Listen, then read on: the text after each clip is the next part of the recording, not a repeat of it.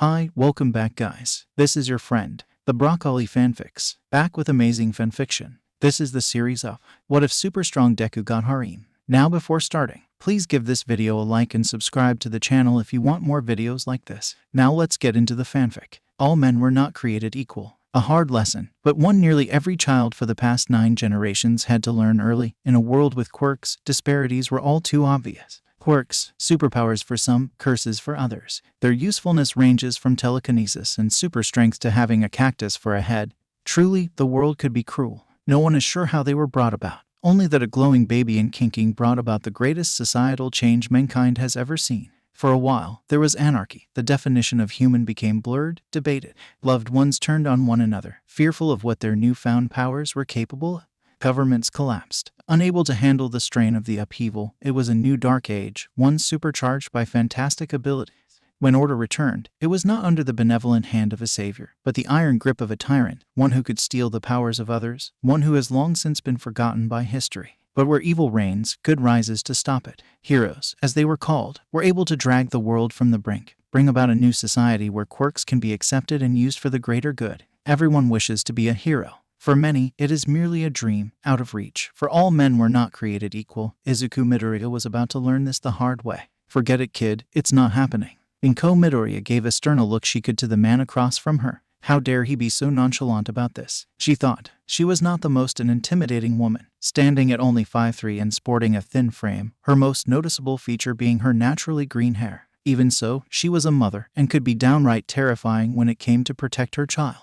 That child, Izuku Midoriya, looked much like his mother, green hair and eyes. However, he sported freckles on his cheeks. Unlike her, his face was typically contorted in a large, almost infectious smile, a habit picked up from his idol. Right now, however, he looked as if he had just seen a ghost, wide-eyed, shaking in what could only be anxiety. I don't understand, Doctor, Izuku inquired. He doesn't have the toe joint. Surely he should have a quirk. The toe joint just tells us if it's possible to have a quirk. It's no guarantee, the doctor said, pushing his glasses up. Midoriya-kun is 5 now. If he doesn't have a quirk yet, he's not getting one. Surely there are cases of late bloomers. Izuku pressed, unwilling to have her son's dreams crushed so callously. For a second, a glint of hope appeared in Izuku's eyes, the trademark optimism he had kept up for the past year. Look, Midoriya-san, the doctor said, leaning over his desk. I don't enjoy being the bearer of bad news, but the kid is quirkless. Best to accept that now than have him clinging to false hope. And just like that, it was gone again. Izuku looked down at her son. He looked to be on the verge of tears. She stood abruptly, taking Izuku's hand.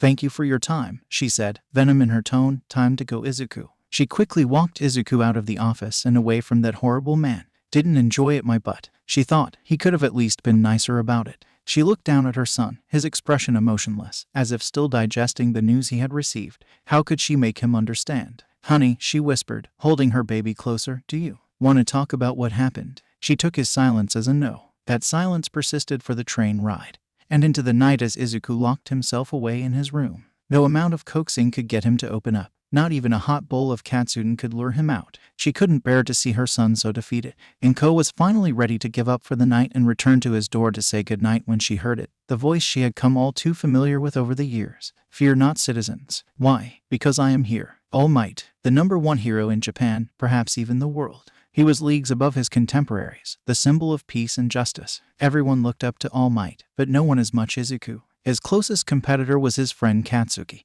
and even his admiration paled in comparison to her son's. Izuku gently turned the knob, surprised to see it unlocked.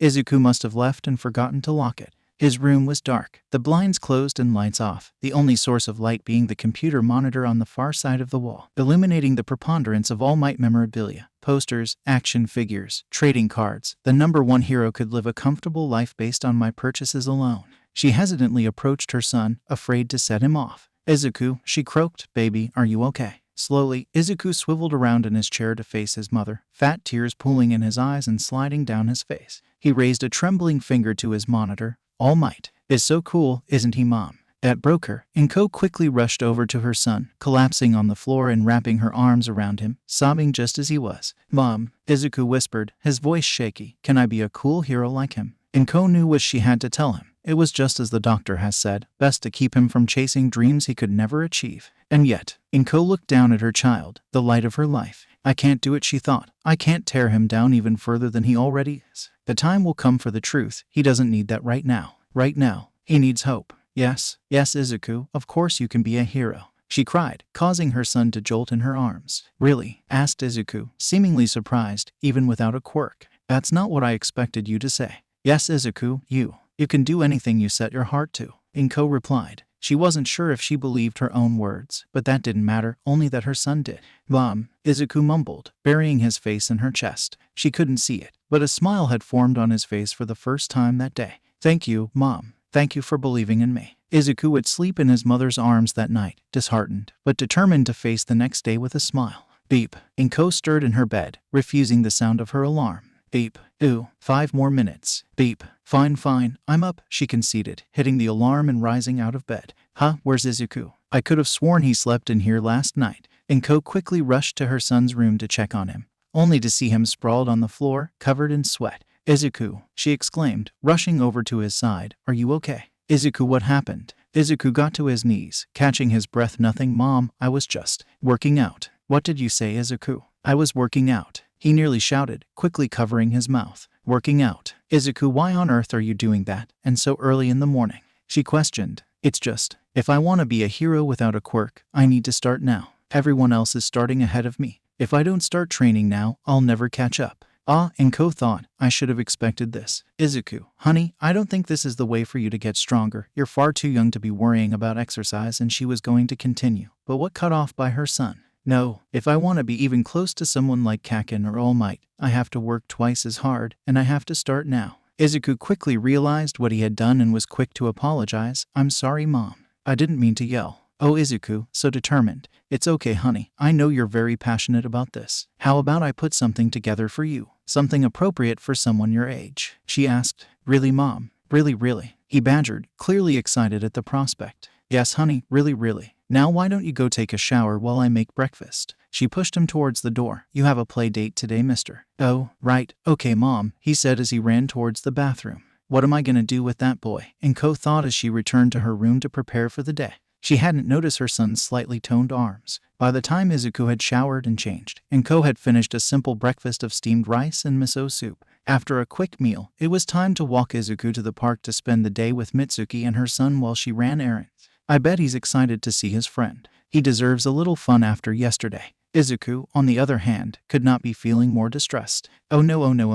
What am I gonna tell Kaken? His mind drifted back a year before, when Katsuki had just gotten his quirk. Wow, Kaken, you have such a cool quirk. Kaken had just awoken to his power the day before, a perfect combination of his mother's glycerin and father's oxidizing sweat. He called it Explosion, a fitting name given the crackling and sparks he could emit from his hands. You're damn right I do, Katsuki boasted. He had always been prideful. Having such a flashy quirk only made it worse. Hey, Izuku, how come your quirk hasn't shown up? He asked aggressively. I don't know, Kaken. The doctor says I have the toe joint, so it's only a matter of time, right? Izuku stuttered. You better. How the hell are we supposed to become top heroes if you don't even have a quirk, you damn Deku? Izuku cringed. He hated when Katsuki called him Deku. Luckily, he only did it when Izuku messed up or did something stupid. For the most part. See, come on, Kaken. You know I don't like it when you call me that. Get your quirk, and I won't have to anymore, Deku. Katsuki yelled. Alright. Nowadays, Katsuki hardly called Izuku anything but Deku,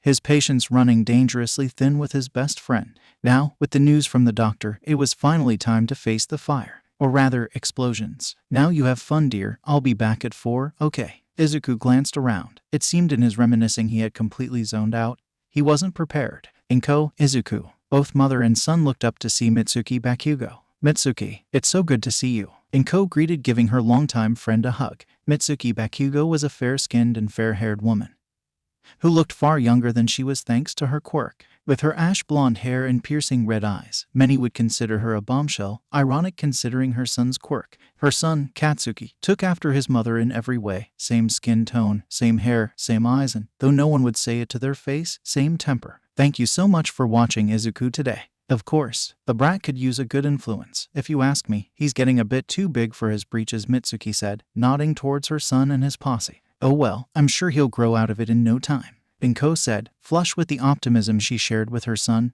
Go on, Izuku, go play. Okay. Bye, Mom, Izuku said, giving his mother a quick hug and running to the other kids. So, Mitsuki said once he was out of earshot.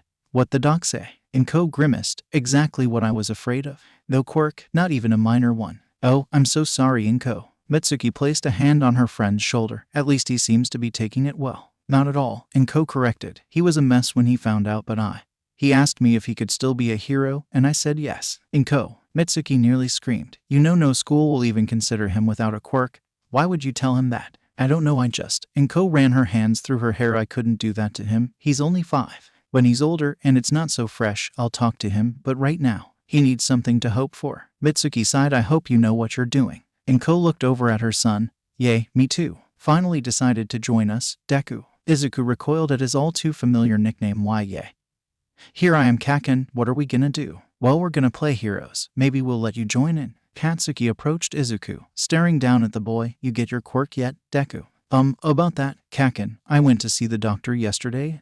Katsuki raised an eyebrow at him. It turns out I don't actually have a quirk. Katsuki looked at him for a good while, seeing if he was serious. When it became clear Izuku wasn't joking, he burst out in a hearty laugh. Ha ha ha, wow, you really are a useless Deku, aren't you? Katsuki yelled in between laughter, with his friends joining in. Izuku cowered into himself, uncomfortable with the insult, yet too afraid to challenge it. Well, a quirkless loser like you can't play heroes, now can he? Come on guys. They began to walk away. And it was only then Izuku found his voice. Come on Kaken, you can't leave me here alone. Please, Izuku all but begged. Giororar. Katsuki growled, angered at the pinch of sympathy Izuku's cry was able to cause. Fine, Deku, he sneered, you can tag along, but don't go thinking you'll be playing heroes, he yelled, marching deeper into the park. Izuku didn't give him a response, only meekly following behind, often watching from a distance as the others played. Eventually, the group came upon a partially broken gate, a screwed-on do not enter sign hanging high. Katsuki gave a quick look around. His mother seemed preoccupied, and a grin grew on his face. Let's go extras, we're going in. No one dared to oppose him, except of course, Kaken. The sign says D do not enter. Izuku stuttered and was quickly shut down with a small explosion to the face. Shut the hell up, Deku, Katsuki threatened. You're not the hero here. I am. I say we're going in. Katsuki turned quickly, marching through the fence. Izuku was quick to follow. As they marched through the gated-off forest, they came to a stop at a bridge above a shallow stream. Stop, Katsuki commanded. This is where we're playing heroes. He glared at Izuku. Deku, I don't give a damn what you do, just don't get in our way, he demanded. Izuku was about to sheepishly accept, until he remembered his mother's words. I want to play heroes too, Kaken, he said, sounding more resolute than he had all day. What the hell, Katsuki thought. No one's defied me since I got my quirk. The hell did you just say, Deku? He commanded, approaching the boy. Izuku was shaking like a leaf, but amazingly stood his ground. I just don't see why I have to be left out. I just want to play with you guys. Izuku muttered. Oh, Katsuki said, placing his hand on Izuku's shoulder. You don't get it. Well, let me spell it out for you, stupid Deku. Quirkless. That means you're useless, too useless to ever be a hero. He seethed, his hand gradually getting hotter. That's not true. My mom says I can still be a hero. Izuku yelled, surprised at his own boldness. Oh, your mommy told you. Then I guess she's as stupid as you, Deku. Katsuki was about to pop off a few explosions but was cut off by a sudden outburst. Don't say that about my mom, Izuku shouted, giving Katsuki a hard shove away from him. Far harder than he meant it to be, than he thought he was capable of, all the way to the edge of the bridge. What the hell's your prob? Katsuki began to say, only to find himself losing his footing, falling into the stream below. He screamed, not in rage, as he usually did, but in fear. Kacchan, Izuku yelled, immediately scaling down into the stream. Please don't be hurt, please. When he reached Katsuki, he was relieved to see him sitting up, yelling up to his friends, yeah, I'm fine. Only to look ahead and shrinking at the sight. Before him was Izuku, holding out his hand, that stupid concerned look on his face. Kaken, are you okay? Izuku questioned. Well, what are you doing down here, Deku? Katsuki replied, still looking at his outstretched hand. I wanted to make sure you weren't hurt. You sounded like you needed help, Izuku said, a rare resoluteness in his voice. Help. Katsuki blasted away Izuku's hand with the biggest explosion he could manage, knocking the boy to the water. Kaken, what's wrong? Izuku said, scrambling away as he marched closer. Listen close, you stupid, worthless Deku. Katsuki screamed, grabbing Izuku by his shirt collar. I will never need the help of a weak, useless, quirkless loser like you, do you understand? I don't understand. I was just trying to. Izuku didn't get to finish as Katsuki let loose a full-powered explosion in his face. Even this young, it was nothing to scoff at. Just stay away from me, Deku. If I see your face again, I'll blow it the hell off. And with that, Katsuki marched off with his friends, leaving Izuku to his tears. I really am a Deku, Izuku thought as he watched the sunset. He had tried to find his way out of the forest, but no matter how hard he tried, he couldn't remember the path he took in. He was absolutely lost, so he did what his mother always told him to do if he was lost: sit tight and wait for help. It's definitely past 4. She's probably worried about me, unless she realized I'm useless. Izuku shook his head. I shouldn't be thinking like that. Mom loves me, believes in me, I shouldn't doubt her. As if on cue, Izuku heard rustling in the bushes nearby. Who's there? He stammered, fearful of who could be hiding. From the bushes emerged a tall man with black hair and eyes. He wore a tan overcoat and matching hat, with a white dress shirt and green tie underneath. Are you Izuku Midoriya? He asked, a redundant question. How many other little boys with green hair and freckles could be wandering the woods? Why, yes. Who are you? Izuku questioned, keeping his distance. My name is Naomasa Tsukachi, he replied, taking off his hat. I'm with the police force. Why don't you come with me, son? Your mother is very worried, you know. What a relief, Izuku thought. I can finally get out of here. Yes, sir, he said, finally standing up and walking with the man. Naomasa decided to question the boy on the way back. So how did you get lost? He asked, carefully guiding him back to his mother. Weren't you with your friends out here? He decided not to grill the scared boy on his trespassing. It's my fault. I ran off away from the group and got lost. A lie. If that mark on his face is anything to go by, Naomasa thought. He didn't even need his quirk, human lie detector, to be able to tell. Is that so? He pressed. Yes, sir, Izuku replied. Best not to force it out of him. Soon enough, they reached the park proper, near empty now save for a few officers and a distraught mother. IzukuXHarem, Inko yelled, rushing to her son and wrapping him in a hug. Mom, Izuku muttered, burying himself in her arms. Despite her happiness, Inko was equally upset. What were you thinking going in there, Izuku? You know better, she chastised. I'm sorry, Mom, he said, and what more could he say? He knew what he did was wrong and did it anyway. Where's Kaken? Oh, he and Mitsuki went home, baby. It's almost 7. Inko replied, checking him over. Where did he get that mark on his face? Izuku didn't reply. And Naomasa took that chance to insert himself into the conversation. Right, well, he began. I take it you know what you did was wrong, young man. Yes, sir, I'm very sorry, Izuku replied, giving a respectful bow. Well, as long as you don't do it again, I don't see a reason to keep you any longer. Just make sure you don't cause any more trouble, all right? Naomasa commanded, putting on a stern face. Yes, sir, Izuku said, quickly taking his mother's hand. Can we go home now, Mom? Of course, sweetie, Inko assured, turning to Naomasa. Thank you so much for finding my son, detective. Just doing my job, ma'am. Stay safe out there, he smiled, walking over to his squad car. Come on, honey, Inko pulled, leading her son on the short walk home. The Midoriyas did not live extravagant lives. Their apartment was modest, maintained on the income of Izuku's father, who worked overseas. It wasn't much, but it was all the two needed to be comfortable. He must be starving, Inko thought, looking to Izuku. Baby, would you like mommy to make you some katsudon? She asked, if it wouldn't be too much trouble. Izuku mumbled, still shaken from his time in the forest. Of course not, dear. I'll call you when it's ready, okay? She said, sending her son off to her room. As she cooked the two's meals, she couldn't help but feel something had happened in the forest. Izuku isn't the type to run off on his own. And that bruise on his face doesn't look like an accident, she thought. Eventually the food was complete. Izuku, she called, dinner's ready. Izuku was quick to come out for dinner, quickly sitting down and eating quietly. I have to ask, even if I risk upsetting him, Inko thought. Izuku, she started, looking across at her son. What happened in the forest? Izuku dropped his fork and squeezed shut his eyes, holding back tears. I am sorry, Mom. It's my fault. What's your fault, honey? She pressed, concerned for her baby. Me and Kaken got in a fight. I pushed him and he fell in the water. He was so mad at me he left me in the forest. Izuku recounted, still refusing to look at his mother. Inko gasped. Izuku, it's not like you to fight, especially your friends. Why would you do that? She questioned. He said I couldn't be a hero without a quirk. That I was stupid for thinking I could. That you were stupid for thinking I could. He said, face downcast in shame. Inko thought, I understand, Izuku, but, Izuku, I appreciate you sticking up for me, but I don't want you getting into fights on my behalf. All right, honey. You're better than that, she assured, giving him a smile. But what if he's right? Izuku shouted, finally looking up at his mother. What if I can't be a hero? What if I am useless? Inko frowned. Oh, honey. She stood up, taking a spot next to her son. Listen to me, Izuku. You are not, and never will be worthless. Quirk or no, you're my son, and I know you're capable of anything. Inko exclaimed, giving her son yet another hug. What if I can't do it? What if I can't be a hero? Izuku muttered, leaning into his mother. Remember what I told you, Izuku. You can do anything you set your heart to, and I'll be here every step of the way. She reached into her pocket, pulling out a folded piece of paper. That reminds me, I believe this is yours, baby. She handed him the piece of paper, which he hesitantly took and unfolded, eyes widening at the contents. Is this? He started, unable to form the words. I said I would, didn't I, honey? You can start tomorrow. On the paper was an in-depth workout and diet plan.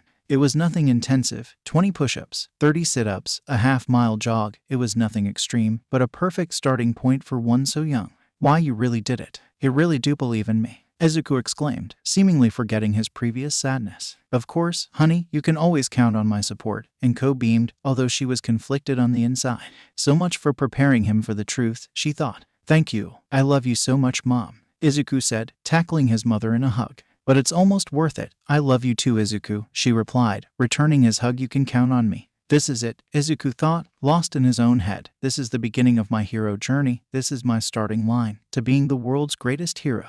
Izuku didn't know just how true that thought would turn out to be. Izuku, honey, I think you've had enough. It had been 2 weeks since Izuku received the news that, in another life, would have crushed his resolve and left him a mess. Instead, with the help of his mother, his will to be a hero was stronger than ever, and surprisingly, it was beginning to show. Whereas just last week Izuku had an utterly average physique, not unhealthy but typical of a 5-year-old boy, he was now sporting a considerable amount of lean muscle mass, given his age. And with that, a voracious appetite. Just a little more, Mom. I'm still hungry, Izuku said, stuffing his mouth with rice and various vegetables. At this rate, he'll eat us out of the house. Inko thought. All right, honey, but just a bit. I swear you've been eating like a horse the last week. Sorry, Mom, Izuku exclaimed, mouth full. I don't know what's the matter, I've just been so hungry. Inko didn't know much about nutrition, but she wasn't stupid. The bigger a person, the more they needed to eat, and Izuku was getting noticeably bulkier. In hindsight, perhaps his rapid progress was a sign of concern. Inko knew that gaining this much muscle mass wasn't normal, that she should probably take him to see a professional, but forget it, kid, it's not happening. No, the last time I took him to the quirk doctors, they destroyed him. Besides, it's not like there's any real harm done, right? She glanced over at her still eating son, except to my wallet. Izuku, finally satisfied, was sent to wash up and get ready for bed. As Inko finished the dishes, her thoughts drifted back to her son. I'll take him if something goes wrong, but so far, I've never seen him this happy. The next day, over breakfast, Izuku had a request that threw Inko off guard. Mom, can you make my exercises harder, or maybe more? Now, honey, you shouldn't be doing harder exercises until you've mastered the current ones. I told you that, she answered, picking at her food. But that's the thing, Mom, Izuku exclaimed, standing up. I've mastered the ones you gave me. I don't even sweat when I do them anymore. Inko nearly choked. Did she hear that right? That doesn't make any sense. There's no way he's able to do all that so easily this quickly. He must be trying to push himself again. Izuku, honey, I know you want to get stronger, but you can't rush it. I'm not, I promise, Izuku blurted, stuffing more breakfast in his mouth. He's not backing down. Only one thing to do then. Okay, honey, if that's true, then you wouldn't mind me coming with you for your exercises. Izuku perked up. Not at all. It'll be fun. Well, that's not what I expected, Inko thought. Could he be buffing? Okay, dear, go get ready and we'll head out, she said, picking up both their plates to put them away. I wonder how far he'll take this. There's no way he's being serious, right? After getting ready, the two headed out to the park just down the road. It may have had some unpleasant memories, but it was the perfect place to do his workouts. I can't wait to show Mom how much progress I've made, Izuku thought, getting ready for his stretches. His mother put her faith in him. It's time to show her it wasn't misplaced. Izuku jogged out into an open field and began his pre-workout stretches. Basic things, like toe touches and shoulder stretches, but done with precision and ease. That's better. Time to show what I can do. Izuku immediately broke into his half-mile jog. While his form was amateurish, he was clearly enjoying himself, a wide smile on his face as the wind whipped in the air. I love this feeling, Izuku thought, feeling his heartbeat rise and body warm. Who knew exercise could be so fun? Inko watched her son with a sense of awe. He seemed to be having little trouble so far. How? Inko thought. While Izuku hadn't been in bad shape before, he seemed to be on a whole other level already. Izuku quickly finished his jog and broke into push-ups, not even pausing to catch his breath. After completing his set, he immediately began his sit-ups, not missing a beat. His heart was pounding, but he didn't care. I have to show her I'm ready for more. Normally, sit-ups would be the end of things, but Izuku wanted to go all out. He began another half-mile jog, even breaking into a sprint in the last few yards. Amazing, Inko thought, walking to her son. It's just as he said, he didn't break a sweat. See, Mom, see, it's too easy now. If I'm gonna be a hero, I gotta keep pushing myself. Please, please, please give me a harder workout," Izuku begged, folding his hands together. Inko sighed. "Well, I don't see a reason not to. He's clearly got no trouble with the current plan." "All right, honey, I'll do some research and make adjustments. Just promise me you won't try anything new without my permission." "We don't want you hurting yourself," Inko said. "I promise I won't." "Thank you, Mom," Izuku exclaimed, giving her a quick hug. "Of course, Izuku. Anything for my little hero," she praised, earning a giggle for her son. "I just hope I know what I'm doing." And so, a common pattern emerged over the next 2 years. Inko would give Izuku a new workout regime, which he would rapidly outgrow, requesting a new one. Inko would never give him a harder set unless he could prove he had mastered the previous one. She didn't want to risk hurting him in any way. His peers had taken notice to Izuku's rapid and dramatic changes. Their attitudes generally ranged from mild curiosity to accusations of having a quirk. After all, how else could a 7-year-old run 3 miles like it was nothing? But that's impossible, Izuku thought. I don't have a quirk. The only exception would be Katsuki Bakugo. The boy could hardly afford his former best friend so much a glance, never mind a word. Though, if one looked hard enough, they could see him seething on days where Izuku got a particularly large amount of attention. Regardless, Izuku certainly didn't have trouble standing out. He was easily in the best shape in his grade, maybe even in his school, able to outrun and overpower just about everyone physically. Of course, everyone had something that he could never match, a quirk. And soon, Izuku would learn just how big a difference that could make. The day had started rather well. Izuku had just finished his afternoon run around the park and was about to head home. His mother had recently trusted him to be able to make it there and back without supervision. Man, today's workout was a breeze. I'll have to talk to Mom again. His thoughts were cut off by a faint noise to his right. What was that? Izuku questioned, hurrying towards the source of the noise. As he moved closer, the sound became clearer, eventually leading Izuku to a deep alleyway around the corner. It was dark, very dark. The sun had begun to set over the city's skyline, leaving little light to make out the situation. What Izuku could not see, however, was made up for with what he heard. "Please, stop. I'll give you whatever you want. Just please leave me alone," a woman, short with platinum blonde hair, begged. Her attacker, a bald, pudgy man of short stature, leered over her. "Oh baby, the only thing I want here is you. So be a good girl and stop making it difficult." Izuku looked on at the end of the alley in horror. A villain? I have to help. He stopped himself. No, I need to get help. There's no telling what this guy could do. Izuku looked back at the duo, cringing slightly. "I'll be back as soon as I can. I promise." As he turned to find an adult, he heard it. "Please, someone help me," the woman cried. Time stopped. Izuku was sure the man had said something, though he didn't hear it. He didn't know exactly what came over him, only that his mind was screaming, telling him one thing: you want to be a hero, then act like it. His legs were moving before he could think. Quickly, Izuku put together an impromptu plan. He's bigger than me, but so out of shape. I'm probably faster than him, plus I'm a small target. If I can just stay moving, I can beat him. I can be a hero. As Izuku came closer, his presence became clear to the two at the end of the alley. "What the man said, turning around. "Get away from her," Izuku screamed, winding back his fist and preparing the biggest strike he could. He lurched his fist forward and "GHH," Izuku screamed, immediately recoiling his fist from the worst pain he had ever felt. What happened?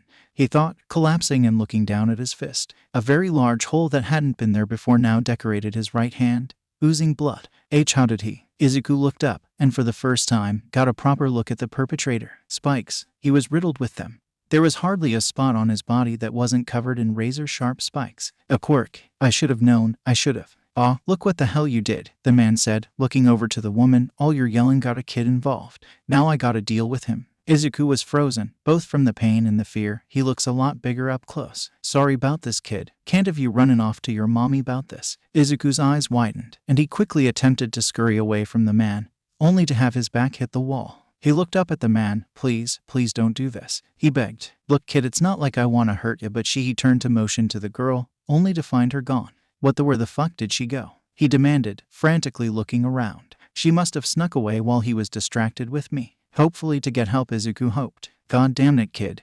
This is your fault," the men yelled, giving Izuku a swift kick in the ribs. Izuku could only double over in pain. The wind had been knocked out of him. "I take back what I said before, brat," the man sneered, reeling his fist back. "I'm gonna get a real kick out of killing you." Another night. Shota Aizawa, hero name Eraserhead, rubbed the sleep from his eyes, preparing to start his night shift. He had been taking more and more of those recently. Crime had spiked in the area, most of it taking place after dark. He didn't mind all that much. It allowed him to avoid civilians, and especially press, but it was really starting to mess with his sleep schedule. He continued on, his all-black clothes soaking in what little heat the sun had left to give for the day. He liked his outfit, simple and useful for getting the drop on villains. The only splash of color that could be found were in his gold-colored goggles and white capturing weapon. He parted his long black hair out of his eyes. It had been quiet the last couple days. He expected tonight to be no diff. Please, sir, you have to help me. He jerked his head up, quickly finding the source of the disturbance. What's the problem, miss? Shota asked. Whatever it was clearly urgent. She looked distraught. There's a Hiza in the alley. There's a boy in trouble in the alley, she blurted, pointing to the nearby alleyway. Shota's gaze hardened. So much for a quiet night. Stay here, I'll be right back. Quickly, he secured his goggles over his eyes, dialing the special hero line to the police. Whatever was lurking in the dark, they'd regret causing trouble in this city. Izuku closed his eyes and waited for the inevitable. I'm sorry, Mom. At least I was able to save one person. The punch didn't come. What the? He heard the man say.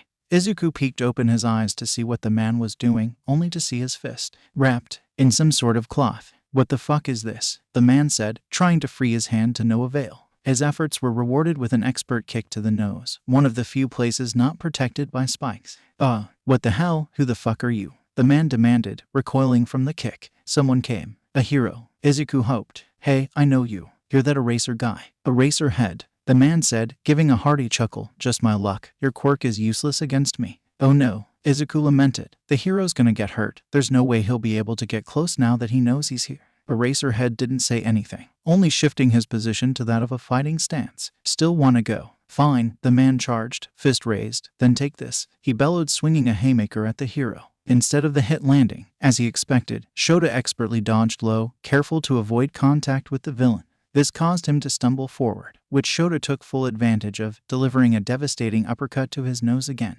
GAH, God damnit, the villain cried, reeling from the punch. Shota wasted no time, quickly throwing his capture weapon around the villain, throwing him against the wall. And then again, for good measure. With the villain subdued, Shota quickly attended to the boy. Are you hurt? He asked, inspecting the boy. My hand, Izuku stuttered, showing the hero the injury he had received. Damn, Shota thought.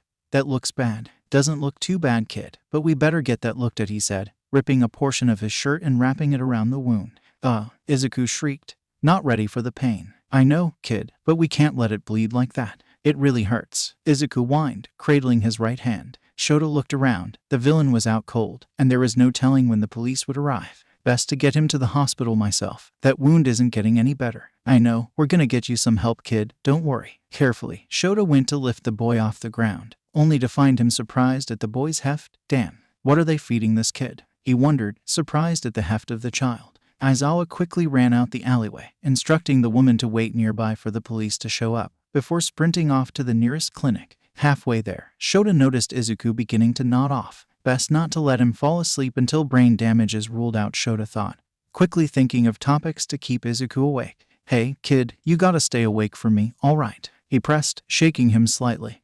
Sorry, Mr. Hero, I'm just so tired. Crap, hey, what's your name, kid? Izuku Midoriya. Do you like heroes, kid? Shota asked. I'll love them, he answered, eyes perking up slightly. Well, if you stay awake for me, I'll be sure to give you a personal signature. How's that sound? I'd like that, Mr. Hero. Aizawa. Kid, it was a risk to tell him that, but Shota doubted Izuku would even remember this conversation. Never mind, see the hero again. Thanks, Mr. Aizawa. It was hard, but Izuku managed to stay conscious all the way up until he reached the hospital. When Izuku awoke, the first feeling that hit him was confusion. Where am I? How'd I get here? Izuku looked around, seeing an IV bag, his mother, a couple of chairs. Wait, his mother. Mom, Izuku called, hoping to rouse her from her sleep. Inko's eyes fluttered open at the sound of her son's voice. Izuku, Izuku. Inko rushed to her son's bedside. How are you feeling? Are you hurt? Should I get a nurse, baby? Inko rambled, clearly relieved at her son's awakening. No, I feel fine, Mom. Where are we? Izuku asked. The hospital, sweetheart. You passed out last night after being brought in by a hero. Izuku, what happened? Were you attacked? I knew I shouldn't have let you walk out by yourself. No, Mom. No, Izuku interrupted. It's my fault. What do you mean your fault? It's not like you were asking to be attacked, baby. No, I attacked that villain. He had a quirk. I didn't stand a chance. Izuku admitted. To say Inko was shocked would be an understatement. I know Izuku is desperate to be a hero, but to actively engage a villain, it terrified her. Izuku Midoriya, she said, her tone vastly sterner. What on earth were you thinking, doing something so dangerous? I wasn't. I heard someone cry for help and My legs just moved on their own," he explained, unsure of how else to describe it. Inko wasn't sure how to react to that, without even thinking. That could be a dangerous trait to have, especially when he's so young. Before she could respond, they heard a soft chuckle at the door. Inko whipped her head around to see a man in the doorway. "Ha, you're just like him," he said. "Excuse me," Inko asked, mildly perturbed. "Who are you?" "Forgive me," he said, taking a step into the room. "I'm Detective Naomasa Tsukachi. I believe we've met before, Midoriya-san." Just as Inko was racking her brain trying to remember, Izuku blurted, "I remember you. You helped me when I was lost in the forest." "Of course, how could I forget?" "That's right, and I thought I told you to stay out of trouble, young man," Naomasa said, only half serious. Izuku shrunk into himself. "I am sorry, sir." "Hey, it's my job to chastise my son." Inko cut in. "With all due respect, Detective Tsukachi, why are you here?" Naomasa replied, taking off his hat. "I dropped by to pick up a statement from Midoriya-kun, but I heard enough to file a report." He looked towards Izuku. "Your mother is right. What you did was very dangerous. You could have been seriously hurt or killed." Izuku looked down at his knees. "Here it comes," he thought. "He's gonna tell me I can never be a hero. But I understand what you mean." Izuku looked up, surprised. "Why you do?" Naomasa took a seat at the edge of the bed.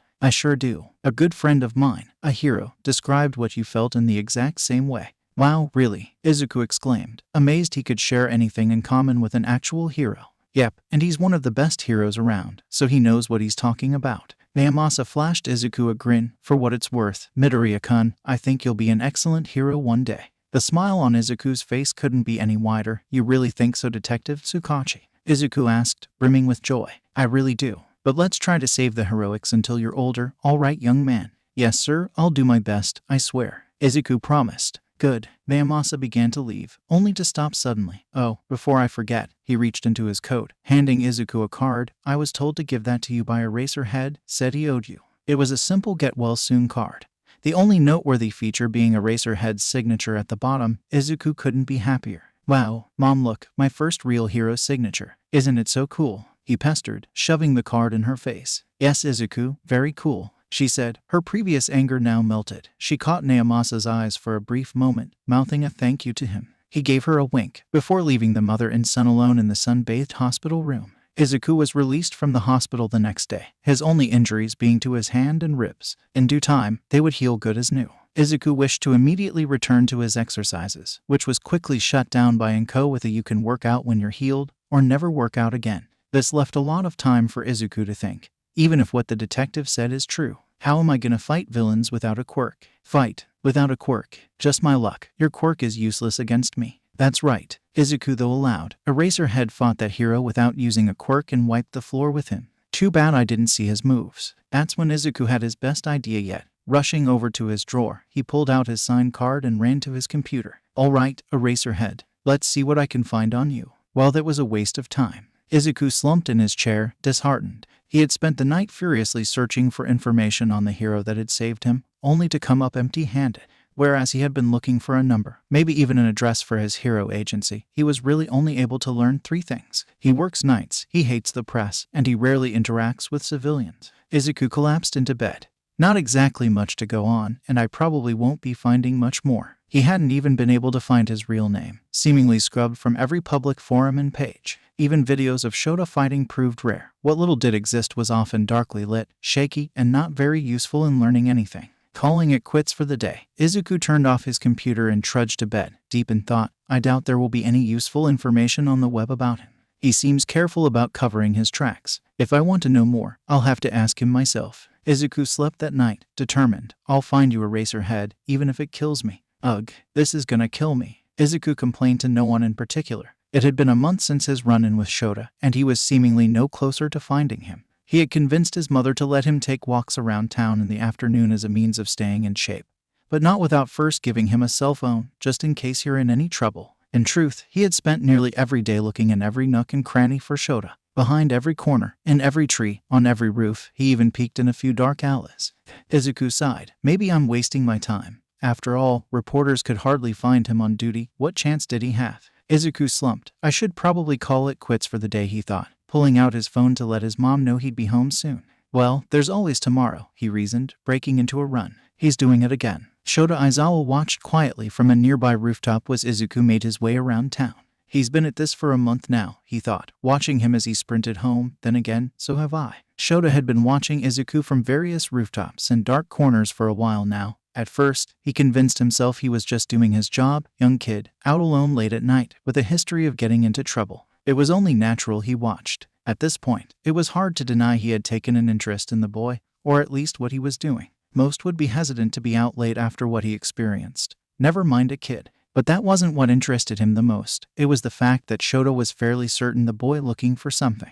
It was obvious, looking down alleys, eyeing the rooftops. Given the scope and length of his search, it was unlikely he was looking for something he lost in the fight, which left two options. Izuku was hunting for treasure, or he's looking for me, Shota thought. That's no good, probably wants to gush. I gave the kid an autograph, what more does he want? Shota sighed, rubbing his eyes. No matter, he shrugged. If people whose job it is to find me can't do it, there's no way this kid will. With that, Shota pulled at this capture weapon. I'm being irrational. I have work to do. And so, he jumped to a nearby rooftop, ready for yet another night shift. A week passed without Izuku searching the town again. He was far too disheartened to face failure once more. Done with his runs for the day, Izuku was now relaxing on the couch, watching the news. Can be expected to experience heavy showers late into the night. Izuku yawned. The news is so boring when heroes aren't on, he thought, idly flipping through the channels, quickly growing uninterested. He looked down at his hand. The bandages had just come off, and he marveled at his new scar, a reminder that he needed to find Shota as soon as he could. Izuku, honey, are you busy right now? Inko asked, emerging from her room. Izuku looked to his mother. No, not really, Mom. Do you need something? He asked, eager to have something to do. Could you run to the store for me, sweetie? We just need a couple things. I'm sure my little hero can handle it. She explained, ruffling his hair. Sure, Mom. Just tell me what you need. I'll be right on it, he replied, hopping off the couch. After handing Izuku a small list, she sent him off with a "Be safe, hurry back," making sure he took his phone with him. Izuku ran off towards the market, thankful for an excuse to get his heart pumping again. It didn't take long for Izuku to reach the market. It wasn't far, and he had gotten quite fast over the years, able to maintain a sprint for roughly 15 minutes without break. What did take long was actually finding what his mom wanted. Izuku had only been to the market a handful of times, with his mother doing the vast majority of the work. I could call Mom and ask. No, Izuku thought, I can handle this myself. Although he took much longer than he intended, Izuku did manage to find everything he needed.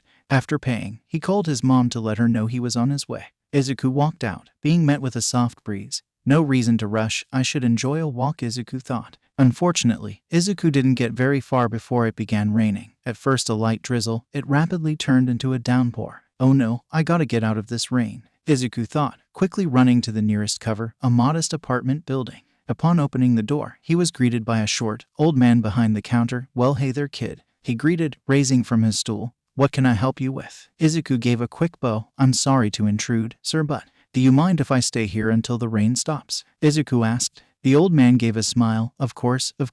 Please, make yourself at home, he exclaimed, pointing to some nearby chairs. You can sit there and wait if you like. Thank you, Izuku said quickly, making his way to the seating and putting his bag down. After calling his mother and letting her know of the delay, he took in his surroundings. The building seemed very rustic, with hardwood floors and various landscape paintings decorating the walls, various lamps providing a moody lighting to the whole thing. How homely, Izuku thought, sinking into the large leather chair he had claimed. Quickly, however, Izuku grew bored, wandering the lobby to study various objects, eventually coming to the complex's mailbox. This place doesn't have a lot of tenants, Izuku thought, reading the various names on the wall. Abe, Aizawa, Sakamoto. Izuku stopped. Wait, Aizawa. Why does that sound familiar? Izuku racks his brain. I swear I've heard that name before. But where? Do you need help with something, kid? The old man asked, concerned with the boy's intense glaring. Kid.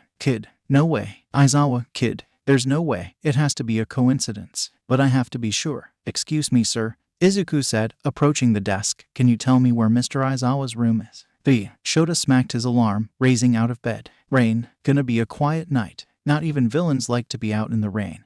Most will be cowering inside tonight. He glanced around his apartment. It was small, consisting of one bathroom, one bedroom, a kitchen, and a small living space. The money Shota made being a hero could easily afford him a fancier place, but this was all he needed. Anything more would be irrational. Besides, this place was quiet. No one would think a pro hero would live here, which worked just fine for him. The more privacy he had, the better. He worked best when his opponents didn't know him or his quirk. Typically, the initial shock of not having a quirk fire was all he needed to take down a villain. Of course, Shota also valued his privacy. It's why he had spent so much time scrubbing any mention of his name in the public sphere. Of course, he couldn't get rid of it all, but you'd have to be exceptionally skilled to find a mention of it. Shota stood up, getting dressed for his shift. Hope Midoriya isn't out tonic, he stopped himself. I don't care if he's out. It's not my job to watch that kid, he chastised. Besides, he hasn't been around in a week. He's probably given up on. Knock knock knock. Shota perked up. Who the hell could that be? He asked aloud, grabbing his capture weapon and making his way towards the door. Izuku looked up at the door before him. If he was right, Eraserhead would be behind this door, and his non-stop searching could come to an end.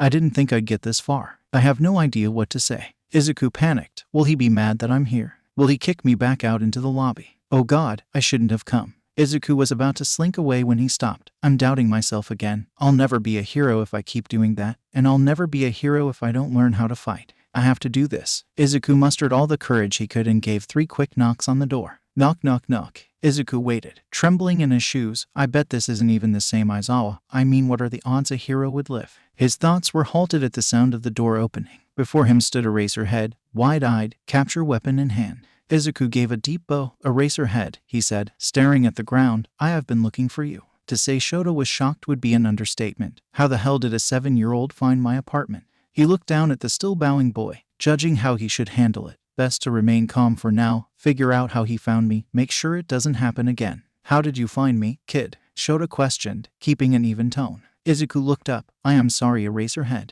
I didn't mean to. Well, I did. But I didn't think I would. I mean, you do such a good job of hiding yourself. I tried to find information on the internet, and there was nothing there. How did you do that? You have contacts in the tech world. Midoriya. Shota interrupted. Focus, please. Izuku blushed. All right, sorry. I was taking shelter from the rain, and I was reading names of the mailboxes. I saw yours, and asked the old man where you were. I'll have to talk to Ren about telling strangers where I live, Shota thought before pressing on. How do you find my name? Why, you told me, remember? He had. Oh right, I did. Guess the kid wasn't as out of it as I thought. Right, Shota said, pinching the bridge of his nose. And why have you been looking for me, Midoriya? Another autograph. A photo. Here we go. What irrational request does this kid have for me? And no, Izuku blurted, it's nothing like that at all. This surprised Shota. The rare few times he had been approached by people, especially children, that's typically all they wanted. He must want to thank me for rescuing him. That's even more irrational than I thought. Look, kid, it's very polite of you to want to thank me, but it's not necessary, it's my Joe. No, Izuku interrupted. I mean I am grateful, don't get me wrong, but that's not why I looked for you. What? Shota wondered. What could drive a kid to look this long for me? Then, what do you want, Midoriya? Shota asked, genuinely curious. I want to learn how to fight, Izuku said, voice wavering. To fight? He's a kid, why would he? I want to be a hero. I've been working hard every day to be the best that I can be, but it's not enough. I need to be able to defend myself before I can help other people. So that's it. The kid wants to be a hero, so he came to me. He doesn't even know what he's asking. What an irrational request. Shota was getting increasingly impatient. Look, kid, there are a dozen dojos around here. I'm sure one of them will be willing to take you, so please. That won't be enough, Izuku cried, finally looking up at Shota. They aren't heroes. They can't teach me like you can. Izuku insisted. You beat that Spike guy without using a quirk. I need every edge I can get if I'm gonna be a hero. A local dojo just won't cut it. Shota sighed. He's certainly persistent. Still, this has gone on long enough. Look, Midoriya, he began. I'm sure your quirk is good enough to get into a hero school. You can learn to fight then, he reasoned, hoping this would put an end to this. Izuku didn't respond immediately. Good, seems he finally understands. Now to send him home. Just he was about to send Izuku away. He finally spoke up. I don't have a quirk. Shota paused. No quirk. Then why would he want? I know there's never been a quirkless hero, and I know it's a long shot, but my mom believes in me, and I can't let her down. Izuku yelled, tears in his eyes, growing increasingly bold. That's why I need you to teach me. Everyone else is starting so far ahead. He was trembling, but Izuku managed to maintain eye contact with Shota, waiting for his answer. He looked down at the boy. Wanna be a hero without a flashy quirk? Kid. Reminds me of myself, Shota thought, despite himself. No, this isn't at all like me. I have a quirk, a good one at that, and this kid is quirkless. Still, he sized the boy up, eyeing the preponderance of lean muscle on his arms and legs. He wasn't lying about working hard. He's in better shape than most adults. Am I really considering this? Are you serious about this, kid? I won't go easy on you because you're young. And if you can't handle it, I won't hesitate to drop you, Shota warned, seeing if he could scare Izuku off. I can handle it, I promise, Izuku replied, determination flashing across his face. Shota paused again. I read his statement on the incident. He's impulsive, and without a quirk, vulnerable. If he doesn't learn how to properly defend himself, he'll be dead before he can even get to high school, he reasoned with himself. What kind of hero would I be if I let that happen? Fine, Midoriya. You have a deal, he stopped. Right, how could I forget, he thought. On one condition. Anything, Aizawa-sensei. Midoriya beamed. I can't believe it. I'm gonna get training from a real hero. I need to talk to your mother. To say Izuku was nervous would be an understatement. He checked the clock. 4 o'clock. Aizawa-sensei will be here soon. Shota's request had initially come as a surprise to Izuku but made sense the more he thought about it. He was exceptionally young and going forward without Inko's permission could prove disastrous later on. Even so, Izuku couldn't quite manage to tell her of the true reasoning to the imminent meeting. Only that the hero who saved him a month ago wanted to talk. Inko, for her part, was ecstatic. What a great opportunity. She had said she never had the chance to thank Shota for saving her son, and was eager to make her gratitude known. Knock, knock, knock. Oh, that must be him. Izuku, answer the door please. I'm just finishing dinner, Inko requested, tending to her cooking. Izuku opened the door to greet Shota. When he opened the door, he was greeted with the man in his hero outfit, likely planning to head straight to work from the Midoriya residence. Aizawa-sensei, please come in, Izuku welcomed, stepping aside. Thank you, Midoriya, Shota greeted, stepping in. Erase her head. It's such a pleasure to meet you, Inko exclaimed, putting the last of the food on the table. Please, Shota started. Aizawa is fine. Oh, Aizawa then. Inko beamed, walking up to him. I never got to thank you for saving my son. That won't be necessary, Midoriya-san. There's actually something I need to talk to you about, Shota started, meaning to get straight to business. Oh, well, I'm sure whatever it is can wait until after dinner. When was the last time you had a hot meal, Mr. Aizawa? Shota was about to protest, but took a quick glance at the table. The food did look good, and instant ramen was getting a bit old. Well, no need for all that effort to go to waste. Of course, Midoriya-san. Let's eat, Shota agreed, sitting at the table. And Izuku would always come in and yell I am here, in the cutest little voice. Izuku couldn't believe it. Here he was, eating dinner with a real-life pro hero, and his mom was telling stories about his all-might role-playing. Mom, please stop, Izuku begged, burying his head in his hands. Shota, to his credit, didn't laugh, only cracking a rather subdued smile. Oh honey, it's nothing to be embarrassed about. Inko turned to Shota. He's wanted to be like All Might for as long as I can remember. He lost his smile. While he was having a pleasant time, this wasn't a social call, he had come with a purpose. That reminds me of what I wanted to talk to you about, Midoriya-san, Aizawa said, leaning over the table. Oh, I almost forgot about that. What is it, Mr. Aizawa? Inko inquired, settling down. Your son approached me yesterday.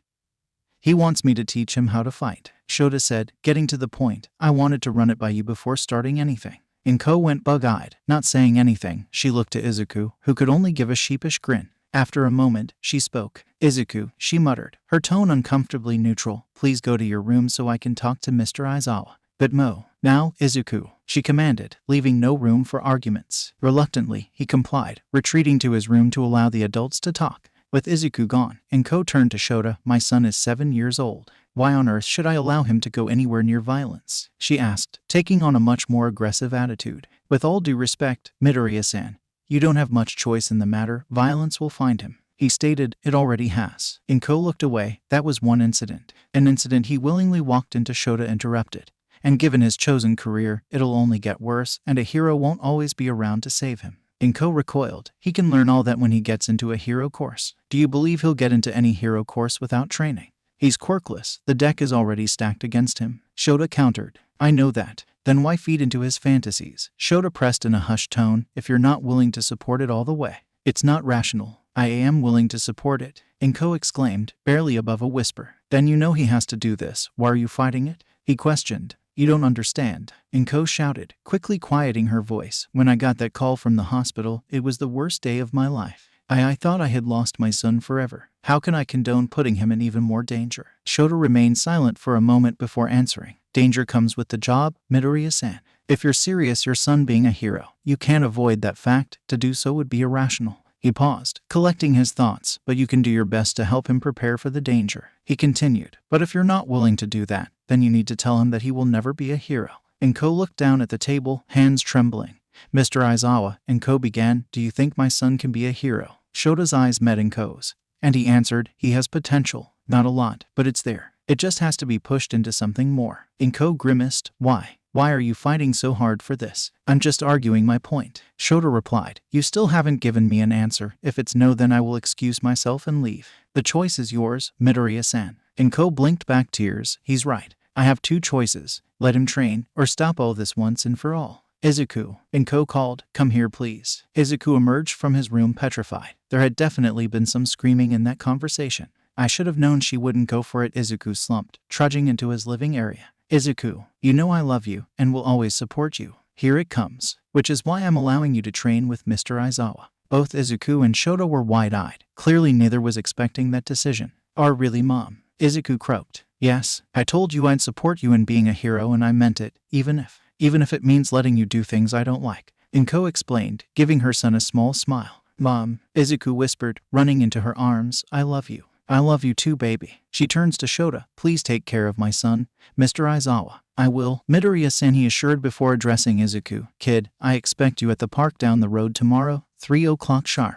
If you're not there, you can forget about all this, Shota warned. Yes, sir, Izuku replied, giving a bow. Shota made his way towards the door. Good. Now if you'll excuse me, I have a patrol to run. He opened the door. Have a good night, you two, he said, closing the door behind him. Shota scanned the streets below him. It had been a quiet night, no major incidents, which worked fine for him. He had work to do. Probably should have come up with lessons before setting a time, Aizawa thought. Giving a deep sigh, I hope I can figure it out. After all, what the hell did he know about teaching? Izuku finished his set of chin-ups, hopping off the tree branch he was using. What a warm-up, he thought, reaching for his water bottle. He had tried waiting until 3 for Shota, but he was just so excited. He had to burn some energy off, coming to the park immediately after school. I still have a little time, Izuku said, grasping the branch again. I can probably squeeze a few more in before. Midoriya, Shota suddenly said, unimpressed. What is this kid doing? Aizawa-sensei, Izuku greeted, returning to the ground. You're early. Shota was, surprisingly,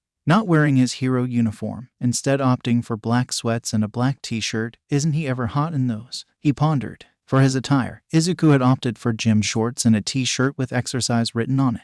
Did he get bigger? Shota wondered, looking at the boy. It certainly looked it. His arms were swelled with lean muscle. He shook the thought away, probably imagining things. I need more sleep. He set down his bag. So are you. You know it's a bad idea to wear yourself out before training, right? I told you, I'm not going easy on you. Izuku looked confused. Wear me out. This is nothing, Aizawa-sensei. He beamed, taking another swig of water. Shota raised an eyebrow at him. Right, we'll see about that, he said, taking out a black training mat, placing down on a flat spot in the field. So, what are you gonna teach me first? A flying kick, a neck chop. Ooh, how about a grapple? Izuku badgered, letting the excitement get the better of him. No, Shota deadpanned, sitting on the mat. First is rules. Now sit, he commanded, pointing to a spot across from him. Izuku obediently did as he was told, waiting for his teacher to continue. 1. I am your teacher. You will listen to what I have to say and do what I command without question, complaint, or interruption. Izuku nodded, as if that were ever in any question. 2. Shota continued. You will use nothing I teach to go looking for a fight. If you must defend yourself, fine, but if I hear of you playing hero again, this is over. Izuku grimaced, which didn't go unnoticed by him. I know you can't help yourself. Let's hope that'll make you think twice before running into dangerous situations again.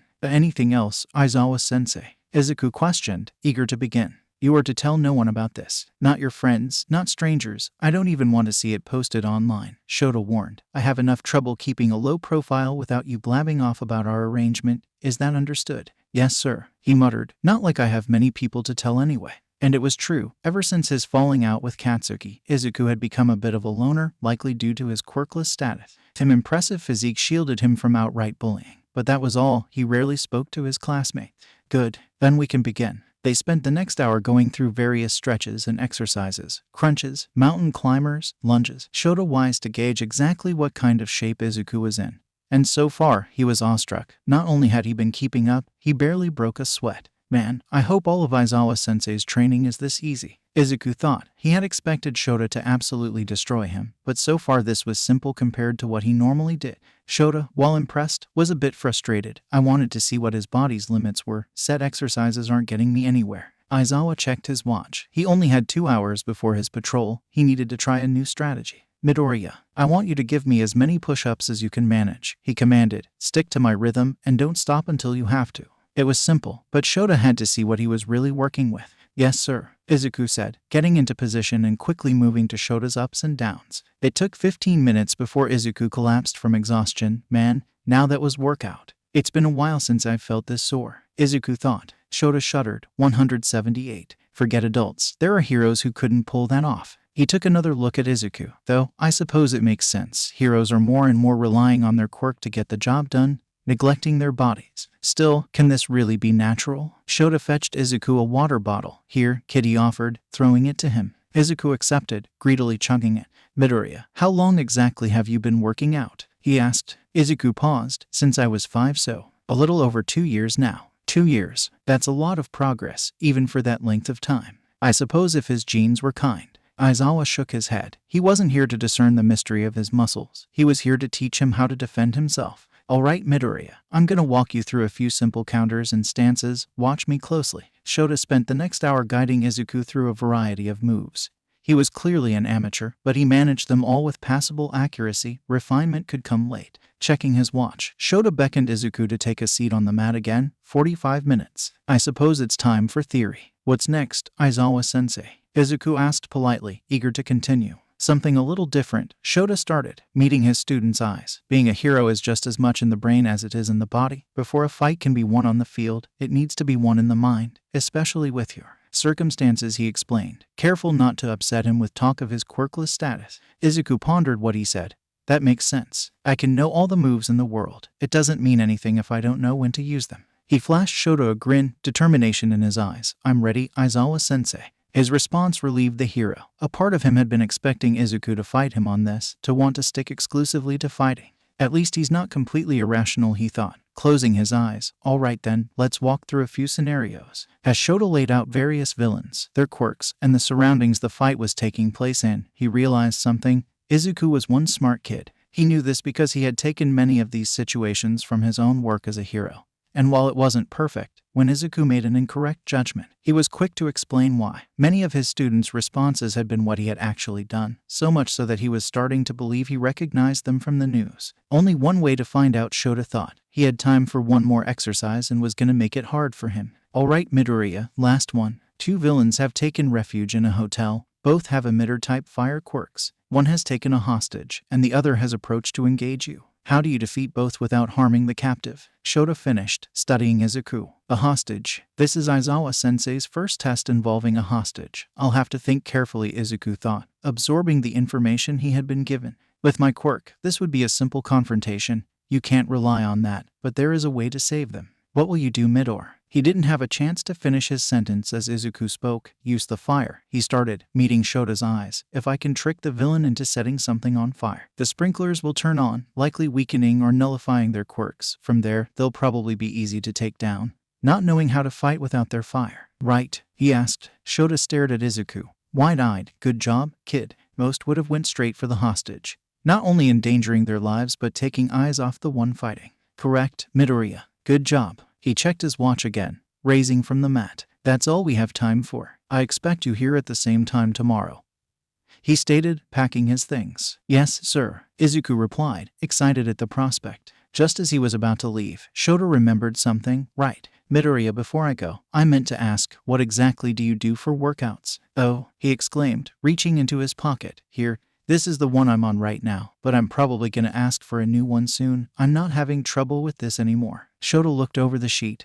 Not bad, but clearly the work of a novice. He looks up. Who made this for you? He asked. My mom makes them every week or two. Why? Ah, that makes sense. She means well, but she's being too cautious. He can handle a lot more than this, based on what I've seen today. He hands the paper back to Izuku. Don't bother. I'll have something for you to work with tomorrow. I expect it to be done every day. You can't afford to skimp out on your training, he warned. Of course, Aizawa-sensei, Izuku bowed. Good. Now get home. It's late, and you don't need to be out in the dark.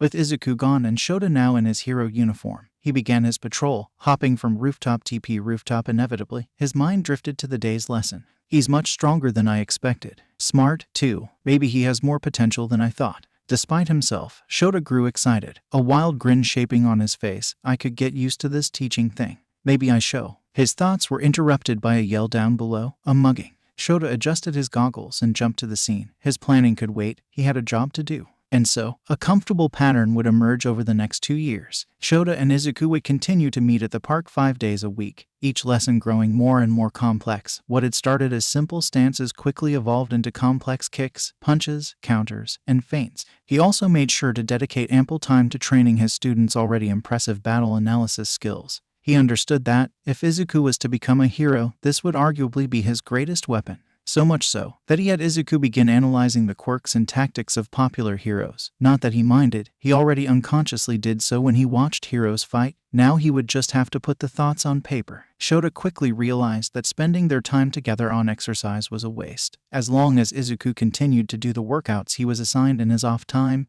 his fitness would improve. He would do periodic checks to make sure it was being done, though he suspected even that wasn't necessary. This allowed him to make much faster progress than he had thought. Izuku, for his part, was grateful for the new challenges. I hadn't realized how easy Mom's workouts were until now, he had thought. Whereas before he would only stick with a plan for 2 weeks at most, it would often take a month before he needed Shota to draft a new regime. He appreciated his mother's efforts, no doubt, but he was grateful to have a teacher who would really push his limits. Likewise, Shota was glad to have a pupil as dedicated as him. He followed every rule, worked hard, and was exceptionally talented. He had even started visiting Izuku at his home. He told himself that this was to keep his mother updated on his progress and any changes she should be aware of, but he couldn't deny that he was growing fond of his student. They maintained a good relationship. However, that did hit a small snag when Izuku was 8. Shota sat down at the table and Ko across from him and Izuku in between. Normally, he would be here for dinner before his shift started, but this was no social call, and Ko had requested he speak to him. "Thank you for coming, Mr. Aizawa," she said, hands folded on the table. "I'm sorry for giving you such short notice." "It's quite all right, Midoriya-san, what is this about?" Shota inquired. He doubted she would have requested him if it wasn't important.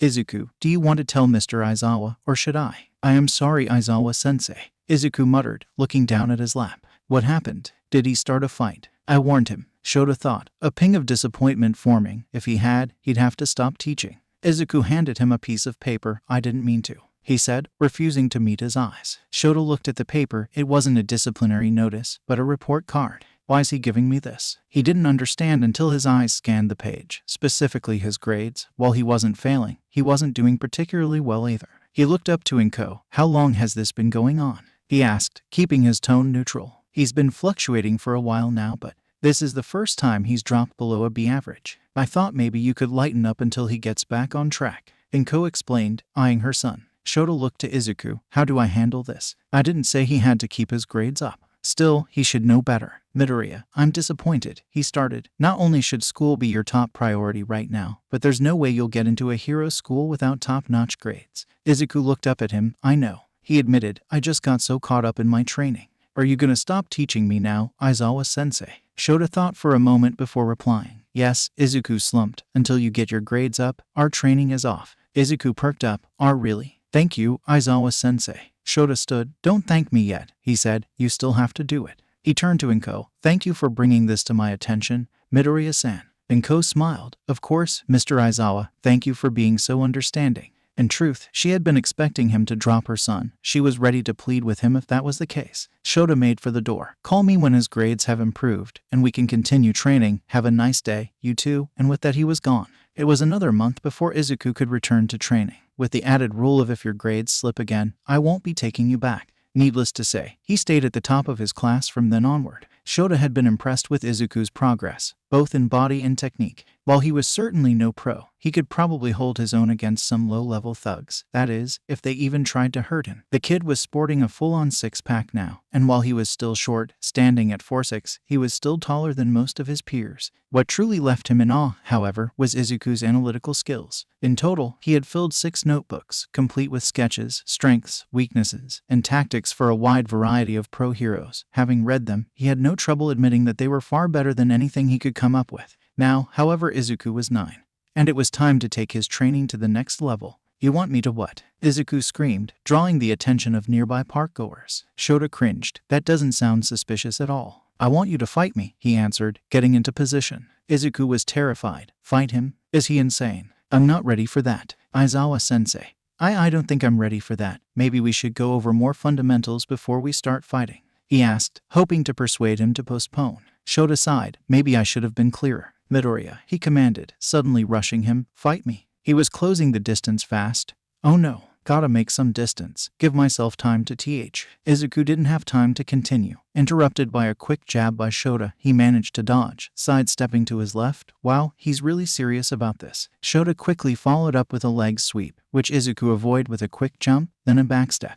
But he wasn't letting up. You can't win a fight by dodging. Midoriya, counter, he commanded, starting a right jab. Izuku attempted to do so, only to find Shota's left fist connecting with his ribs, a feint. Izuku realized, reeling from the blow. Come on, Midoriya, I taught you how to recognize a feint. Focus. Izuku's brain was on overdrive. Without thinking, he threw a punch, only to have it deflected, receiving a kick to the stomach as a reward, stumbling back into a nearby tree. Quickly, Izuku recovered, planting himself in a defensive stance Shota had taught him. Shota began rapidly throwing punches his way, though he was able to block most of them. Izuku attempted to land some of his own hits, only to have them blocked or deflected. He tried looking for openings, but found none. It's no use, he's too good. If I want an opening, I'll have to make one. Izuku knew that. In terms of pure physical strength, he outperformed Shota, if barely. His fighting style was based around fast strikes and dexterity, rather than brute force. I can use that to my advantage. When Shota threw his next punch, rather than blocking or dodging, Izuku grappled his arm with all the force he could muster. This clearly shocked him. And that was all Izuku needed. He reeled his fist back, unleashing a full-force punch up to Shota's jaw. The force knocked him to the ground. Yes, I got him. I really got high. Izuku didn't get much more time to celebrate, as Shota swiftly performed a leg sweep from the ground, knocking him to his feet. Shota quickly put him into a hold, immobilizing him. Try as he might, Izuku couldn't break free. Why, you got me, Aizawa-sensei, I give. Shota let Izuku go. Your movements are stiff, you don't flow between your attacks well, and you spend far too much time on the defensive. When you did manage to counterattack, you didn't capitalize fast enough, allowing me to end the fight. Izuku slumped. Had he don't that bad. But, Shota continued, your defense is fairly solid. And when you did counterattack, you were effective. Shota rubbed his jaw. That punch hurt like a bitch. Izuku perked up. You really think so, Aizawa-sensei? Yes, overall, you did much better than I expected you to. Wait, Izuku paused. You expected to me lose? Of course, Shota answered, packing up his mat. Did you expect to win? Well, no, but why did we do this then? He asked. Shota looked at him. I needed you to understand that there's a difference between practice and the real thing, knowing the moves, when to use them. It's not the same as doing it in the middle of a fight, and I can't teach that. It's something you learn through experience. Izuku looked down at his scarred fist. That makes sense. Thank you, Aizawa-sensei, for teaching me. Besides, Shota said, beginning to walk away, you'll be trying again tomorrow. Wait, what? Izuku called, following close behind. Neither saw the piercing red eyes glaring at them from across the park. After that day, Izuku and Shota would set aside an hour of their training time to sparring. And while Izuku would never win these fights, he was getting closer every day. While Shota doubted it would happen anytime soon, he didn't doubt that it would happen. Shota made his way to the park. He was early, but he didn't doubt that Izuku had already arrived, probably training or writing in his journal. When he arrived, he found he was only half right. While Izuku was there, rather than enjoying himself, he seemed to be talking to someone he hadn't seen before, and he didn't look particularly friendly. Shota had known Izuku for a long time. He generally kept to himself, so seeing him with another boy with ash blonde hair sent alarms off in his head. When he started popping off explosions, he started running. Spill, Deku. Who's that creep you're out here with all the time? I don't know what you're talking about, Kakin. Izuku stuttered. He had gotten good at stopping that over the years, but Katsuki had a way of coaxing it out of him. Honestly, Izuku wasn't sure why Katsuki had approached him. They hadn't spoken in years. A part of him hoped that he was there to make amends, to maybe be friends again. Despite everything, Izuku didn't have Katsuki. In a way, he looked up to him. Fine, don't want to tell me. Then I'll blow it out of you. Katsuki screamed, charging an explosion, only for it to die in his hand. What the hell? I suggest you run home, boy, Shota threatened, eyes glowing red. You, what the fuck did you do to my quirk? Katsuki demanded. Perhaps you didn't hear me, he sneered, stepping closer. Go home, ga. This isn't over, Deku, he yelled, running off. Shota rubbed his eyes. Damn dry eye, he thought, bringing his attention to Izuku. Thank you, Aizawa-sensei. Izuku bowed, grateful. Why didn't you fight back? Shota asked, a slight edge in his tone. We both knew you could have handled him yourself. Izuku gulped. You said not to start fights. He was interrupted. You weren't starting that, so try again. Why didn't you fight back? It's a long story, Aizawa-sensei. Shota sat. We have time before your training, he assured. Izuku told him he and Katsuki's long history, how they met and became childhood friends, how he changed when his quirk appeared, how he treated him when his didn't appear, and their ultimate falling out. I guess, Izuku started, looking to Shota. A part of me still wants to be his friend, and another part is still scared of him. Shota nodded. With a history like that, it was understandable his feelings were conflicted. Still, this was a chance to teach a valuable lesson. Look, Midoriya, I understand your complex relationship, but you can't be afraid of defending yourself from that kind of abuse. If you can't defend yourself, then you can't be trusted to defend other people, Aizawa said, glancing at Izuku. He nodded. I know, Aizawa-sensei. I'll try to do better next time, Izuku declared, determined. Good. Now let's begin for the day. Izuku and Shota continued to train for the next 3 years, and he had made significant progress. He was lucky in a way.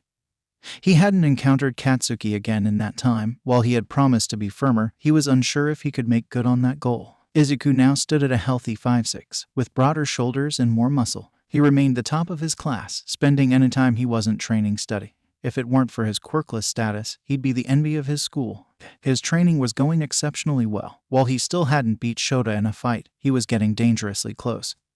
He could easily be considered an expert when it came to hand, both offensively and defensively. His analytics had gotten better as well. Having filled an additional 4 journals with his observations and tactics, Shota reckoned that, should the hero thing not pan out, Izuku could easily find work supporting analyzing heroes, finding where they can improve, and how. Izuku was 12 now. There wasn't anything more for Shota to teach him. All that was left was for Izuku to best him in a spar. Once that happened, he could consider his training complete. GAH, Izuku grunted, quickly recovering from the kick he had just received. This was their longest fight yet, going on for nearly 10 minutes, and neither was giving ground. Shota reeled his left fist back, going for a jab, a feint. Izuku recognized, quickly dodging left, causing Aizawa to stumble, now to counter. Izuku drove his fist into Shota's stomach, causing him to lurch forward. Izuku took advantage, grabbing Shota's right arm and performing a textbook shoulder throw, slamming him to the ground. With Shota on the ground, right arm locked in Izuku's grip, he was forced to admit defeat. He had finally done it.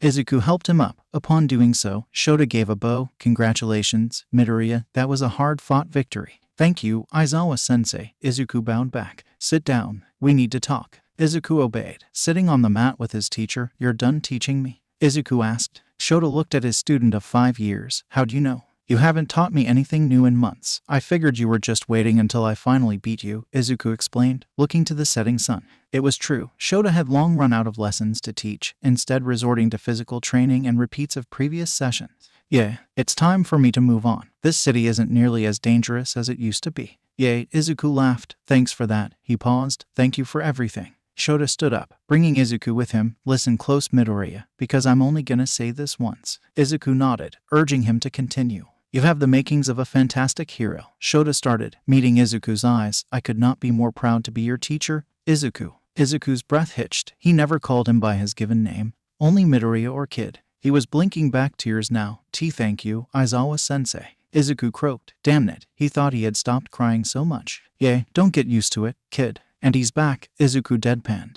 And it's just Aizawa now, you know. Right. They stayed there a while, before it was time to bid each other goodbye. Not much was said. Shota was all out of heartfelt emotion for the day. Besides, he had a feeling they'd be seeing each other again. Near the end of his last night shift in the Shizuoka prefecture, his mind drifted to the future. What was next for Eraserhead? Well, he thought, giving Izuku's apartment building a final glance, I could always take UA up on their offer.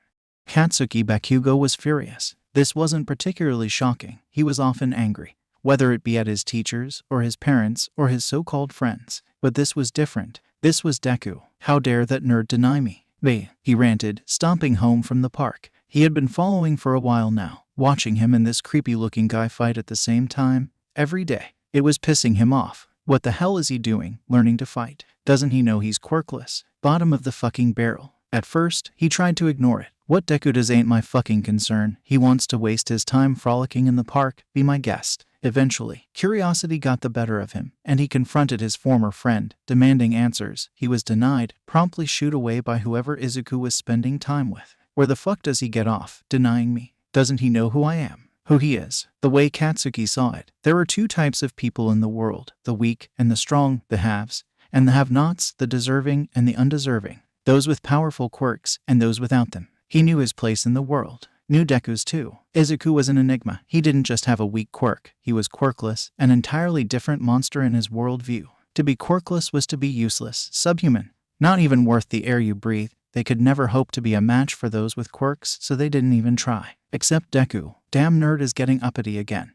Like he has been for years, like he had been in the 4. He stopped himself. No, I'm not going there again. It pissed him off to no end, seeing Izuku get stronger, taller, faster. What was the point of it all? He would never have a quirk. He was living a fantasy. What angered him off even more was all the people giving him attention, feeding into his illusions. That attention was supposed to go to him, damn it. He was the one with the amazing quirk. He was the one deserving of all the attention. He was the one who was gonna be a top hero. Not that freak. Katsuki arrived home and shut himself in his room, ignoring the cries of brat from his mother. Taking a deep breath, he laid down on his bed. What was he worrying about? Those with weak quirks are insects beneath my boot, but Deku, he's a pebble on the side of the road, he reasoned. Not worth the time to crush. He chalked up what happened today as a moment of weakness, one that would never happen again. That's what he told himself. Whether he believed it or not was a different story. 15. Katsuki managed to delude himself that Deku wasn't worth his time, so he went back to what he had been doing before confronting him in the park, ignoring him.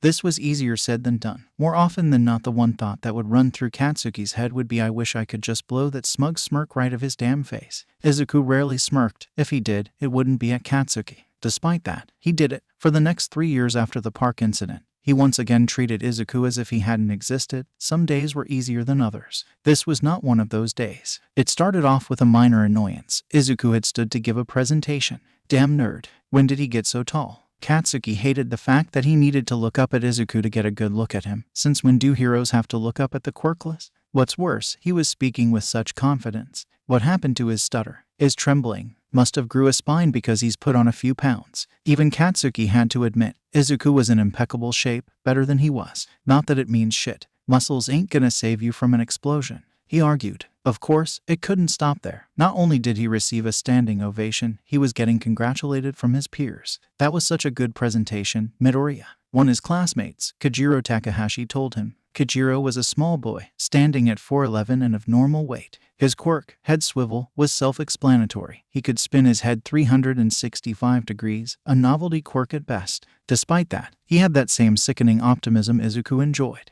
It infuriated Katsuki. Thank you, Takahashi. Yours was great too. I had no idea there was so much trash in the... Katsuki tuned them out at that point. He gritted his teeth. Where did those two get off being so damn happy? It's like they don't even know their circumstances. He ranted in his head. He glared at the two, contempt in his eyes. Deku might not be worth my time, but oh boy, I can put him in his place. The thought calmed Katsuki considerably. Yeah, I'll remind him just how useless his quirk is, how worthless he is. With a wicked grin, he patiently waited for the school day to end. When it did, there would be hell to pay. 15. Kajiro walked the courtyard of Aldera Junior High. The day had just ended, and he wanted to enjoy some alone time before heading home. Man, what a nice day, he said aloud. And it was. He had gotten high marks on his presentation, had avoided normal tormentors, and even had a pleasant conversation with Izuku Midoriya. Kajiro knew what Izuku was, and he knew how people treated him, but he didn't care much. They treated him the same way, so why should he? Izuku was one of the few people who was civil with him. Kajiro glanced at his watch. He had been out here for nearly a half hour. Time to head home. Hey, oh boy. Kajiro cringed. There was only one person who called him that, and it was someone he did not want to see right now. He turned around. Hey Bakugo, shouldn't you be heading home about now? Katsuki glared at him. You trying to tell me what to do, loser? And no, of course not. Kajiro stuttered. Good. Katsuki began approaching him. Couldn't help but notice you were getting a little chummy with Deku. Deku, WHO, right. That's what he calls Midoriya. I was just being polite. Really, Bakugo, he explained. Yeah, well, Katsuki inched closer. You should know better than to be polite with a quirkless nobody like him. Kajiro tried to run, but it was no use. Katsuki was much faster than him. Katsuki held him by his shirt collar, fist raised. I think it's time someone taught you your place. Kajiro closed his eyes, panicking. Someone, help me. 15. Izuku walked his way home, contemplating the day. Man, everyone's presentations were so good, especially Takahashi's. Takahashi was one of the few people who didn't ignore or were outright hostile to Izuku. While he didn't spend enough time with him to call him a friend, he held him in higher regard than he did most people. His thoughts continued. Even Kaken's presentation was interesting, even if he couldn't stop glaring at me. Katsuki didn't know, but Izuku was well aware of all the dirty looks he got from him on a near daily basis. It's like he's not even trying to hide it. He thought, it's always so obvious. Ever since he demanded to know what he was doing in the park with Shota, Izuku had been expecting a confrontation every day, only for it to not happen. Had he forgotten? Izuku asked himself. No, that's not like Kaken. Izuku shook his head. I can't be worried about what other people are doing. I need to focus if I'm gonna get into UA. It had taken a lot of thinking to decide on which high school he wanted to go to. There were so many options, all of them good, but none like UA. Being the school that beat Genist, Endeavor, and even All Might attended, it was a no-brainer. Of course, he also knew it wouldn't be easy. No Quirkless student had ever been accepted into a hero program, and even UA only recently began accepting applications from said individuals. Probably just a PR stunt, but I'd never forgive myself if I didn't try. Izuku reached into his pocket for his phone, only to find nothing there. What the? He quickly checked his other pockets. Oh no, I must have dropped it back at school. Quickly, he spun on his heel and made a dash back to Aldera. Hopefully no one grabbed it. 15. It wasn't long until Izuku made it back to school. He had left his phone on his desk. How silly. Luckily no one took it, Izuku thought. He certainly wouldn't put it past some people. As he left, he decided to take a shortcut through the courtyard. I'm running behind because of this detour. I'll have to hurry home. Just as he was about to exit the courtyard, he caught something in the corner of his eye. Turning his head, he saw two people talking. Takahashi, Kaken, those two don't normally talk, Izuku thought, unconsciously moving towards the two. He couldn't hear what they were saying, but he could see Kojiro trembling.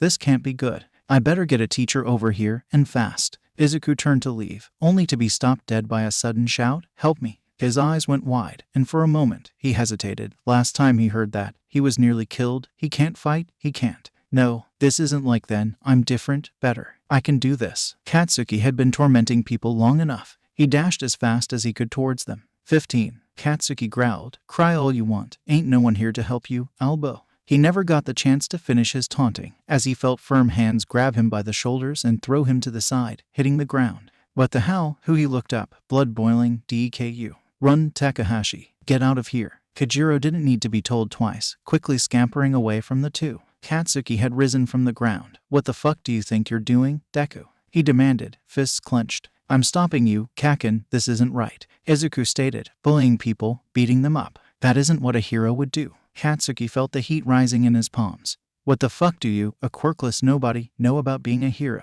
He questioned, glaring at him. Izuku met his glare. In another time, he would be a trembling, stuttering mess under the intensity of Katsuki's eyes.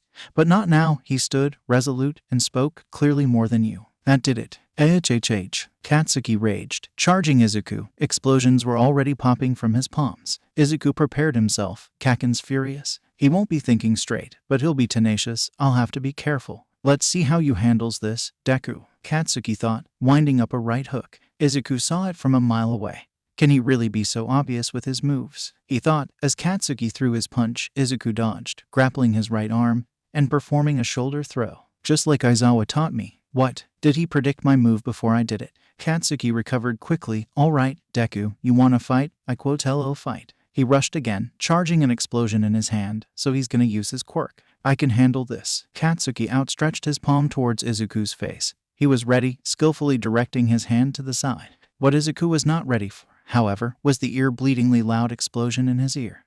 He yelled, bringing his hand to his ear. That was louder than I thought it would be. He's stunned. Time to strike. Katsuki let rip an explosion into Izuku's chest, knocking him to the ground. How did that feel, Deku? He taunted. Damn, his quirk really is strong. Izuku thought, quickly getting to his feet. I need to go on the offensive. Izuku lunged forward quickly. No time to dodge. Gotta block. Katsuki thought, raising his arms. Instead of the expected punch, Izuku delivered a kick to his stomach. Damn it, he tricked me. Izuku went to capitalize, only to be stopped by a wild explosion. That was a desperate move. That means I'm beating him. Izuku had intervened to save someone. But if he was honest with himself, he was enjoying this. Katsuki had frustrated him for years now. It was time to let him know. Fucking Deku. When did he get so strong? Katsuki thought, I'll have to go all out. Katsuki charged again, palms pointed downward. What is he doing? Izuku wondered, entering a stance. Whatever it is, I'll be ready for it. Suddenly, Katsuki let out an explosion from both his hands, launching himself into the air. I only just learned this move, but he won't be predicting this. To his credit, he was right. That's impressive. What a unique way to utilize his quirk. Izuku, he made an observation. He lacks control in the air. He must have just learned this move, which means Katsuki prepared to bring his fist down. I've got you now, Deku. Rather than dodge or block, Izuku quickly performed a high kick. Wait, no. Katsuki panicked as Izuku's foot met his chin. That he doesn't know how to defend himself midair yet. Katsuki collapsed to the ground. Izuku. wasting no time, quickly put him in a hold, ensuring both palms were faced away from him. Try as he might, Katsuki could not break free. No. How is this possible? How did he? What on earth do you two think you're doing? Izuku quickly got off of Katsuki, and both looked to see their teacher there, Kajiro behind her. Both of you, get to the principal's office, now. 15. When all was said and done, both were suspended from school, Izuku 3 days and Katsuki, due to testimony from Kajiro, 5 days. Both were also required to write a written apology to one another. When Izuku returned home, he was met by a frantic Inko. Izuku Midoriya, where have you been? I've been calling you for the last hour. Izuku cringed and checked his phone. Indeed, his mother had called him over 30 times before he got home. I'm sorry, Mom, he apologized. I got caught up in something. Inko sighed. She couldn't stay mad at her son, no matter how hard she wished she could. It's all right, baby. How was school today? Izuku laughed nervously. Yay, about that. He reached into his bag, handing her a piece of paper. Inko took the paper, eyeing it suspiciously. Her eyes went wide. A suspension? For fighting. Izuku Midoriya, what happened? You're better than this. I had to. Izuku retorted. Kaken was cornering a student. If I hadn't stepped in, he would have been hurt. But did you have to fight him? Come on, Izuku, what would Aizawa think? Izuku began to argue, but paused. Did he have to fight? He was much faster than Katsuki. He could have easily ran when Kajiro got away. Izuku looked down. Mom's right. That fight only happened because I wanted it to. Aizawa would be so disappointed. You're right, Mom. He gave a bow. I'm sorry. Inko looked at her son.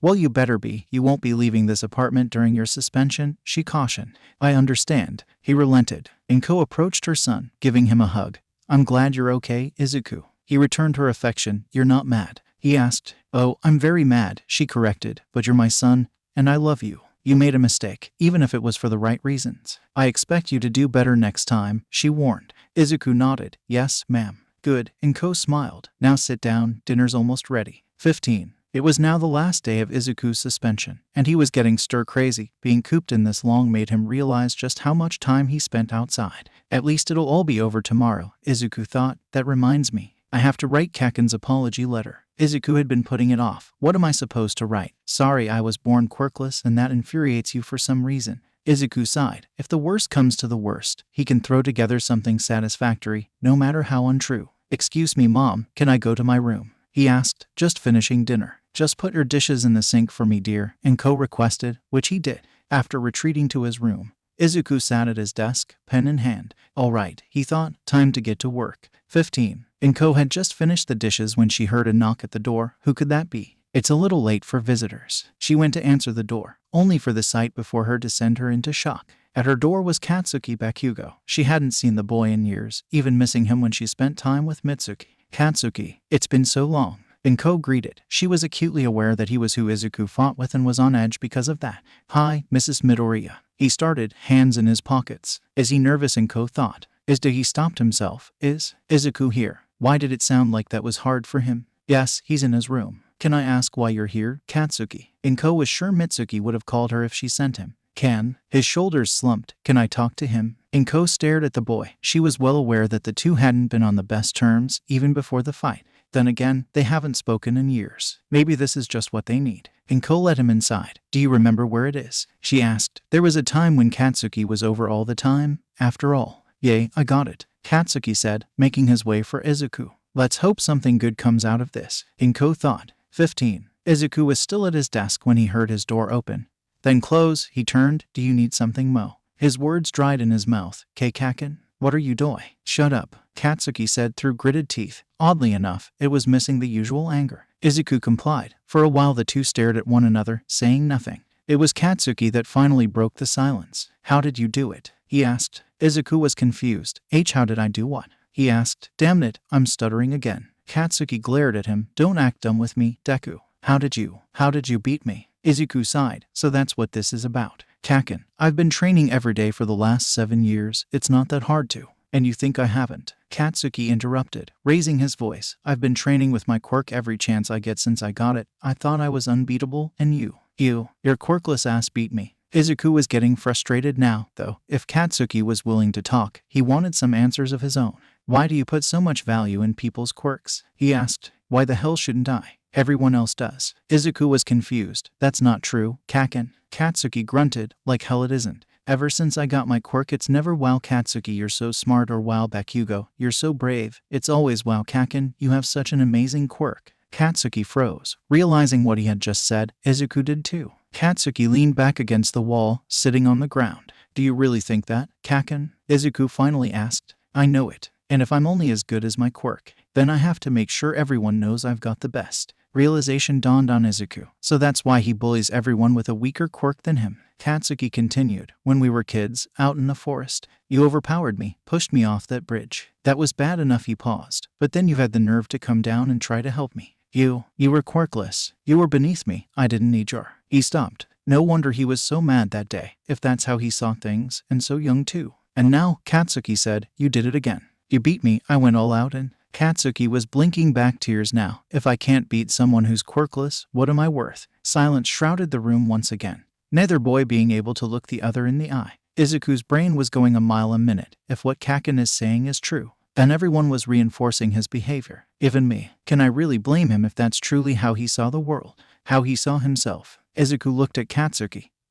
He was sulking, clearly upset. He's being so open. It's only fair I do the same. Izuku looked to Katsuki. You know, even after all these years, all the pain you put me through, I still look up to you. Katsuki locked eyes with Izuku. I know, I have such a great... Not because of your quirk. Izuku interrupted. I mean, don't get me wrong, you do have an incredible power, but it's your confidence, your drive. Katsuki stared, wide-eyed. No matter what, even when the odds are stacked against you, you still never give up, never surrender. I wanted to be like you for the longest time. Even now, when I think of victory, I think of you, Kaken. Katsuki didn't respond, only stared at Izuku, as if deciding what to do with that information. Eventually, he spoke. You still trying to be a hero? Izuku didn't hesitate. Yes, every day of my life. Heh, I can tell. It's no easy feat, beating me head on.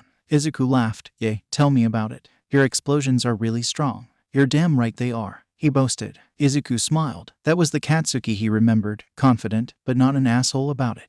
There was just one more thing he needed to know. Why did you avoid me all those years? Katsuki sighed. Every time I saw you, I was reminded of one thing, that damn day in the forest. I hated it. I begged my mom to transfer me just to get away from you, but the old hag wouldn't do it.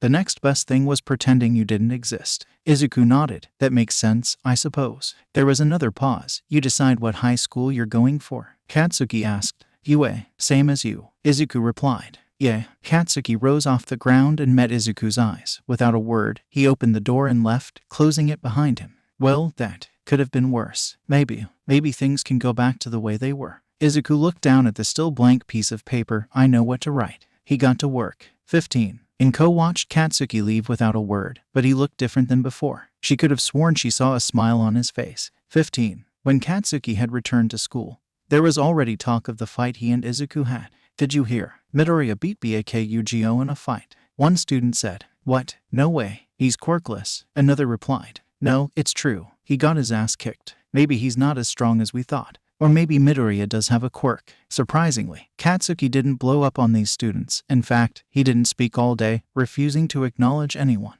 Izuku noticed that Kojiro was nowhere to be found. When he asked about it, he was informed that his mother had transferred him to another school, something about an inexcusable tolerance for bullying at Aldera Junior High. All things considered, he couldn't blame her. At the end of the day, before going home, both he and Izuku were summoned to the principal's office to exchange their apologies. Go on then, the principal instructed. Hand him over to each other. I don't have all day. Katsuki got his first. He tore open the envelope. Unfolding the paper within, he read it to himself. Kaken, I'm sorry. You're so much more than your quirk. Izuku. It was short and to the point. Not that he could complain. Quickly, Katsuki handed Izuku his envelope. Izuku read the contents. Izuku, I'm sorry for everything. You can be a hero. Katsuki. And really, that was all that needed to be said. Are you both satisfied? The principal asked. The two boys nodded. Good, then get out and go home, he commanded, shooing them out the door. Izuku was the first to leave. He heard a cough behind him. Hey Deck Izuku, Katsuki corrected himself. Yes, Kaken, you wanna walk home together? He asked hesitantly. Izuku's smile couldn't have been wider. Wow, Kaken, check it out. Izuku shouted, pointing to the fighting on the overpass ahead.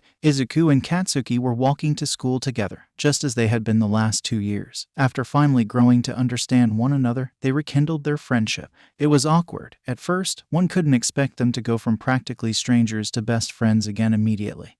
But they quickly found that, once past that initial hurdle, they clicked like few people did. It certainly helped that Katsuki, for his part, had calmed down considerably. He wasn't perfect, and was still liable to explode on people, but was much better at keeping his temper in check. He also didn't outright torment those he saw as beneath him anymore, although he still had that competitive edge, that drive to be the best, not to mention his liberal use of profanity. He stood at an above-average 5'8", and in much better shape than many of his peers. That can be attributed to Izuku. When their friendship finally found its swing, Katsuki insisted that Izuku train with him. "Just you wait, I'll surpass you eventually," he had said. Izuku was happy to oblige, exercising with Katsuki whenever he was available. The results weren't swift or remarkable for him as they had been for Izuku. He had grown to be 5'11", with a hefty build sporting muscles for days, as a female peer told him. Izuku still blushed when thinking of that conversation. "Damn, that's Kamui Woods," Katsuki exclaimed, making his way as close as he could to the action, only to be stopped. "Stay back, everyone, it's dangerous," commanded Backdraft, a pro-hero with the power to control water and dress like a fireman.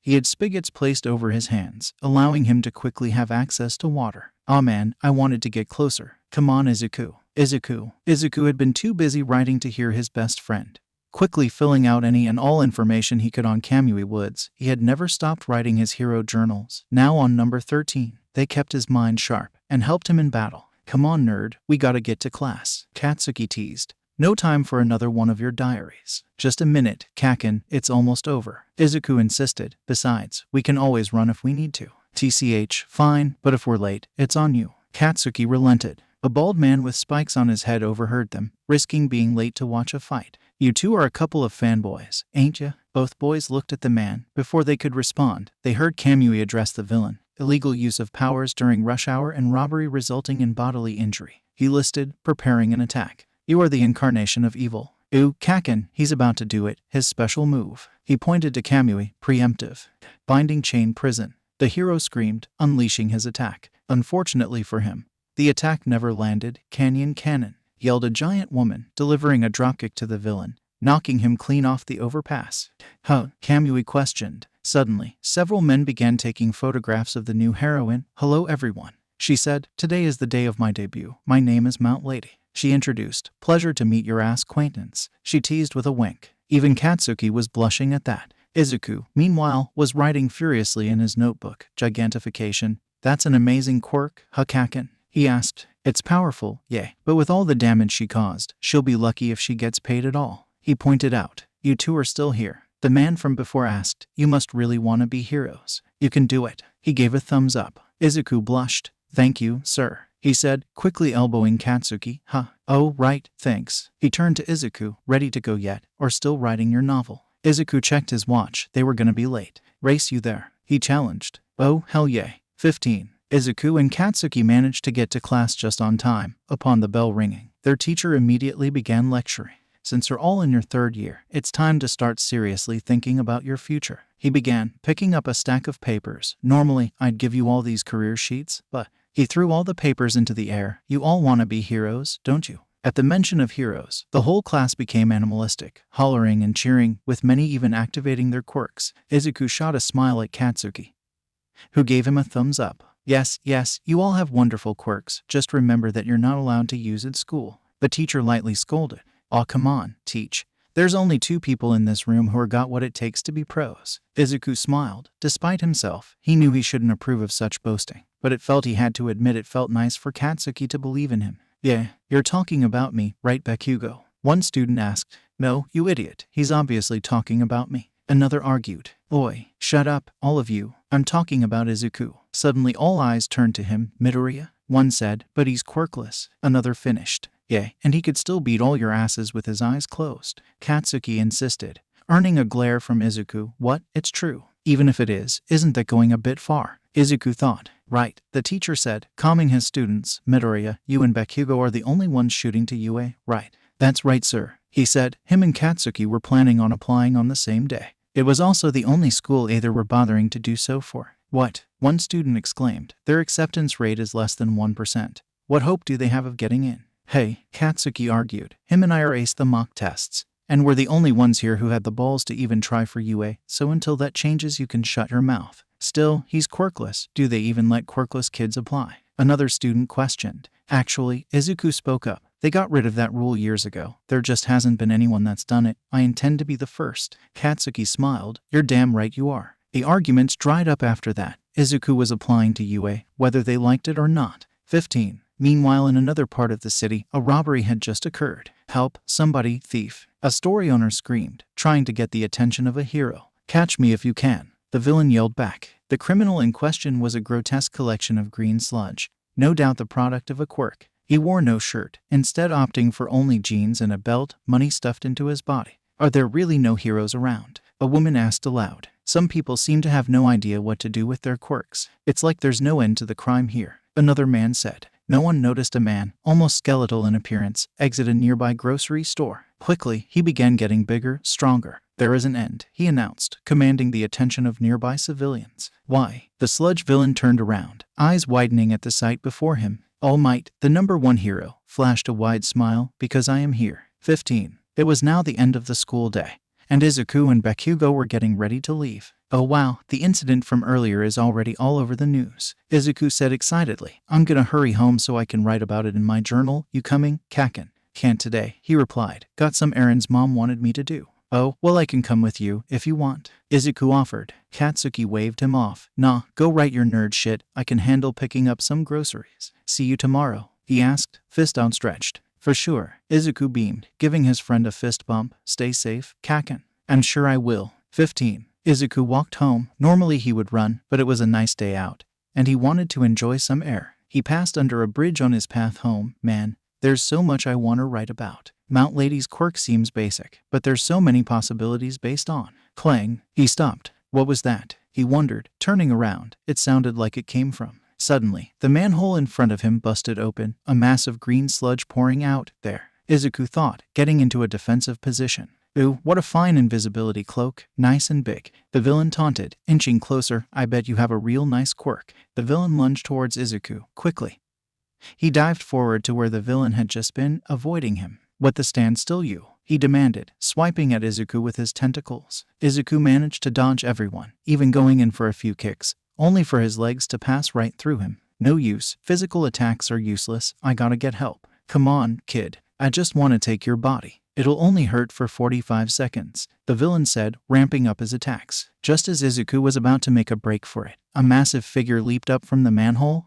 No way. Thanks for keeping him busy, kid. All Might praised. All Might, the sludge villain yelled, throwing a tentacle at him. Texas. All Might started, reeling back his fist. SMASHHH, he yelled, letting loose a huge haymaker. While his fist didn't actually connect with the villain, the wind pressure the punch produced literally blew him to pieces, knocking him unconscious in the process. What power, Izuku thought. All Might turned to him. Nice job, kid. Not many could have held out as long as you did. Oh, thank you, All Might. Really though, you did all the work, Izuku insisted, giddy at getting to meet the #1 hero. Nonsense, you were a big help, he replied, eyeing Izuku. Hey kid, just out of curiosity, how old are you? I'm 14, Izuku answered. Why? 14. He's almost as big as I was at his age. All Might thought. Well, I must say, kid, you're in impeccable shape. Have you been training? He asked. Yes, Izuku replied. Every day for the last 9 years, I've been training to be a hero. All Might's eyes widened. Well, you've certainly got the determination for it. He gave Izuku a thumbs up. What's her name, kid? Izuku Midoriya, he answered. Well, young Midoriya, All Might said, holding up 2 bottles. How would you like to do some hero work? Needless to say, he accepted without question. 15. After scraping the villain into the bottles, All Might prepared his departure. Here you go, kid, All Might said, handing Izuku his newly signed notebook. And might I say, those are some impressive notes you have in there. You'll have a bright future, young man. Wow, thanks All Might. I'll cherish it forever. No problem. You stay safe now, you hear? All Might asked. Of course. All Might began stretching his legs, ignoring the searing pain in his side. Damn, I'm almost at my limit. Better get this guy to the police, and fast. Izuku looked down at his notebook. He couldn't believe it. An autograph from his favorite hero. He couldn't wait to tell. Kaken, he realized. I completely forgot to get him one. He turned around and quickly approached All Might. He was too distracted by his pain to hear him coming, to feel him grab his arm. and off he went. What the? I don't remember being this heavy, All Might thought, looking down to see an unwanted passenger on his arm. All Might, Izuku screamed. I'd really appreciate it if you landed now. Midoriya, what are you doing? Let go of me. If I did that I'd die, Izuku pointed out. Oh, right, All Might realized, looking for a place to land. As he flew through the air, All Might brought fist to his mouth, coughing as subtly as he could. Shit ... he thought, tasting the blood pooling in his mouth. When they finally landed, Izuku breathed a sigh of relief. Thank you, All Might. I'm sorry I latched on like that. All Might was less than pleased.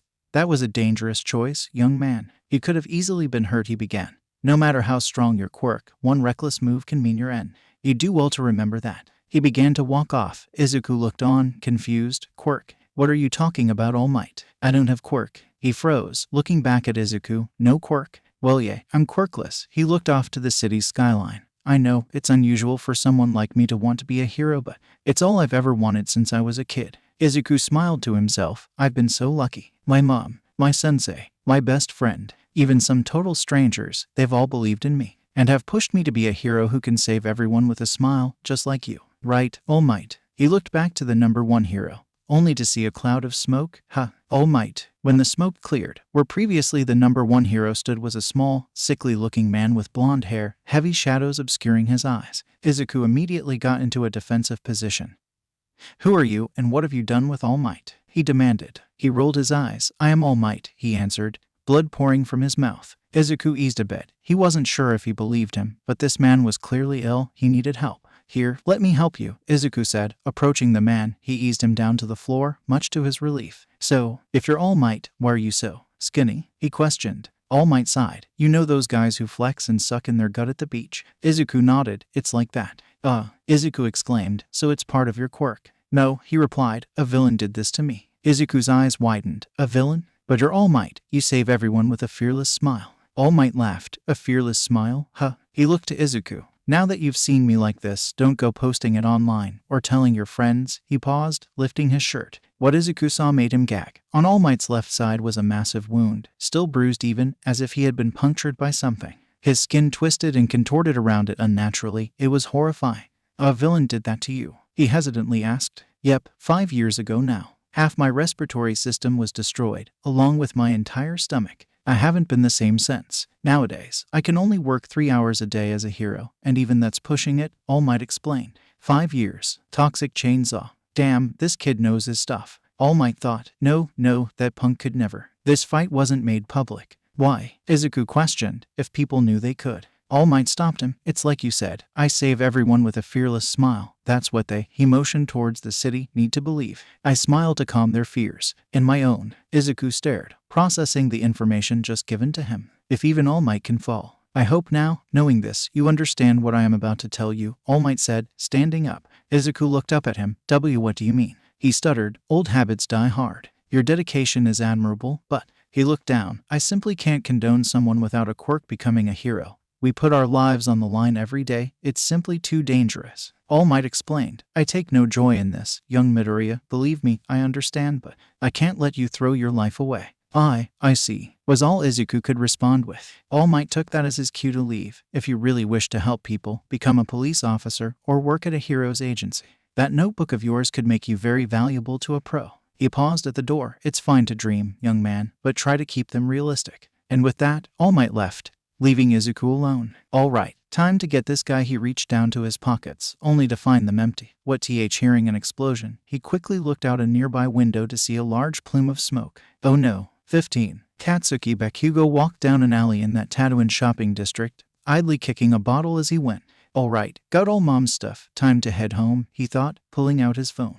Izuku usually texts me by now. Wonder if something happened on his way home. Izuku assured Katsuki that bullies had never been a real problem for him, but that didn't stop him from worrying. He'd blow the face of anyone who touched him. It's the least I can do, he thought. It had been years since he and Izuku reconciled, but he still felt pangs of guilt every now and again. Not that he'd ever tell him that. Damn nerd would probably get all worried, he thought. Suddenly, he heard a loud sloshing sound coming from behind. What the? He turned around and froze at the sight. A new invisibility cloak. 15. Izuku saw the explosion from the rooftop. Another villain? I wonder what hero why he stopped, remembering All Might's words. Of course, people had told Izuku he'd never be a hero before. Hell, his own best friend told him that, once upon a time. But this was All Might. If anyone knew about being a hero, it was him. His thoughts turned to Shota, his mentor. He was a hero too, and he believed in him. But he probably didn't know about All Might. If he did, Izuku looked down. What if they were all wrong about me? For the first time in a long time, Izuku Midoriya was doubting himself. He trudged forward, forcing himself down the stairs. Best if I just go home for now. Think about some things. 15. All Might ran towards the direction of the explosions. Down the Tatooine shopping district, panicked screams could be heard the whole way. The sight before him horrified him. The Sludge villain had broken free and taken a child hostage. When he arrived, a group of pro-heroes was already on the scene. They've taken a child hostage. A burly hero, Death Arms, yelled, rushing towards the Sludge villain. He delivered the strongest punch he could to the villain. To no effect, his fist simply sunk into the sludge. What the I can't get a grip. Death Arms screamed, trying to pry his arm free before being slapped away by a tentacle. Don't come near me, the villain warned. Quickly, Katsuki momentarily broke free. I won't let sewage like this take me, he shouted, shooting off more explosions from his palms. What power, the Sludge villain praised. I've really hit the jackpot with you. With your power, I could even take revenge on that guy and his little helper. Meanwhile, civilians looked on with horror. Is this guy some kind of big shot villain? One asked. Hey look, a woman exclaimed. It's that new hero, Mount Lady. She'll stop him. The gargantuan heroine made her way to the scene, only to stop dead in her tracks. Hey, the street's gotta be at least 2 lanes. I can't fit. Back at the scene, Kamui Woods was rapidly plucking civilians off the road. I don't do good with fire. Best if I stick to rounding up bystanders, he reasoned. I'm a little busy fighting these fires. Backdraft yelled. How are things over there? This guy's sticky, I can't grab him. Death Arms answered. Plus a kid with a strong quirk is struggling against him. It's a minefield. The villain suddenly slammed a tentacle down, forcing the heroes to back up. It's no use. We'll just have to wait until a hero with a suitable quirk arrives. Damn it. If only I had the power to blow this villain away. Death Arms lamented. All Might looked. It must have been in the air. I was too focused on my time limit. I didn't notice. He admonished himself. I can't believe I made this kind of mistake after what I told young Midoriya. I am really empathetic. All Might grasped at his injury. Pathetic. 15. Izuku idly flipped through his hero notebook, mulling over All Might's words. Maybe I could work for a hero agency, doing analysis work. That wouldn't be too bad. I could even work with Kaken. He cringed. Oh Kaken, what am I gonna tell him? Izuku looked up, only to see a mass of people surrounding an alley. Oh, I must have unconsciously walked towards the incident. Well, may as well have a look, since I'm here. Izuku pushed his way past some bystanders into the front. What he say froze him solid. The Sludge guy. But I thought All Might and I captured him. He must have fallen out of his pocket in midair. If that's true, then... Izuku shuddered. Then it's my fault. Why haven't the heroes done anything? Izuku overheard one civilian say. They can't. The villain's got a junior high schooler. It's been like this for a while, another replied. A while. Whoever he has must be strong. Anyway, wasn't that the villain All Might was chasing? He continued. No way. All Might's here. The hero in question could also overhear their conversation. God, I'm so pathetic. It's all my fault. Izuku thought. All we can do is wait for a hero. I'm sorry, do your best. Pathetic. Help will be here soon. Pathetic. Someone. Soon. Izuku looked up, meeting the scared eyes of the Sludge villain's captive, and his stomach dropped. Kaken. He didn't hesitate. As fast as his legs could carry him, Izuku rushed forward towards his friend. What the Midoriya? What is he doing? Kid, stop. He'll kill you. Death Arms screamed, reaching for Izuku. He ignored him, moving faster. Gotta think of a plan. Quickly, he analyzed the villain. His entire body is made of sludge. Everything except. The Sludge villain glared at Izuku. This brat again. Izuku, Katsuki thought, beginning to fade out of consciousness. Is that? Quickly, Izuku rummaged in his backpack, pulling out a binder. With as much force as he could muster, he launched it at the Sludge villain's exposed eye, hitting his target dead on. GAH, you son of a bitch, he yelled, involuntarily shutting his eye closed and reeling back, allowing Katsuki to breathe. He's stunned. Now's my chance, Izuku thought, reaching for his friend, Kaken. Izuku, what are you doing here? He demanded. This guy could kill you. Izuku only had one response for him. You look like you needed help. This boy, All Might thought, looking on. With that, Izuku grabbed Katsuki's arm, and with all his might, pulled. He was sure he pulled several muscles in his shoulder, but it got the job done. Katsuki was freed. Pathetic. Pathetic. All Might thought, feeling a familiar power flow through him. Katsuki tumbled to the floor, coughing. Great job, now what? He demanded. You bastards, the Sludge villain yelled, raising a tentacle. I'll kill you both. Izuku didn't think. His body moved to shield Katsuki from the blow. He closed his eyes and accepted the inevitable. At least I saved him. Izuku waited. When no pain came, he peeked his eyes open. I really am pathetic, aren't I? All Might. There stood the #1 hero. Holding back the tentacle meant for Izuku. Even after admonishing you, I didn't practice what I preached. He pulled his fist free. Heroes are always putting their lives on the line. All Might. The Sludge villain screamed, preparing another attack. Detroit. He reeled back his fist, SMASHHH, and let loose a massive right hook, creating a massive updraft. All the nearby onlookers struggled to stay standing, even behind the protective arms of Mount Lady. Just as before, the wind pressure was too much for the criminal to handle. Damn you all, Mig, he managed before falling apart. Izuku looked on in amazement, then felt a drop of rain on his cheek. No way. Did All Might's punch change the weather? Katsuki stared, jaw agape. Holy shit. No wonder he's #1. The crowd nearby broke into cheers. All Might had done it again. He saved the day, all with his signature smile. 15. Both Izuku and Katsuki were forced to stay to be checked by EMTs, much to one of their annoyance. I told you, I'm fine, he insisted as the doctor checked him over. Hey kid, said an approaching hero, you did great out there. You've got a great quirk. You know, if you ever go pro, I'd love to have you as my sidekick. Katsuki gritted his teeth. Did great. Did great. I'd be dead if it weren't for. Izuku could not be getting more different treatment.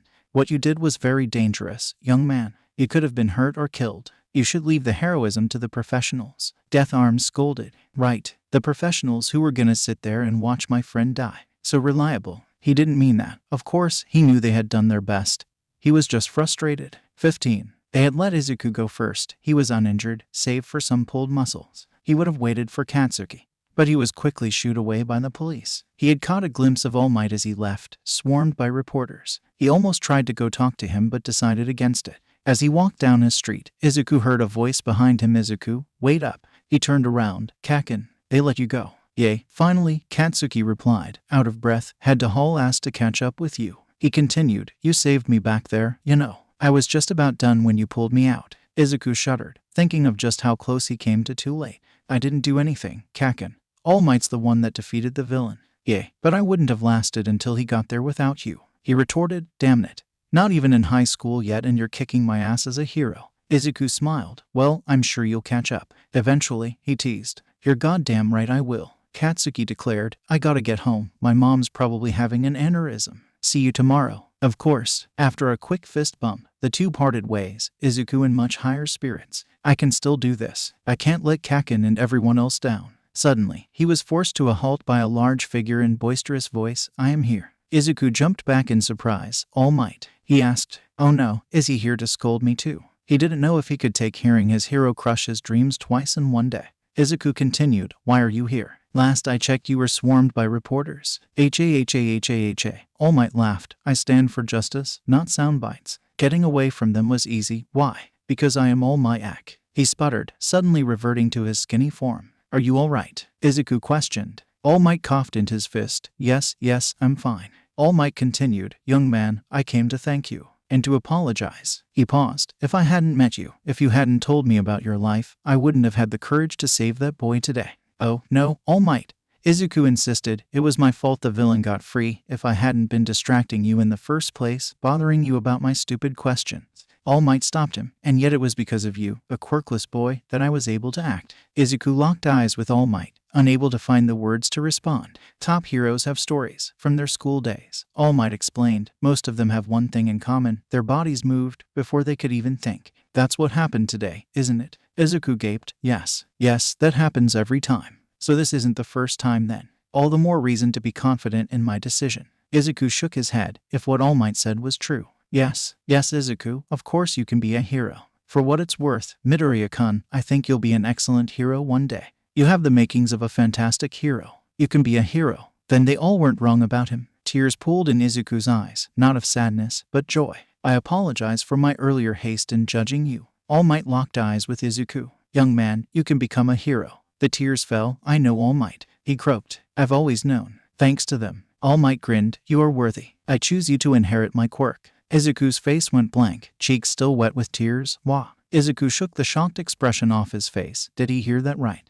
Inherit your quirk? He questioned. All Might, what are you talking about? My power, young man, All Might began. The tabloids call it superhuman strength or boost. Whenever I'm asked about it, I dodge the question with a funny joke. That's true, Izuku thought. I've been trying to write an analysis on All Might for years, but I've never known enough about his quirk to do it justice. All Might continued, the symbol of peace, All Might. He has to be a natural-born hero. But that isn't the truth. He brought both hands behind his head, bringing them down firmly. My quirk was passed on to me like an Olympic torch. Passed on, Izuku muttered. Is that even possible? That's right. And now, All Might pointed at him. It's your turn, young man. Izuku had lost himself in thought. While it's true that All Might's quirk has been hotly debated for years, no one has thought that it was given to him. He was having a hard time digesting this. Is that true, All Might? You weren't born with your quirk. Of course, All Might explained. I may hide the many things, but I never lie. The quirk I inherited was the power to transfer power. He held out his hand. I was crowned with one for all. Izuku was awestruck. One for all. That's right, All Might explained. One person cultivates the power, then passes it on to another for them to do the same. It is this crystallization of power that gives me my strength, that allows me to be the symbol of peace. And you want to give me that power? Izuku asked. Why? I've been looking for a successor, and after seeing you today, I couldn't think of a more worthy candidate. All Might beamed. You, a quirkless schoolboy, was more heroic than anyone else at that scene. Izuku stared, wide-eyed. He's really serious about this. But only if you want to. All Might clarified. The burden is great. I will not judge you if you refuse. So, what will it be, young man? Will you be my successor? Izuku stared at him. Was that even a question? The chance to receive All Might's power, to train under him, to be the world's greatest hero. How could I refuse? He locked eyes with All Might, determination flashing across his face. I'll do it, he declared resolutely. All Might chuckled. No hesitation, just as I thought. Izuku nodded. So, when can we start? All Might paused, looking at the boy. He's in impeccable shape. Almost too impeccable, if I had to guess. He could handle one for all right now. He probably couldn't go all out quite yet, but he put a hand on his chin. Still, I want to see just how ready his body is. All Might, Izuku asked. He's been standing there a while now. Right, All Might exclaimed, snapping back to reality. Young Midoriya, meet me at Dagaba Municipal Beach in 2 days, 5 o'clock sharp. We begin your training there. Izuku smiled. Yes, sir. 15. Izuku knew he was in for a reckoning when he got home. In all that excitement, I completely forgot to call Mom. I wonder if she knows about what happened. He got his answer when he opened the door to his apartment, running into Inko as she made her way to the door. What th, Izuku? Inko cried, throwing her arms around her son. He was much taller than her now, but his hugs were nice all the same. Mom, what's the matter? Are you all right? Izuku asked. It looked like she had been crying. I saw you on the news, she babbled. I saw you save Katsuki from that villain. Oh, she's probably furious, he thought. I'm sorry, Mom. I didn't mean to. I'm so proud of you, she interrupted. Huh? Izuku sounded confused. You're not mad, Izuku. Inko wiped her eyes. I have never been more worried than when I saw you rush into that alley on the news, but, honey, you saved him. You were a hero. Izuku didn't respond, only absorbing his mother's words. She continued, it's nice to know all that work didn't go to waste. Yeah, Izuku said, the gravity of his actions finally coming down on him. I was a hero today. Now sit down, young man, Inko commanded with a smile, sitting on the couch. I want to know everything that happened today. Oh right, Izuku replied. I have so much to tell you. 15. Izuku explained in detail everything that happened that day. The fight with the Sludge villain, meeting All Might, talking to All Might, the second fight with the Sludge villain. He paused. Do I tell her about All Might's offer? He had been keeping it a secret. Izuku, are you okay? Oh, yeah, Mom, I'm fine, he assured, just tired. I guess I should ask All Might before I say something I shouldn't. Oh, right, Inko exclaimed, raising off the couch. You've had a long day. Why don't you head to bed, dear? I think I will, thanks, Mom. He gave his mom a wave and retreated to his room. So much has happened today, Izuku thought, collapsing into bed. All Might believes I'm a worthy successor to be the symbol of peace. I can't let him down. He laid his head on his pillow, feeling his eyes grow heavy. Man, I really am tired. Izuku fell asleep, feeling more determined than he had in years. 15. Too slow, Kaken. It was the morning after his meeting with All Might. Katsuki had insisted on sparring with Izuku, which he was happy to oblige him in. They met in the park, where Izuku and Shota used to train. I can't be relying on him to save me all the time. I've got to be stronger if I'm gonna be a hero, Katsuki had thought. The use of quirks in public was strictly forbidden, a rule Katsuki had grown to adhere to over the years, so while he couldn't improve his explosions, he could work on his hand-to-hand skills. You're so much more than your quirk. He didn't know if he believed that, even now, but he was hell-bent on trying. Right now, however, Izuku had him in a headlock, the result of their latest match. All right, I give. Katsuki relented, feeling the pressure on his neck disappear. Another win for you, Izuku. Izuku smiled at him. Oh, don't be too down, Kaken. You're getting better, really. He guaranteed, grabbing a water bottle. You nearly had me with that uppercut. He scoffed. You mean the one I whiffed and got a right hook for my trouble? Yay, that's the one. Izuku teased. Katsuki shoved his shoulder with a smile. Yay, fuck you too. He paused. How long did you say it took you to get this good? 5 years. Kaken, you can't rush this kind of thing, Izuku replied. Izuku had relented in telling Katsuki about his training with Shota. He didn't mention the hero's name or his occupation, only that he met him when he was 7 and convinced him to train him. Must have been a damn good teacher. I don't feel like I'm getting anywhere. Izuku smiled, reminiscing. Yay, he was. He snapped back to reality. And I already told you, you're getting better. You've improved a lot of the last year. Izuku assured. If you were using your quirk, I'm sure you'd be scoring wins. Damn it, I don't want that to be the case. Katsuki groaned. I'll have to take your word for it. He checked his watch. It was already 6. I've got to head home, he said, picking up his bag. Same time tomorrow. Izuku was about to accept, then stopped. I'm sorry, Kaken. I can't. My mom wants me to help her around the house tomorrow. Katsuki raised an eyebrow at him. If you say so, text me if plans change. Phew, he bought it. Izuku thought, if this becomes a regular thing, I'll need a better excuse for Kaken. It was weird. Katsuki couldn't help but think as they parted ways. 15. Good job, Midoriya. Keep pushing. When All Might said training, I thought he had something more practical in mind. Said hero was currently sat upon a massive fridge, watching Izuku pull it across Dagaba Beach to gauge your ability. He had said, if I'm being honest, I didn't expect him to be able to move it at all. All Might thought, come on young Midoriya, faster. I know you can do it. All Might coached. Izuku was understandably a bit frustrated at that. Don't you weigh like 600 pounds? Izuku shrieked. 560, actually. All Might boasted, I've been on a diet. After pulling the fridge a considerable distance towards the shore, All Might finally relented. Nice work, young Midoriya. I'm very impressed. Izuku looked around. The place was a dump, trash and salvage as far as the eye could see. Why are we out here anyway, All Might? Izuku asked. The hero laughed. Why? So you can clean up this beach to train your body. Izuku was confused. My body. What's wrong with it? Izuku asked. Let me finish, young man. All Might warned, coughing. Anyway, that's what I would say if you weren't such in great physical condition. Honestly, as you are now, it seems you're the perfect vessel to carry one for all. Izuku blushed. He knew he was in good shape, but to hear All Might of all people praise him on it brought a smile to his face. However, All Might grew serious. This beach used to be beautiful once upon a time. Because of the currents, a lot of trash washed up on the shore. People took advantage, throwing their own garbage away here. Now, locals don't even come near. It's a dump. All Might hopped off the fridge, placing his hand on top of it. Hero work wasn't always so flashy. Once upon a time, it was all about volunteer work, even if people did find it boring. Which is why All Might crushed the fridge under his hand. The resulting shockwave dislodged a large pile of trash from the shore, revealing a beautiful sunrise. You are going to clean this beach for the locals. Once you do, you may receive one for all. Izuku nodded his head. I understand, All Might. I'll do my best. I know, All Might exclaimed. And I don't want you doing any other exercise in the meantime. Understood. No need to have yourself destroy your body now. Izuku nodded. Understood, sir. All Might smiled. You want to get into UA, right kid? Of course. It's where all the top heroes went. He beamed. Then you better get to work. All Might recommended, motioning to the surrounding garbage. The entrance exam is in just 10 months. That time will fly by. Oh, right, I'll get right on it, he said, rushing to the nearest trash pile. All Might reverted to his skinny form, watching Izuku work. If he was being honest, he was only half truthful with the kid. I do want you to do this as charity, young Midoriya. But there is another reason for having you to clean this beach. All Might covertly took out his phone, taking pictures of Izuku as he worked. There's no way that body is natural, not this young, and you don't seem the type to take drugs. Which only leaves one possibility. You have a quirk. He couldn't prove it, not yet. It's why he needed Izuku to undertake intense exercise on his watch. He needed to monitor how much progress he made in a set amount of time. I don't think you're a liar, young Midoriya. All Might thought, seeing Izuku lift a solid steel safe off the ground.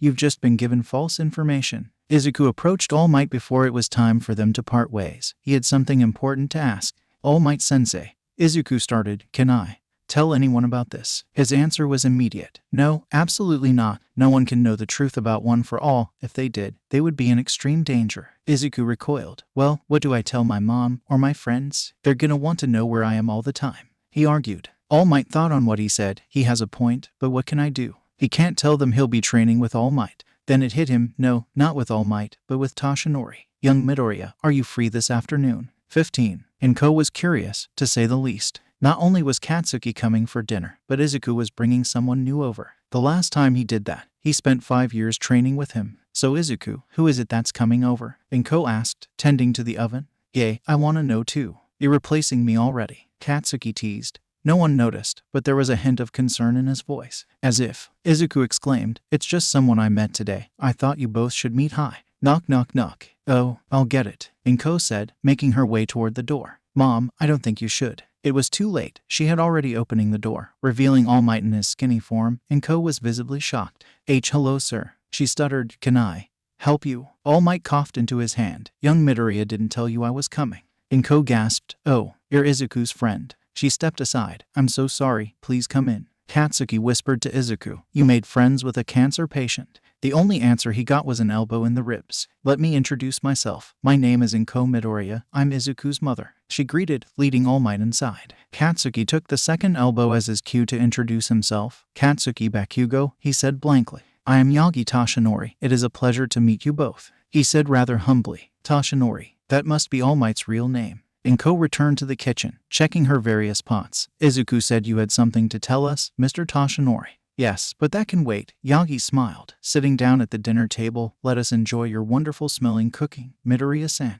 Inko allowed a blush to cover her face. All right, thank you, Mr. Toshinori. 15. Dinner was a quiet affair, mostly consisting of idle chatter between Yagi and Inko. Katsuki and Izuku hadn't said a word. Eventually, everyone had filled their bellies, and the hero inwardly sighed, hope this works. Midoriya-san, I wish to jump straight to the point. He began. Izuku swallowed hard. Here we go. Of course, Mr. Toshinori, what is it? You see, I saw your son a couple days ago, during the Sludge villain incident.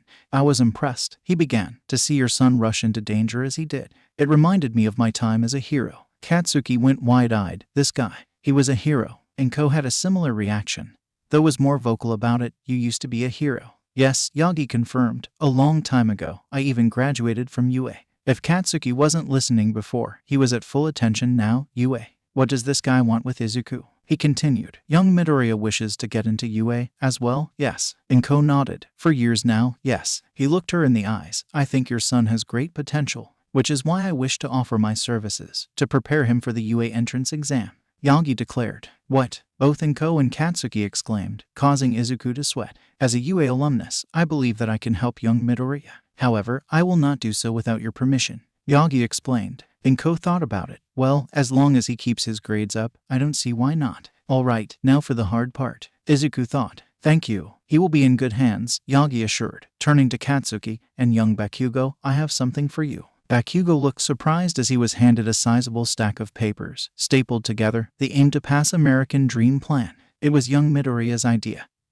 He told me you also were trying for UA, Yagi explained. He wouldn't accept my help unless I offered it to you as well. And while I do not have time to train you personally, I hope that is a suitable substitute. That was true. Izuku had told Yagi that it wasn't fair that he would receive all this help, while leaving his friend behind. He pressed him to create a plan for Katsuki to follow. Of course, their reasons weren't entirely selfless. If Katsuki was absorbed in this regime, he wouldn't have the time to sniff out their secret. Now it was a matter if he accepted it. Katsuki flipped through the many pages, a grin creeping on his face. When he finished, he had a full-fledged smile. This is BADASS, Katsuki exclaimed, turning to Izuku. This was you. Izuku blushed. I just suggested it. It was Toshinori-sensei that made it. He turned to Yagi, giving a quick bow. Thanks, Katsuki said, a rare word from his mouth. The hero smiled. Don't mention it, young man. I can tell you'll be a wonderful hero. Katsuki blushed slightly. Let's hope so. Yagi looked down at his watch. Well, he said, standing up, it's about time for me to go. Midoriya, you know where to be tomorrow.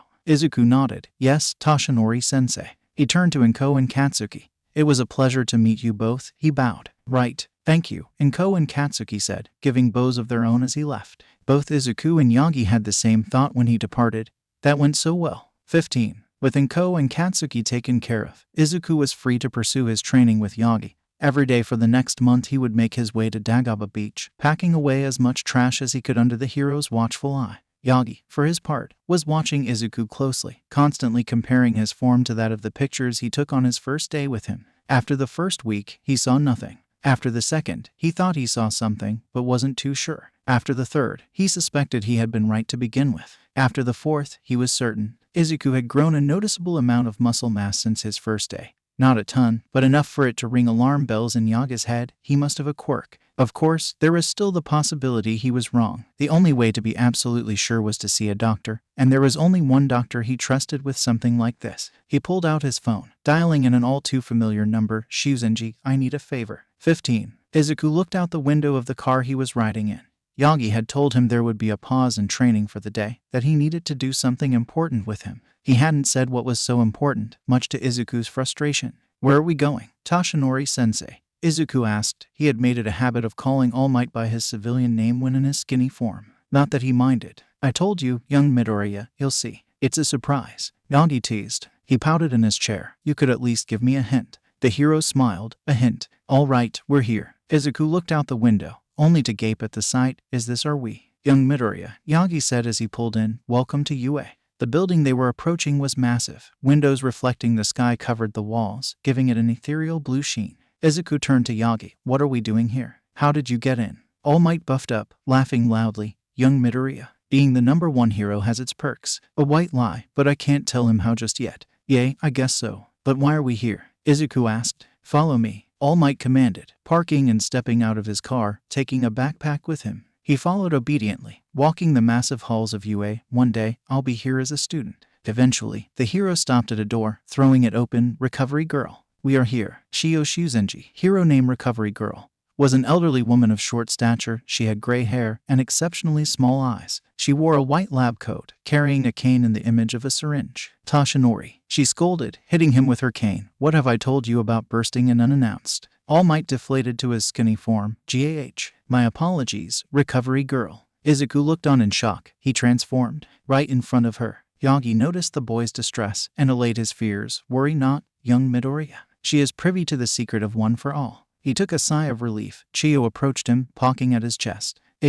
He's a big boy, she exclaimed. I can see why you think he has a quirk. Izuku's whole world came to a standstill. His heart skipped a beat, his breathing hitched, his vision went blurry. Had he heard her right just now? Did you say? I have a quirk, Izuku demanded. Chiyo looked to All Might. You didn't tell him? She admonished. He gave a sheepish smile. It never came up, he admitted. Sighing, Chiyo turned to Izuku. Have a seat, Midoriya, she said, leading him to a nearby bed. Now listen close, dear, she continued. The rate at which you're growing muscle, it isn't normal. Toshinori believes you may have an undiagnosed quirk. Do you mind if I run some tests? She asked. Izuku nodded idly, not able to find the words to speak. Chiyo attached a variety of sensors and wired to Izuku's right bicep, while Yagi reached into his bag, pulling out a 100-pound dumbbell. Now, Midoriya, all I need you to do is lift this weight until you can't anymore, all right? Why, yes, ma'am, he replied, idly lifting the dumbbell. It was a half hour before Izuku was forced to stop. Chiyo spent a good 15 minutes engrossed in her computer. There's not way. They have to be wrong. If I had a quirk, they would have caught it when I was a kid. There's no way Midoriya, Chiyo finally spoke. Do you know how muscle growth works? Well, yeah, Izuku answered. When someone exercises, they make tears in their muscle fibers. The body repairs the damage, making the muscle thicker and stronger. That's correct, she said. And normally, that is a very slow process. The repair can take days, and the growth isn't very noticeable. She turned to her computer, beckoning Izuku over. Now, watch this. These are the muscles on the arm you were just using. What was playing on the screen shocked Izuku. He saw his muscle fibers tear, and almost immediately be repaired, noticeably thicker than beforehand. You see that? Chiyo asked. That's your quirk. In response to tears in your muscles, your body supercharges the muscle growing process. Large muscles encourage testosterone production, which promotes more muscle growth. It's a self-perpetuating cycle. Izuku's brain was in overdrive all these years. I've had a quirk for all these years. Yours is a subtle one. It's not something a doctor would find unless they were looking for it, she explained. I'm sorry, Midoriya. She's sorry, Izuku thought, and then did something no one had expected. He started laughing. Joyous, uncontrollable laughing. I have a quirk. I have a quirk, he bellowed, letting his joy fill the air. Yagi was absolutely beaming. I knew it wasn't normal. Izuku calmed down and asked, so wait, could this promote some sort of regeneration effect as well? Chiyo pondered. If it did, it would be very mild. Scrapes, maybe some bruises, nothing past that. Izuku looked down at his scarred hand. I guess that makes sense. So, what are you gonna call it? He turned to Yagi. Your quirk, what are you gonna call it? Everyone names their quirk. What's yours called? Izuku took a moment to think about it. What do I call it? Muscle growth. No, that's stupid. Supercharge. That's even worse. Izuku racked his brain. It's not a particularly powerful quirk on its own, but combined with some good training. And, if All Might described it right, one for all. Izuku stopped, suddenly remembering a conversation he had with All Might a month ago. Honestly, as you are now, it seems you're the perfect vessel to carry one for all. That's it. Vessel, Izuku finally declared. I'll call it Vessel. After checking for any other possible effects of his quirk, Chiyo let Izuku and Yagi go. Now, you come back here if you have complications, especially with one for all, she had said. No telling what that'll do to you when you get it. Thank you, recovery girl. Izuku bowed, grateful. He had just received life-changing news. How could he not be? She turned to Yagi. You did good with this one, Toshinori, but don't go pushing him too hard, you hear? She warned, raising her cane threateningly. I won't, he promised. Even if he was the #1 hero, that woman could be downright scary sometimes. As the two made their way out of UA, Izuku had only one question on his mind. Toshinori-sensei.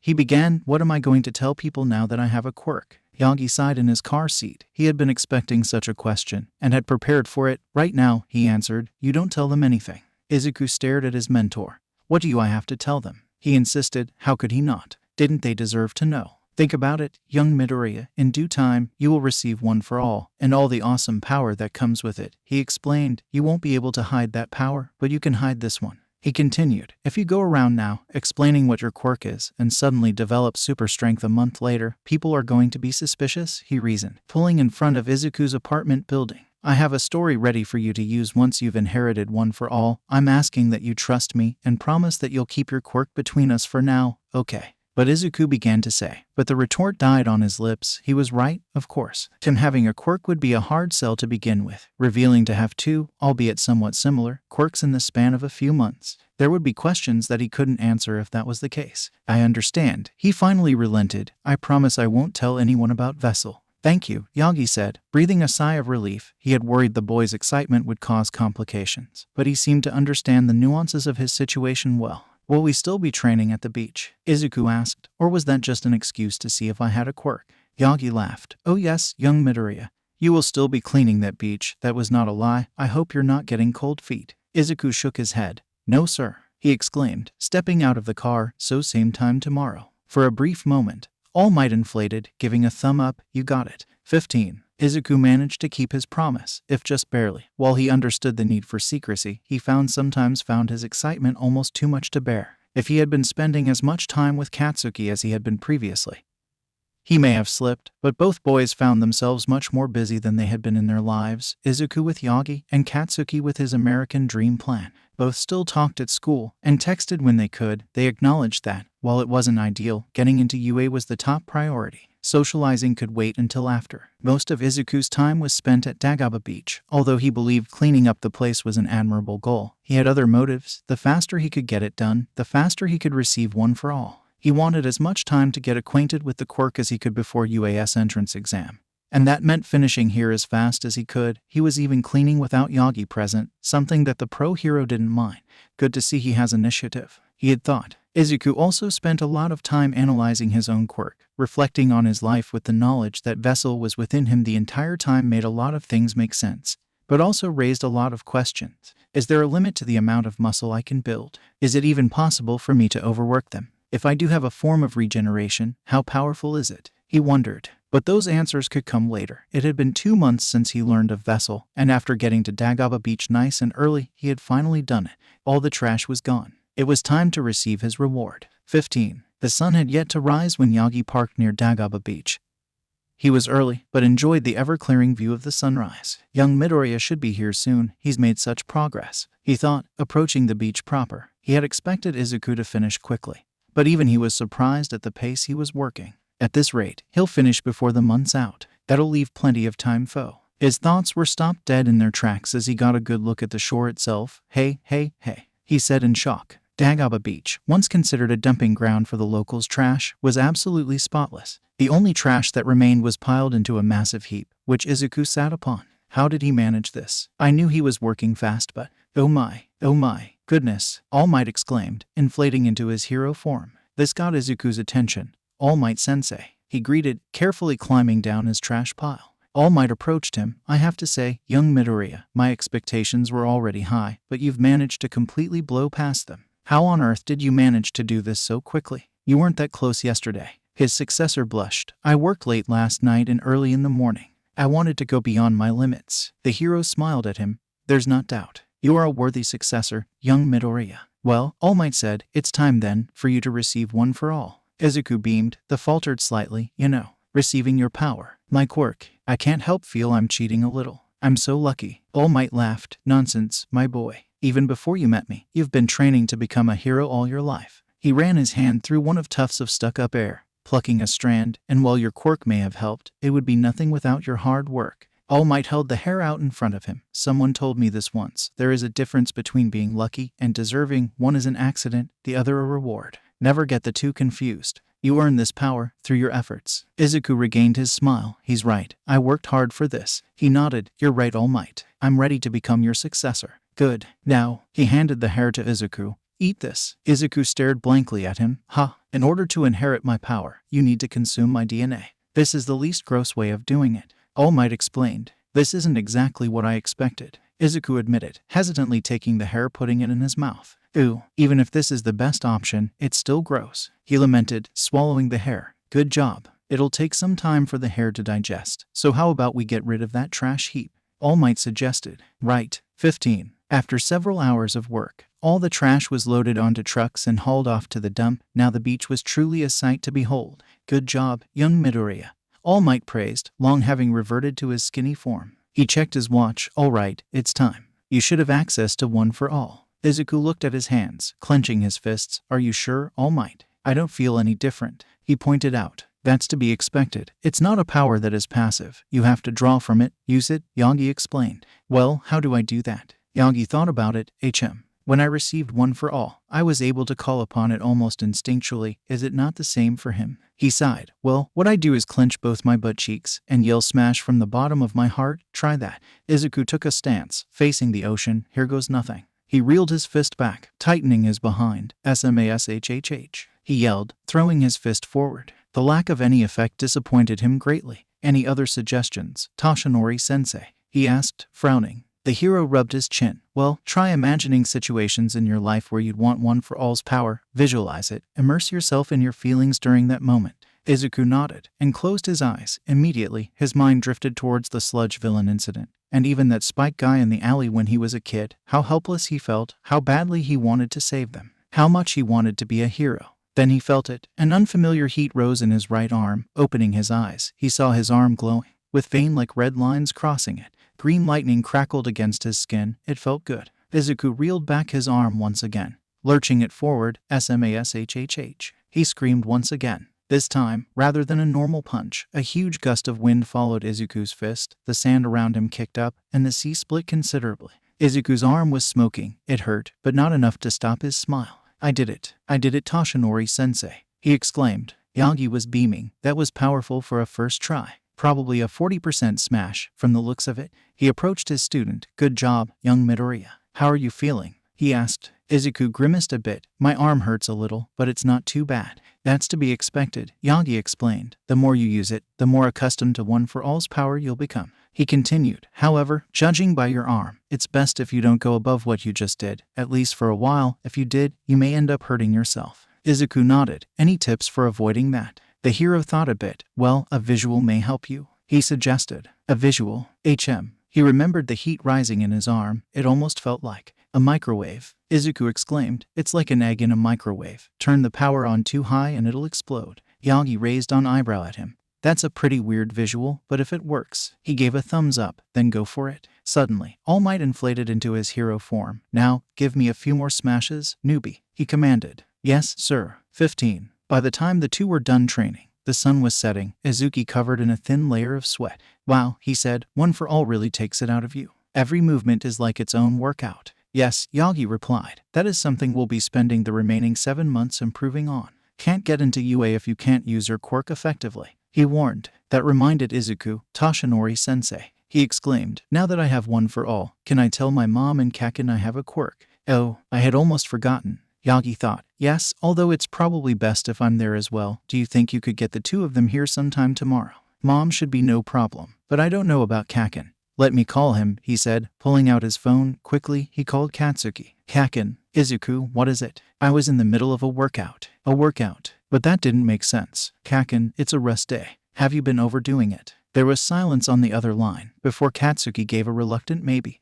That's not healthy, Izuku admonished. You'll do more harm than good doing that. I know. Then stick to the plan, he commanded. Yay, I'll think about it, Mom. So, did you call just to lecture me? Izuku remembered the reason he called. No, Kaken, there's something I need to show you. Do you know Dagaba Beach? That dump? Katsuki questioned. What the hell could you have to show me there? Just trust me, Izuku exclaimed, and I know you can make it, since you need a rest day. Fine, just give me a time and I'll be there. Katsuki relented. I'll pick you up tomorrow, 4 o'clock. Yay, that's fine, see you then, Izuku. Katsuki hung up the phone. All right, he's coming. But what exactly are we gonna say to them? Izuku asked. Just leave it to me, young Midoriya, Yagi assured. I have the perfect story. 15. The next day, Izuku, along with Inko and Katsuki, made their way to Dagaba Beach. I still don't understand why we need to go all the way to Dagaba, Izuku, Inko said, trudging along. She wasn't in bad shape, maintaining her thin frame into her early 40s, but she was no athlete. Gotta agree with your mom.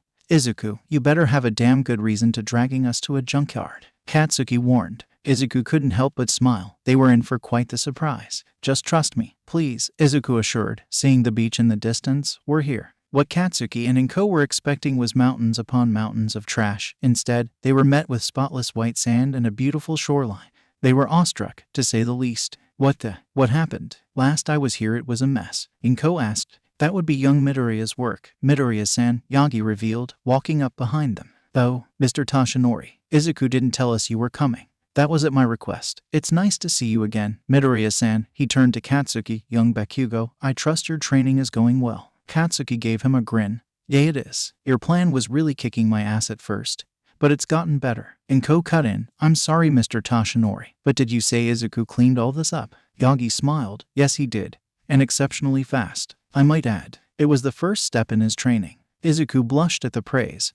They didn't talk about this. So, Izuku, did you drag us out here to brag then? Katsuki teased with a smile. Yagi motioned for Izuku to walk with him as he moved to the shore. I'm afraid not, young Bakugo. You see, we discovered something quite incredible during young Midoriya's training. He turned to Izuku. If he would show them. Izuku took a deep breath. This is it, he thought, feeling the heat rise in his arm. Inko and Katsuki watched, speechless, as they saw Izuku flood his arm with one for all. Their jaws practically dropped to the floor when they saw him throw a punch towards the sea. Smash! Izuku yelled, jolting up a hefty amount of sand around them. The trio of onlookers covered their eyes from the assault. When the air was finally clear, Katsuki was the first to speak. What in the fuck was that, Izuku? Inko wasn't quite as visceral in her response. Izuku, she said, approaching her son, you have a quirk. He gave her a sheepish smile. I guess so. Yagi took the opportunity to speak up. It developed in the middle of his training, so I took him to a specialist, he explained. They believe that young Midoriya's quirk didn't manifest sooner because his body couldn't handle it.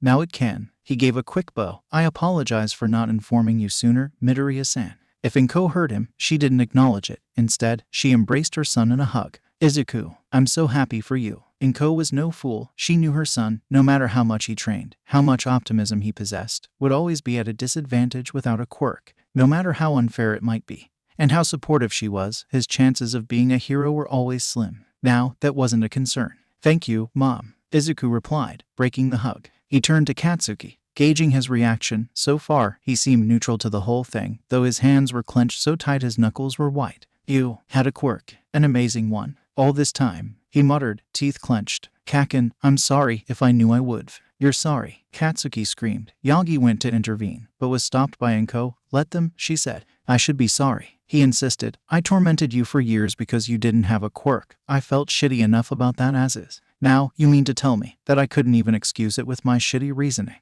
Izuku looked at his friend in horror. I thought we moved past this, though I suppose we never really talked about it. While he and Katsuki had grown to be friends, even best friends, they both avoided speaking about their relationship before then.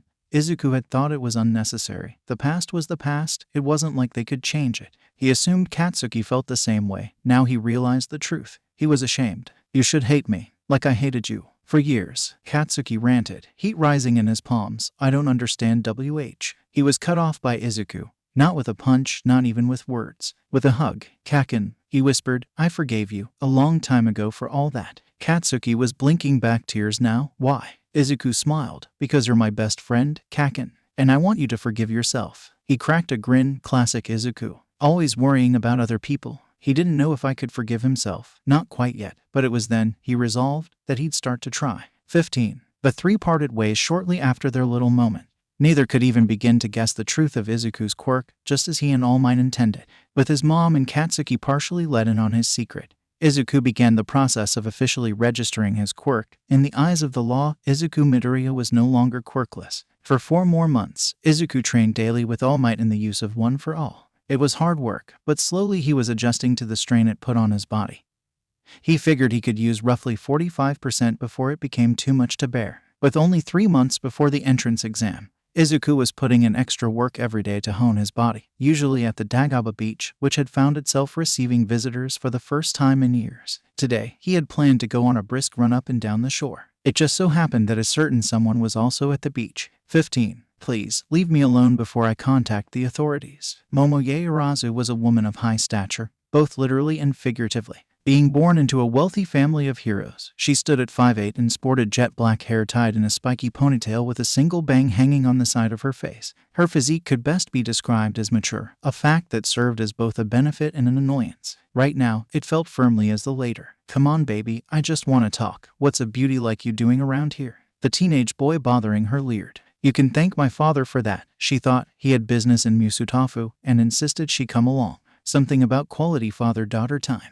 Now her father was stuck in endless meetings, and she was left to wander the city on her own. Eventually, she came to a pleasant-looking beach, a good a place as any to spend my time, she thought. How wrong she turned out to be. That's none of your concern. Now if you'll excuse me, she waved, attempting to walk away, only to be stopped by a hand on her arm. I wasn't done talking to you, broad. Now sit down and get comfy, he commanded. Momo looked around the beach. There weren't many people around, and those that were seemed content to mind their own business. You'd be on the ground right now if I could use my quirk, she reasoned. The ability to create anything using her body's fat was a particularly powerful one, but the law was the law. She attempted to pull her arm free, but his grip was tight. Didn't you hear me, lady? I said sit do. He was cut off by a muscular hand grabbing his wrist and forcing him off Momo's arm. Finally, someone took notice. Izuku stared at the boy. I don't think she wants you touching her. Oh yay. And what are you gonna do about it? Nothing, Izuku said, glare hardening, as long as you leave. The man laughed. Well, I ain't leaving, so you can just walk away.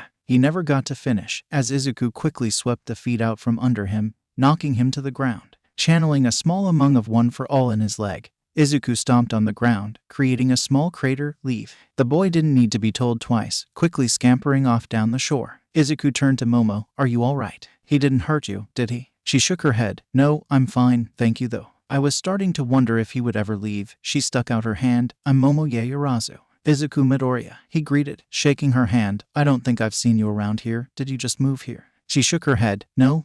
I'm just visiting with my father, but he's busy so. I'm alone, she lamented. Izuku frowned. Oh, I'm sorry, he said. If you'd like, I could show you around. I'd offer a swim, but you don't seem dressed for the beach. He joked. Momo smiled. Well, he seems nice enough. And he's a big guy, would probably keep any creeps away. I'd like that, she replied. Lead the way. Izuku led her around Musutafu, showing her all the noteworthy sights he could think of. Eventually, the duo grew hungry and stopped at a local ramen shop. So, she asked, swallowing her food, what that quirk you used on the beach?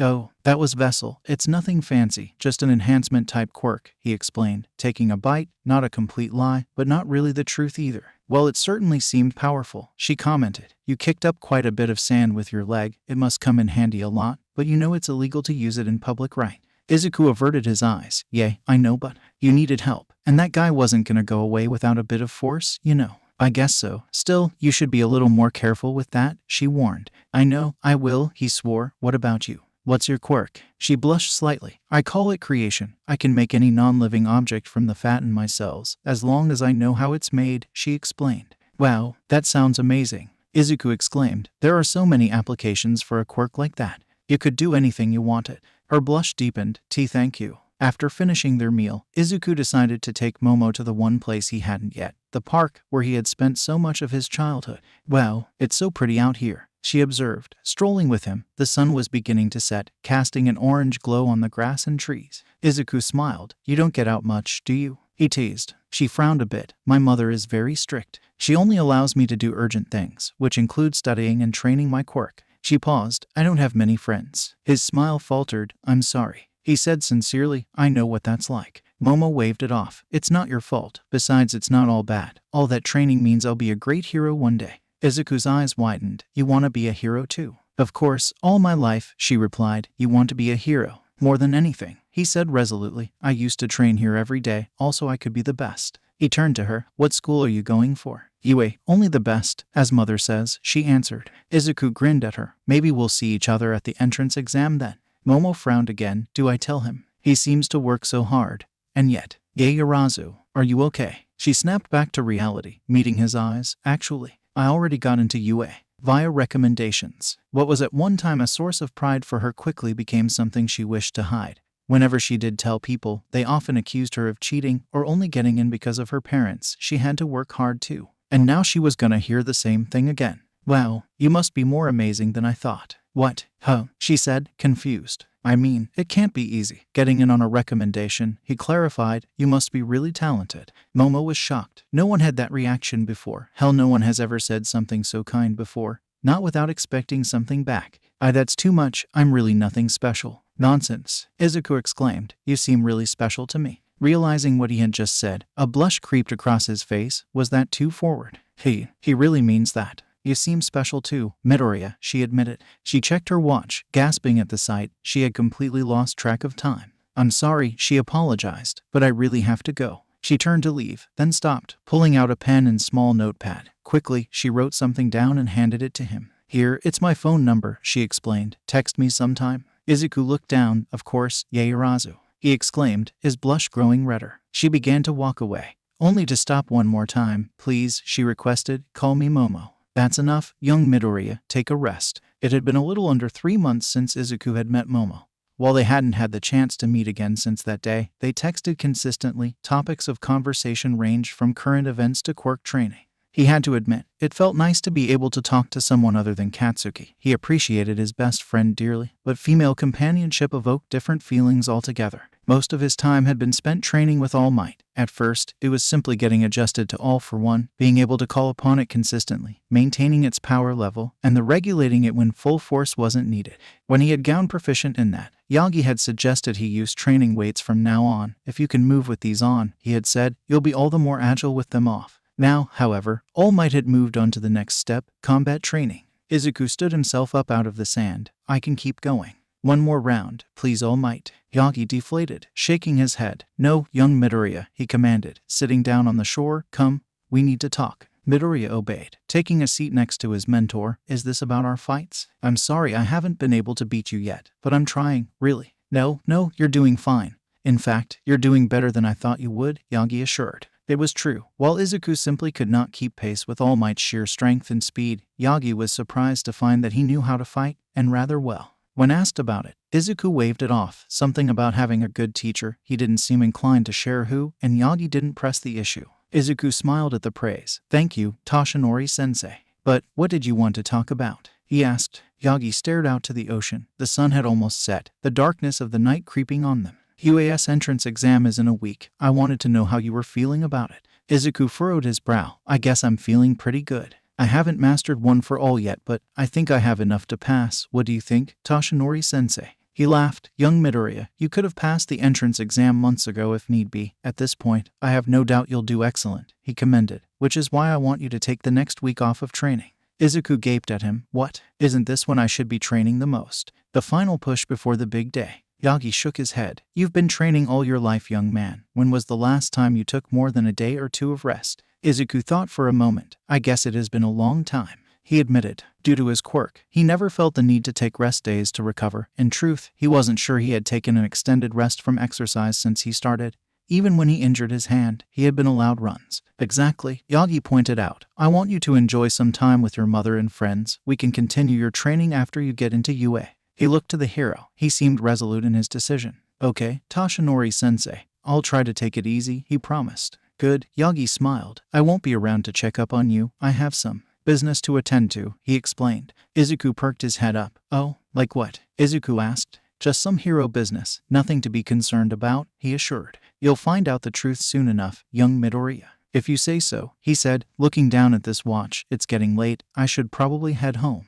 Yagi stood up, offering his hand to his successor. For a brief moment, he inflated into his hero form. Good luck, young Midoriya. Be the hero I know you to be. He took the hero's massive hand with a smile. Yes, sir. Izuku kept his promise to Yagi. No training and no exercise. It wasn't easy, of course. He had developed a system over the years and found it difficult to pass the large blocks of time he now had.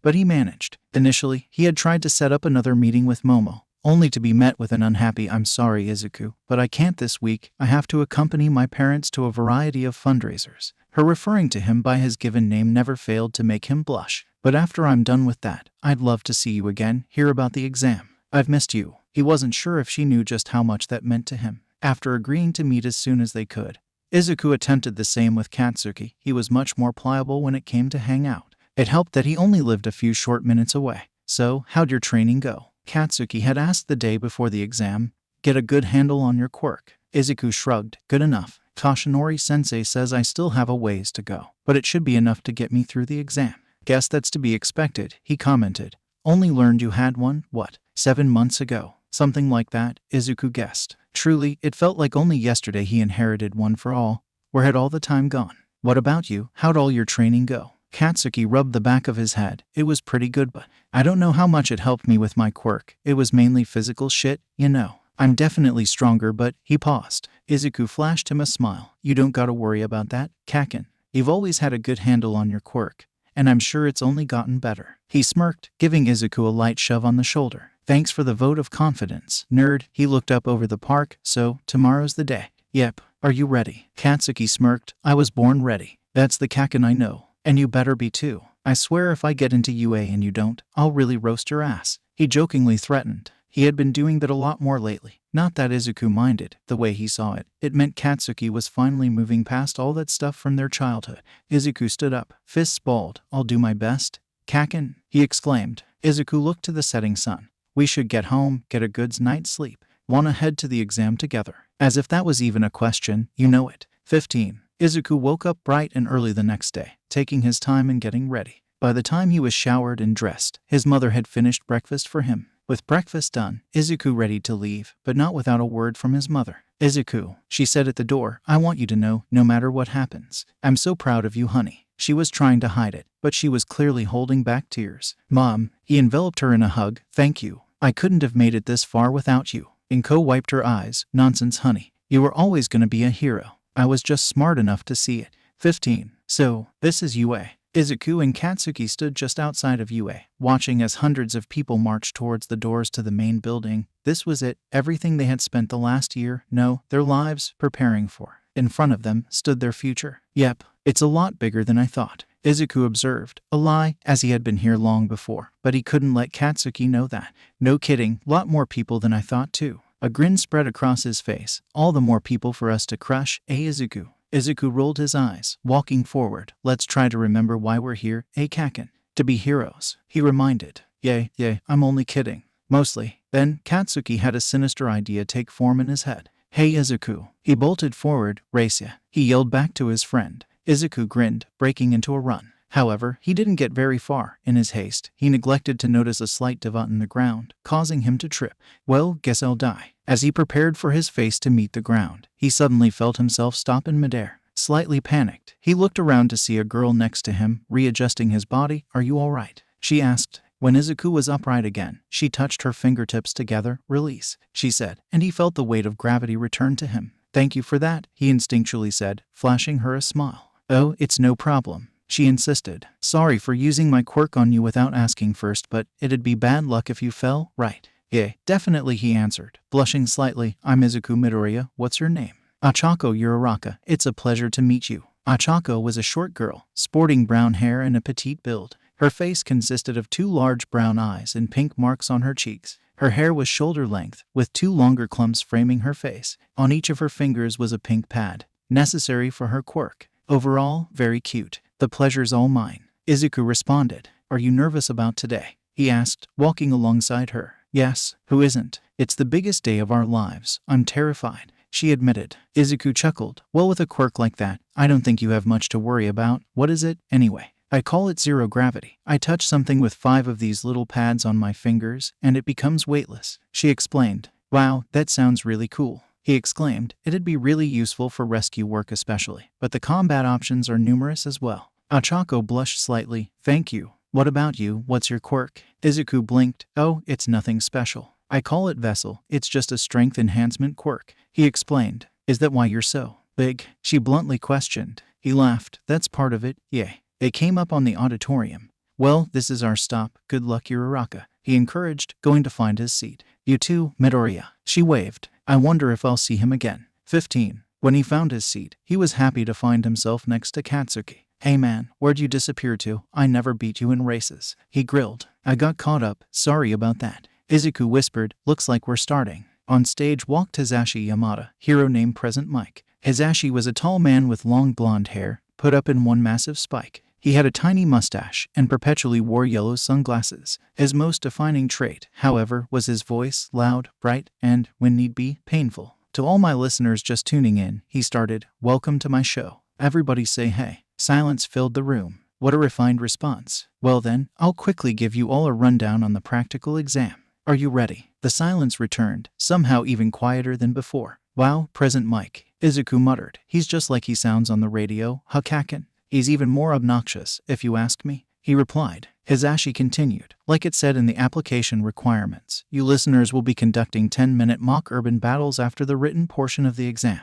A variety of letters appeared on the screen behind him. You can bring anything you want. Just make sure you head into the specific battle centers, alright. Izuku and Katsuki both looked down at their exam tickets. Looks like they won't be letting friends work together, Izuku observed. Despite being from the same school, both he and Katsuki were assigned to different battle centers. Makes sense, Katsuki replied. Can't always be relying on your friends with hero work. 3 different types of mock villains are located around the battle centers, Hisashi explained. You earn points based on how difficult the villain is to take down. All you have to do, listeners, is use your quirks to destroy or immobilize as many foe villains as you can. And of course, attacking any fellow examinees, along with any other unheroic activity, is strictly prohibited and will result in a failing grade. Before he could continue, a tall boy with glasses rocketed out of his seat, hand raised in the air. Excuse me, he shouted. May I ask a question? Okay, on the official printout, there are 4 villains, he pointed out. If this is a misprint, then UA, the most prominent hero school in Japan, should be ashamed of such a foolish mistake.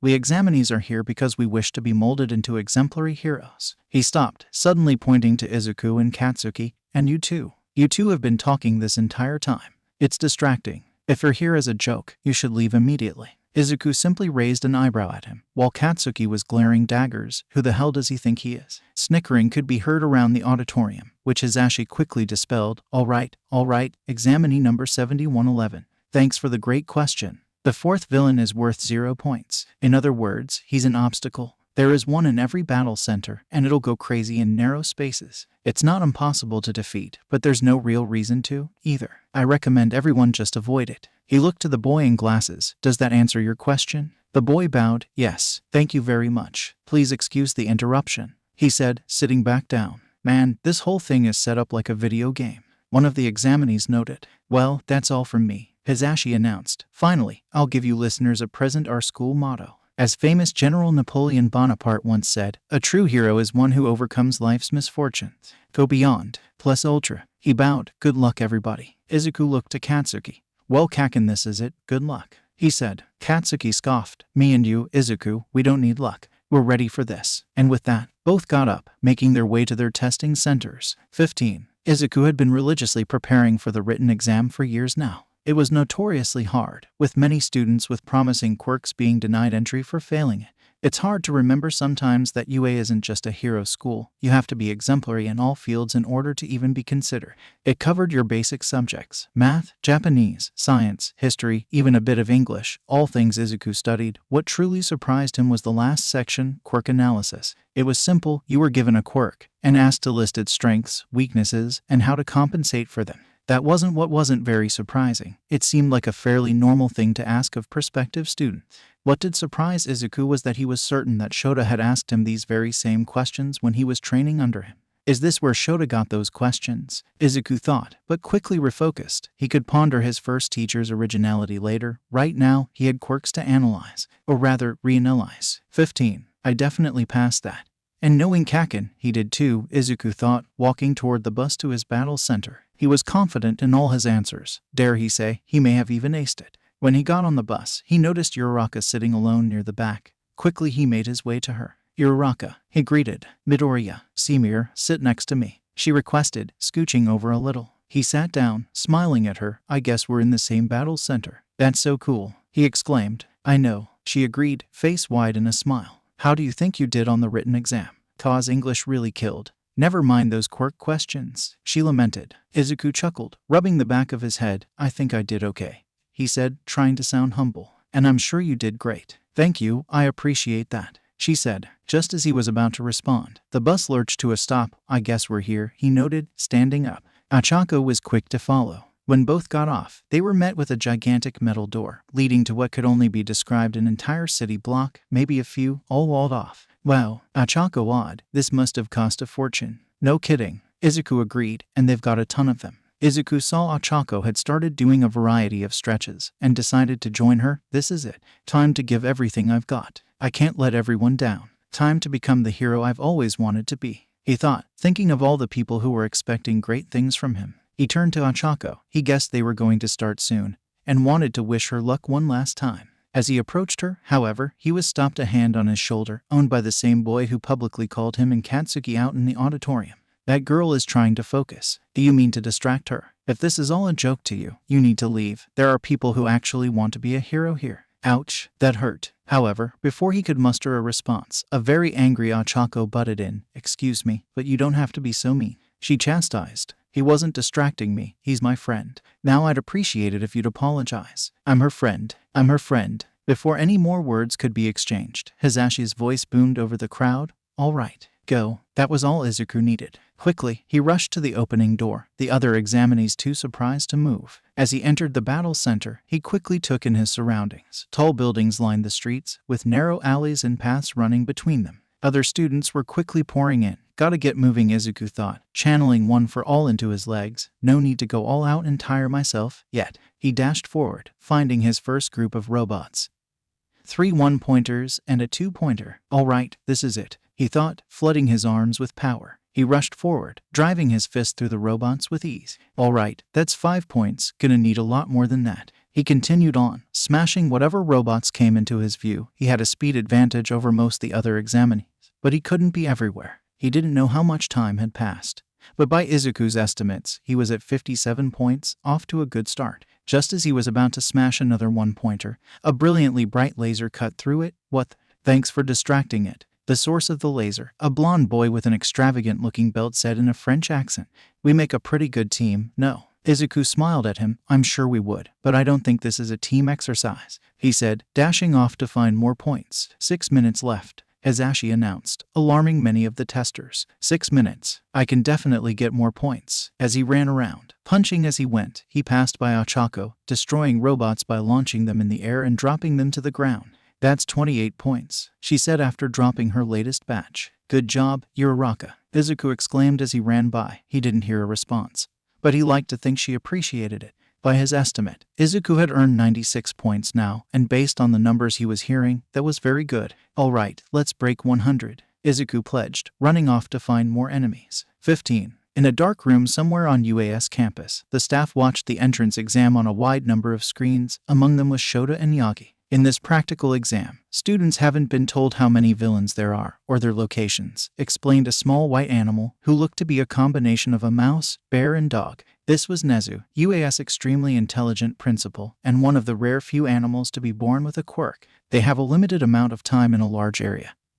He continued, they have to draw the villains to them. Information gathering ability. To understand the situation before anyone else, he said, pointing to a screen. On it was a large man with several tentacle-like appendages. At the ends of each was a different sensory organ, sniffing, looking, or hearing his surroundings as best they could. Mobility that can be used in many different circumstances, he continued, pointing to another screen showing the boy with glasses, with what seemed to be engines in his calves. Discernment to be able to stay calm in any situation, he listed, pointing to a screen showing the blonde boy with the naval laser confidently firing at robots, and pure combat ability. He concluded, pointing to a screen showing Katsuki palms smoking amongst a pile of robotic rubble. Of course, the best students are able to combine all of these traits for maximum effectiveness, he said, pointing to a screen showing Midoriya effortlessly running from robot to robot, destroying them with ease. Doesn't this year's group look promising? One teacher said, especially that cute green-haired one. Shota's breath hitched a little hearing that. He leaned forward, looking at who she was speaking about. Could that be? No, it's impossible. Well, we can't know for sure, another teacher said, pushing a bright red button. The real test begins now. 15. Izuku was having the time of his life. 146. That's gotta be some kind of record. He didn't mean to sound boastful, but even he had to admit he was doing pretty damn well. Suddenly, he felt the ground shake beneath him. Looking up, he saw a huge plume of dust be kicked up. What the hell is that? He questioned. From the dust emerged a giant robot, slow, but clearly able to cause some damage. Already examinees were running from it. That must be the zero-pointer. Best get away from it. It doesn't look very fast, so as long as I keep my distance, I should be fine. Izuku reasoned. Less than 2 minutes remaining. Izuku made his way away from the giant robot. 2 minutes, definitely more time to score more points. Let's see if I can. His thoughts were cut off by a faint noise, just barely audible amidst the chaos of the battle center. Oh. Izuku quickly turned around to see Ochako trapped under rubble, right in the path of the zero-pointer. His rational brain told him that she isn't in any real danger. There's no way UA would let something like this run amok without some kind of failsafe to avoid serious injuries. That's what his rational brain knew. But his rational brain wasn't in charge anymore. Izuku immediately charged towards Ochako, thoughts moving at a mile a minute. That thing is gonna kill her, and oh god, I don't have time to get her out. I have to destroy it. He quickly analyzed the situation. No way I can get up to his head with my current power, but he eyed a nearby rooftop. Not wasting any time, he channeled one for all into his legs, jumping to the roof. 15. The teachers watched as Izuku leaped from the ground. There's absolutely no merit in taking on the faux villain. Yagi began. What is that kid doing? Shota questioned. 15. Izuku quickly leaped from the roof, surprising even Ochako with his speed and height, towards the robot's head. 15. But that creates opportunity for it to shine brightly and rise to the surface. Is he insane? 15. While in the air, Izuku channeled one for all in both of his arms, reeling them back. I really hope this works. Feelings the intensity of the moment. He couldn't help but scream, double 50% Detroit SMASHHH. Lurching both fists forward, both connected with the robot's head, knocking it back several feet, it began to tip, explosions happening across its chassis. Eventually, it became too much for it to bear, causing it to tip over on its back. 15. That's right, it rises to the surface, the essence of being a true hero, the spirit of self-sacrifice. Yep, that's Midoriya all right. 15. The examinees of Battle Center B looked on in awe. They knew Izuku looks powerful, but none of them expected this. Man, one said, why'd I have to be put in the same group as him? When Izuku landed, he immediately ran to check on Ochako. Hiraraka, are you okay? Are you hurt? She winced, feeling a familiar pain in her stomach. Yay, I'm fine. Why did you do that? He was confused. Do what? That robot. It's not worth any points. Why did you waste your time to destroy it? Izuku didn't hesitate to answer. You look like you needed help. The boy with the glasses, which had been watching the exchange, gasped quietly. Of course, if this wasn't an exam I would. Wait, exam? But you could have gotten more points. She lamented. He smiled. Well hey, there's still time too. Time's up. He gave Ochako a sheepish grin. Well, I got enough points anyway. He extended a hand, which she took. Can you walk? He asked, helping her up. I think so, but my ankle's sprained pretty bad, she admitted. Come on, let's get you too. Good work everybody. A short woman said, passing out gummies. Recovery girl. Thank goodness. Excuse me. Ma'am. He quickly corrected. Can't let anyone know we've met before. Shio made her way to the two. Any injuries, either of you? She has a sprained ankle, Izuku answered, pointing to the injury. Without word, Chiyo extended her lips, planting a kiss on Ochako's forehead.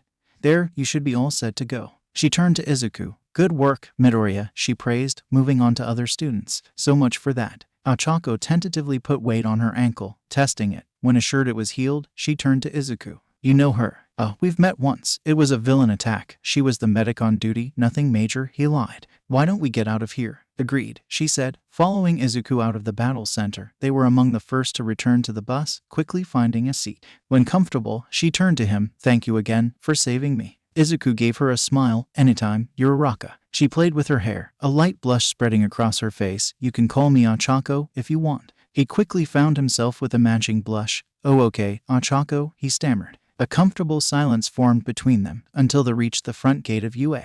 There, Izuku found Katsuki waiting for him. Izuku, Katsuki called, ushering him over. Finally found your way here. He turned to Ochako. Who's this? Ochako, you're a raka, she introduced. Are you Izuku's friend? Best friend, he answered, eyeing her suspiciously. She smiled. Well, any friend of Izuku's is a friend of mine. Katsuki looked to him. The mad blush on his face told him all he needed to know. Well, if he likes you, I guess you can't be that bad, he reasoned. So Izuku, ready to head home. He nodded his head, turning to Ochako. You want to come with us, Ochako? Why, she began, but quickly stopped. Actually, I have to do something here. I'm sorry, Izuku. Oh, it's all right. Here, he offered, handing her his phone. Give me your number and we can talk. Yeah. Ochako nodded her head. Right, she said, quickly inputting her number. The two boys left, leaving Ochako to herself. Determined, she set off inside UA's main building. Now to find that announcer guy. Izuku and Katsuki strolled down the road from UA towards the train station that would take them home, the city bustling around them. I wonder what Ochako got caught up with. Izuku thought solemnly. I was really hoping to get to talk to her more. He was disappointed to have to leave her at UA, but found solace in knowing that he would see her again when school started. He must have allowed his melancholic feelings to show on his face as Katsuki nudged him on his shoulder. Hey man, he asked, concern filling his voice. You all right? Internally, he grew a bit worried. Did he not do well on the exam? Izuku shook his head, his familiar smile gracing his face once again. Yay, I'm fine, Kaken, he assured. Just thinking about the exam is all. How do you think you did? He asked, wanting to move the topic beyond his thoughts. The last thing he needed was Katsuki teasing him over a girl he just met. Katsuki let a wild grin spread across his face. While he had grown more humble as he aged, largely due to Izuku's influence, he still found joy in boasting about his accomplishments. Fantastic, just as expected, he said confidently. The written test was a breeze, besides all that quirk shit. And the practical, he brought both his hands behind his hand, resting it in them. I must have landed somewhere in the 80 seconds. Felt so good to let loose. Izuku beamed at his friend, unsurprised at Katsuki's stellar results. Wow, Kaken, he said in a whispered breath, his childhood adoration of his friend shining through. Sounds like you did amazing. No shock there. Katsuki basked in his friend's praise, enjoying the words of affirmation from someone he not only cared for, but respected. Thanks, Izuku, he replied, but what about you? I'm sure a nerd like you aced the written portion, he teased lightly. How was the practical? Izuku rubbed the back of his head, looking down and away from his friend. Oh, you know, he muttered, wishing to remain humble. I think it went okay. He was cut off by Katsuki. Oh bullshit, he chastised. Quit being modest. What you get, 100 points? He guessed. Izuku laughed a bit. Since he's so insistent. Try closer to 150, he admitted. The ash-haired boy's eyes widened slightly. Holy shit, he breathed. Did you leave any for the rest of them? He laughed outwardly, and he was happy at his friend's results. However, he could not help but feel his ego bruise when hearing about Izuku's 150, and I bet he didn't break a sweat while I went all out. There's still so much distance between us. Yeah, Izuku admitted, I may have gone overboard a bit. He elected to withhold the information about the zero-pointer, don't want to come off as too much of a braggart.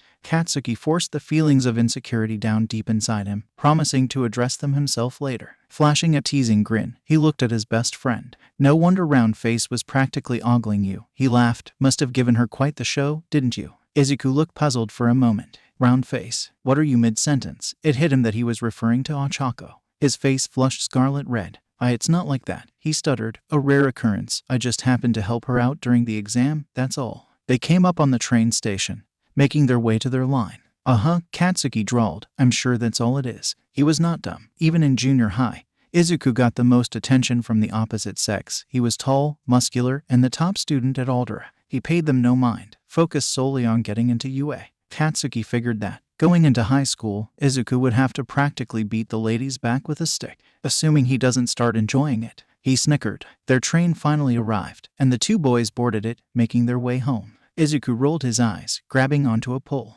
Whatever you say, Kaken. He relented, wishing to move on from such an embarrassing subject. Kaken doesn't know what he's talking about. Ochako was just being friendly. Right. 15. The two future heroes spent the remainder of their trip home recounting their experiences on the practical exam and their plans when they started attending UA. They parted ways, then they reached their prefecture, promising to text each other soon and set up some times to hang out. It had been a long time since the two just spent time together as friends. Not training or study. Sometimes they found it easy to forget they were only teenagers. Izuku quickly made his way back home. Cutting through the alleys of Shizuoka Prefecture in order to reach his destination, he was excited to share with his mother all that happened today. Before he knew it, Izuku had made it to his apartment building, quickly throwing the door open only to be greeted by not only his mother, but Yagi as well in his debilitated form and dressed in his usually baggy white shirt and green pants. "Welcome back," both said in excitement, his mother rushing to greet him with a hug. Ali stopped himself. "Tashinori-sensei, what are you doing here?" he asked, surprise lining his voice. He had not expected to see him so soon after his exam. Yagi let out a hearty laugh. "Why, to celebrate young Midoriya, and to hear about your exam." Your mother was very insistent. Insistent was being kind. In truth, Yagi had not been intending to make an appearance to Izuku until his acceptance letter to Yue. Inko, however, all but forced his hand. He cringes at the woman's stern voice over the phone, demanding that he make an appearance, and how much it would mean to both Izuku and her. Who was he to disappoint his successor? It definitely did not have anything to do with Inko herself. He looked over at the slim woman, only a few years his junior. Nope, nothing to do with her at all. Izuku's smile could not be wider. "I'm so glad you're here." He was absolutely giddy, looking forward to gushing about his time to both his mother and his idol. "I've got so much to tell both of you." "Ah, so he's none the wiser that I saw everything," Yagi thought, a grin gracing his lips. "Good. There will at least be some surprise when he gets his letter then." The three sat down at their table, enjoying the meal Inko prepared as Izuku recounted the happenings of the exam.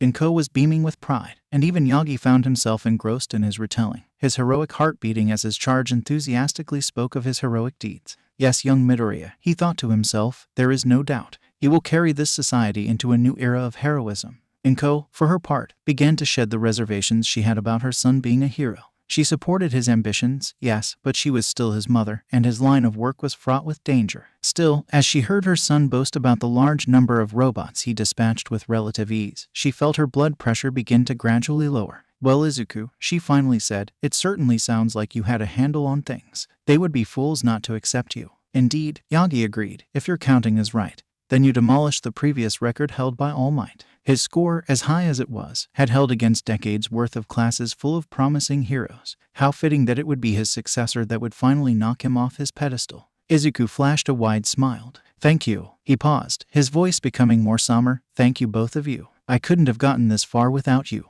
Inko waved her son's modesty away. "Nonsense, Izuku," she lightly admonished. "You worked so hard for this, harder than anyone I've ever heard of, for so long." Yagi took an opportunity to cut in. "Indeed, young Midoriya. Do not let your modesty blind you to your efforts. There is a reason I chose you, after all," he confirmed, the double meaning not lost on Izuku. All the young hero-to-be could do in response was nod his head, blinking back light tears from his eyes. Hi, 15. After spending more time talking about catching up, Yagi finally excused himself, telling the mother and son that he had urgent business to attend to, and that he will be in touch soon. Izuku was curious what business could demand his attention, but figured that he would find out in due time. He was All Might's successor after all, secrecy would do them no good. The day seemed to be catching up with Izuku, as he felt a wave of exhaustion wash over his body. After asking to be excused, Izuku made his way to his room, undressing before walking to the bathroom. After scrubbing his body, caked in a decent amount of sweat and dirt from the practical exam, he returned to his bed, donning his pajamas and collapsing onto the soft mattress, allowing himself to sink into it. Izuku let out a yawn, grabbing his phone to plug it into charge. He went to check the time, realizing that he had 2 notifications, one from a familiar number and the other from a new one. He taps on the first notification, opening the well-used chat box he's kept with Momo since they met so many months ago. He read that message she had sent a number of hours ago. "I hope the exam went well, Izuku. Please keep me informed at your earliest convenience." Izuku mentally cursed himself. He had been so caught up with Katsuki, his mother, and Yagi that he had not bothered checking his phone. He must have worried her. Quickly, he typed back a response. "I'm sorry, Momo. I'm only now checking my phone. The exam went well. I'm definitely gonna be seeing you at UA." Much to the vedette's surprise, he quickly got a response from the creation user. Had she been waiting for me to answer her? He quickly opened the message to read. "That is truly wonderful, Izuku. There was never any doubt. Really, you could deserve to have gotten it on recommendation." A blush spread across his face at the praise, and he silently thanked that Momo was not there to see it. "Thank you. You are too sweet, Momo," he typed out, pausing a bit before sending another message. "How is your week looking?" Busy. He was hoping to see her again soon. He had missed her, after all. The response came seconds later. No, my schedule is fairly empty this week, a rarity. Would you like to spend time together? Izuku was practically giddy, his chest warming at her seemingly excitement at seeing him again. He did not even have to be the one to ask her. Then let's do something over the weekend. I've missed you, he replied before he could second-guess himself. And I have missed you. I must retire for the night, Izuku. I look forward to seeing you soon. While that seemed like a calm, collected response, Izuku did not see Momo in bed, holding her phone to her chest, kicking her feet in excitement and uncharacteristically squealing at the thought of seeing the boy who saved her so long ago. After sending a quick goodnight text back, he finally looked to see his other notification. His chat ID told him that it was Ochako, who had texted him a few hours after the exam had ended. Hey Izuku. It read, I hope you got home okay. Sorry I couldn't walk to the station with you. I just wanted to thank you again for saving me from the zero-pointer. You were really cool. Izuku felt a blush spread across his face as he typed out his response. I hope you got home okay too, and it's okay. And really, there is no need to thank me. I just did what any hero would do. His phone binged after a couple minutes, and he opened it to see Ochako's response. Stop being modest. No one else would have done what you did, especially during an exam. You're something else, Izuku. I have to go to bed, but I hope I got into UA so we can be classmates. Izuku frowned a bit, not liking the doubt Ochako was placing on herself. Have a good night. And don't worry, you were amazing at the exam. I can't wait to see you at UA. With that, One for All's ninth user put his phone down and closed his eyes, allowing the desire for sleep to finally overtake him, wondering how long it would take for acceptance letters to be sent out. 15. And I might have gone a little overboard and destroyed it. The week had gone quickly, in a blur if you had asked Izuku. Both he and Katsuki were accosted by teachers and students alike, asking all kinds of questions about the UA, the entrance exam, and how they both did. Izuku was willing to humor many of the questions, though even he had to admit that it was getting tiring. Apparently, Katsuki thought the same, and by the third day had threatened to blow all their mouths off their dumb fucking faces. That got them to shut up, for the most part. Now, the weekend was here, and just as he and Momo planned, they had been spending the day together. They had decided to spend their time wandering the city, idly window shopping and stopping at whatever caught their interests. Now, however, they sat alone at the place they met, Tagaba Beach, enjoying the sun setting over the water's horizon, sitting in the fine sand and enjoying each other's company. He had just finished recounting the situation with the zero-pointer, much to Momo's amazement. From what he described, those zero-pointers were no joke. I'd have to create a high-caliber cannon to take one down, and he just punched it away. Just how strong are you, Izuku? Wow, Izuku, she finally said, he mind catching up with her mouth. I knew you were amazing, but to do something like that so easily, you must be really something else. He frantically waved away her words. Really, it was nothing special. He tried to argue. Honestly, it was stupid. I mean, what was I thinking? No way UA would put students in actual danger, right? Upon reflection over the last week, Izuku quickly realized that Ochako was not in any real danger. UA had been running these exams for years, and no one had ever gotten seriously hurt. Why would this year be any different? Momo shook her head. Even if that were true, that's not the point. You did the only thing a hero would do. She paused, thinking a moment. In fact, it sounds like you're the only one who even tried. I would not be surprised if that alone got you extra points, she pointed out, a hand reaching for her chin. After all, what kind of hero course would UA be running if they did not reward such heroic actions? Izuku thought on her words for a moment. He had to admit she had a point, as she often did. You're probably right, he acquiesced, like you usually are, Momo. She blushed at his words, much to his satisfaction. As of late he was being much more forward with complimenting her, and enjoyed seeing the effects it would have on the creation user. Momo gave him a smile. Even if they don't, she continued, I'm sure the girl you saved appreciated it. At the mention of Achao, Izuku allowed a light shade of red to spread across his face. This did not go unnoticed by Momo, who felt a dull ache hit her chest. While she was not typically the jealous type, she could not deny that the foreign feeling spread across her when Izuku mentioned the reason he had destroyed the zero-pointer. She could not help but imagine her in Ochako's place, watching Izuku do incredible feats just to protect her.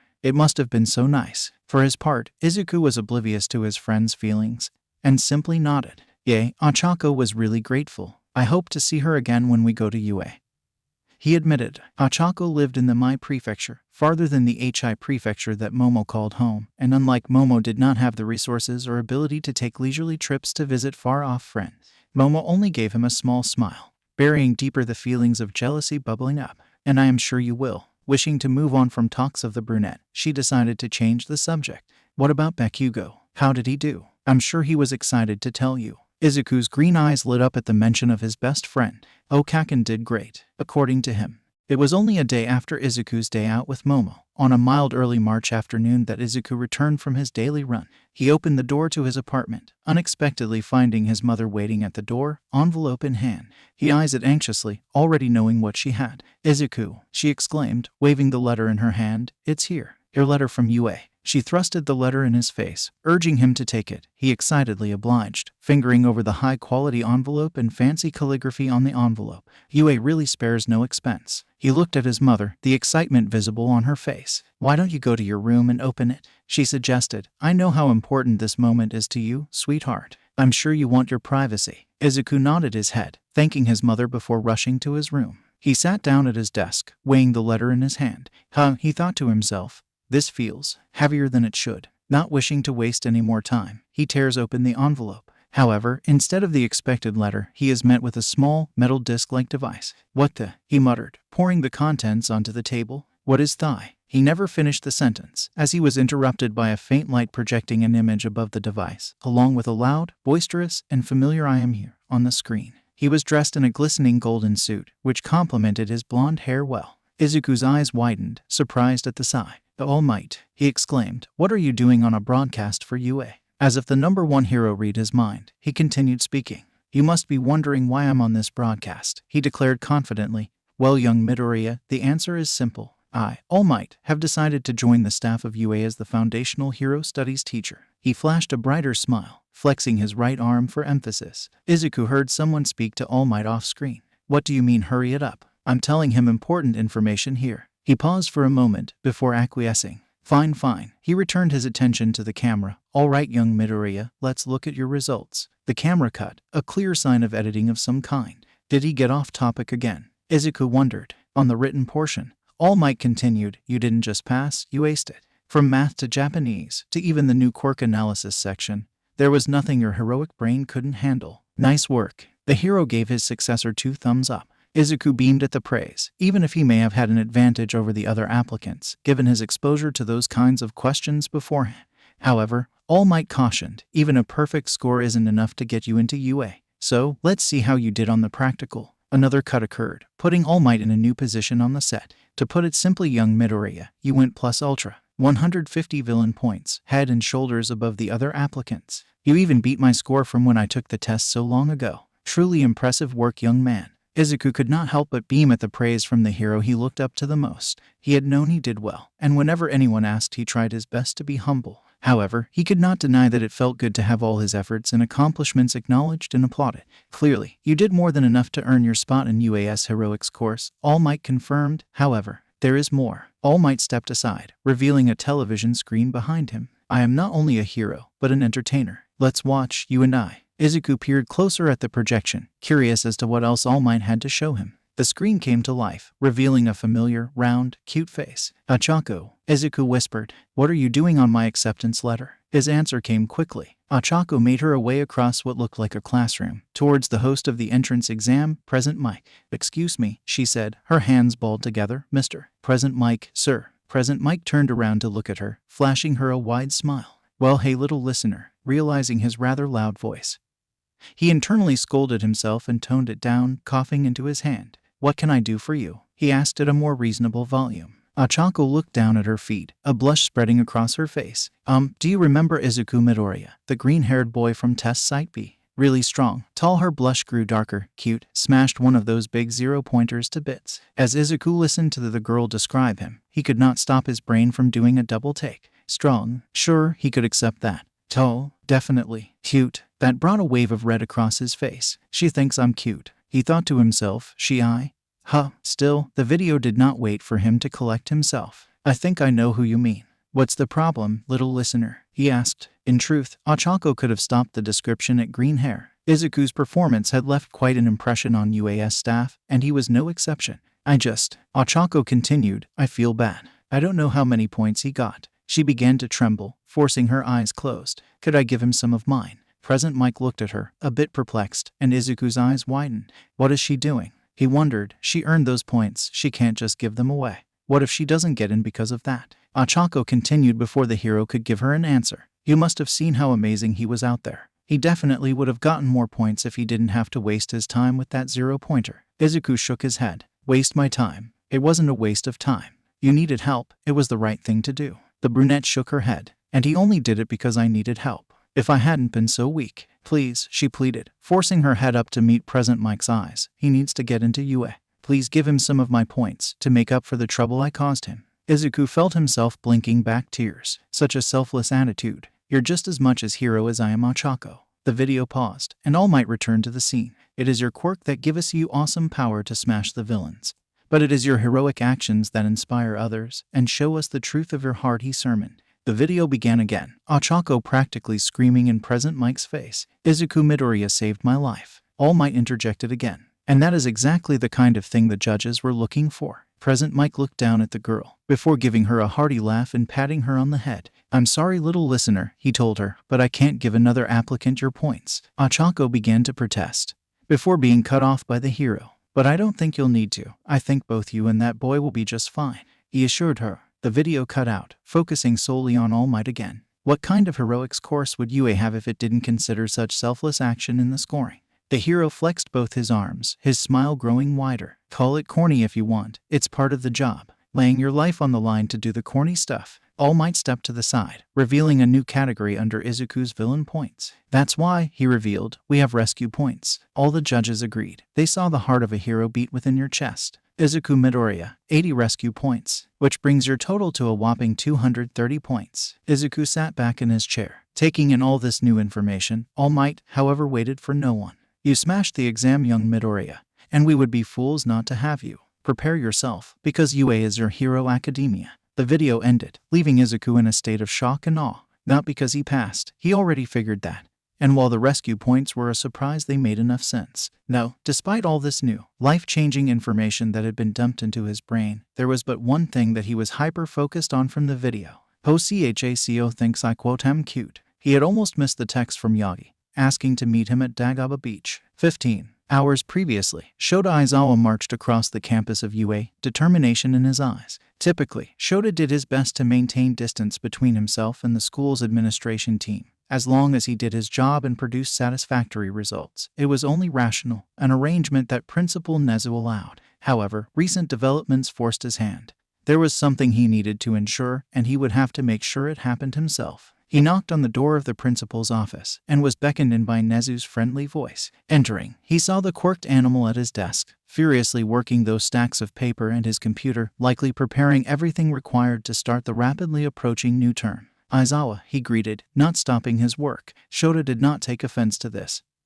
He knew which Nezu's quirk, high spec, he could be doing 1,000 other things and still give their conversation plenty of attention. What can I do for you? It's not often I see you in my office. Shota gave a respectful bow. Thank you for seeing me, Principal Nezu. I won't take much of your time. True to his nature, he got right to the point of his visit. I wanted to talk about the newest class of Hero Department students. He reached into his pocket, digging out the class rosters that had been made, placing it on Nezu's desk. It read as followed. Class 1A, Yuga Aoyama, Mina Ashido, Suyu Asui, Tenya Ida, Ochako Uraraka, Meshuro Ajiro, Denki Kaminari, Ijiru Kirishima, Koji Koda, Rikido Sato, Mizo Shoji, Kyoka Jiro, Hanta Siro, Fumikage Takoyami, Shoto Todoroki, Toru Hagakure, Katsuki Bakugo, Itsuka Kendo, Minoru Maita, Momoye Urazu, Class 1B, Yosu Awase, Sin Kaibara, Togaru Kamakiri, Shihai Kiwaro, Izuku Midoriya, Yui Kodai, Kanoko Komori, Ibara Shizaki, Jiroda Shishida, Nirnjiki Shota,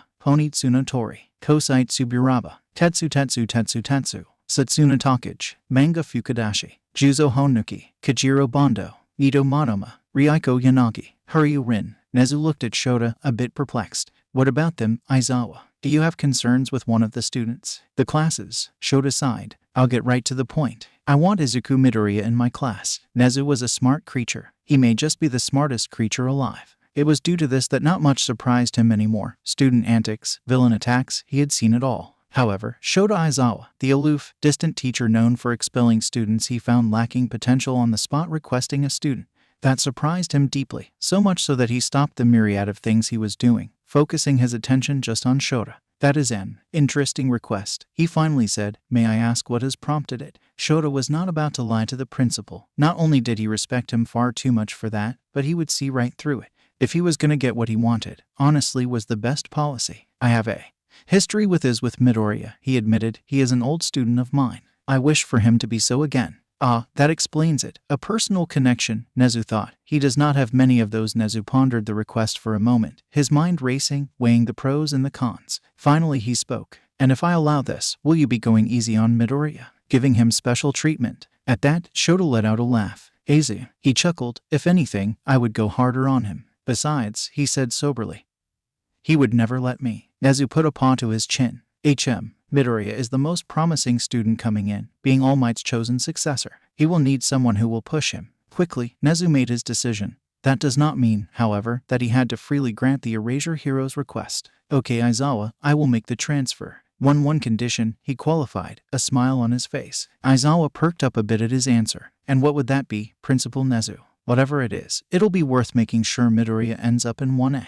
You'll have to bring your students to orientation this year. And with that, Shota was having second thoughts about this whole deal. Waves crashed against the sandy soil of Dagaba Beach as Toshinori quietly stood, watching the setting sun, waiting for his young charge to arrive. He was not alone. A few couples sat on the beach in a nearby dock, enjoying the relaxing atmosphere that Dagaba was known for before it became a dump. He checked the time on his phone, and then his chat box, ensuring that he had indeed sent Izuku the request to meet him. Perhaps I should head home, he thought to himself. Young Midoriya likely fell asleep or is celebrating with his lovely mother. She has been asking for me to visit. I could probably. His thoughts were interrupted by the pounding footsteps of the boy, his hand waving an enthusiastic hello. Yagi-sensei, he all but yells, picking up his pace when he sees the emancipated hero turn to see him. He opened his mouth to greet him, only to have the familiar taste of blood fill his mouth. Lurching a bit, the red liquid spills past his lips, down his chin and onto the sand. Damn, he lamented, pain flaring in his side. Must have overdone it today.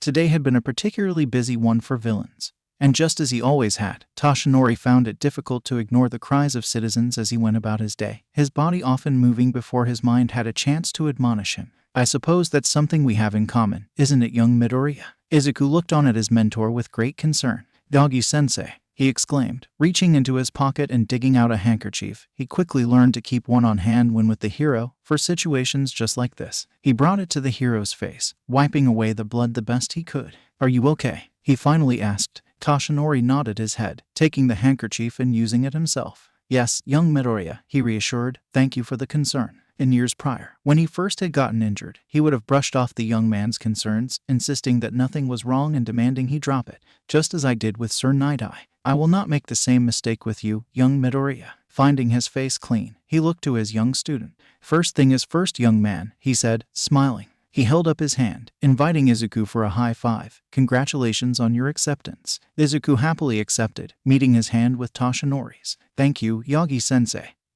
He smiled. I could not have done it without your guidance. He rubbed the back of his head, lowering his voice. Or your quirk. Toshinori cut the boy off. Hush, young Midoriya, he chastised. Your quirk is merely a tool, one that required hard work and dedication to wield, both of which you have in excess. Izuku nodded his head. Hi, sir, he confirmed. I know. I am still incredibly grateful. He looked around the beach, taking notice of the various couples surrounding them. He couldn't help remembering bringing Momo here just the day before. Did people think they were dating? Do I mind if they did? He shook his head of the thought, wishing to focus on another topic. Yagi-sensei.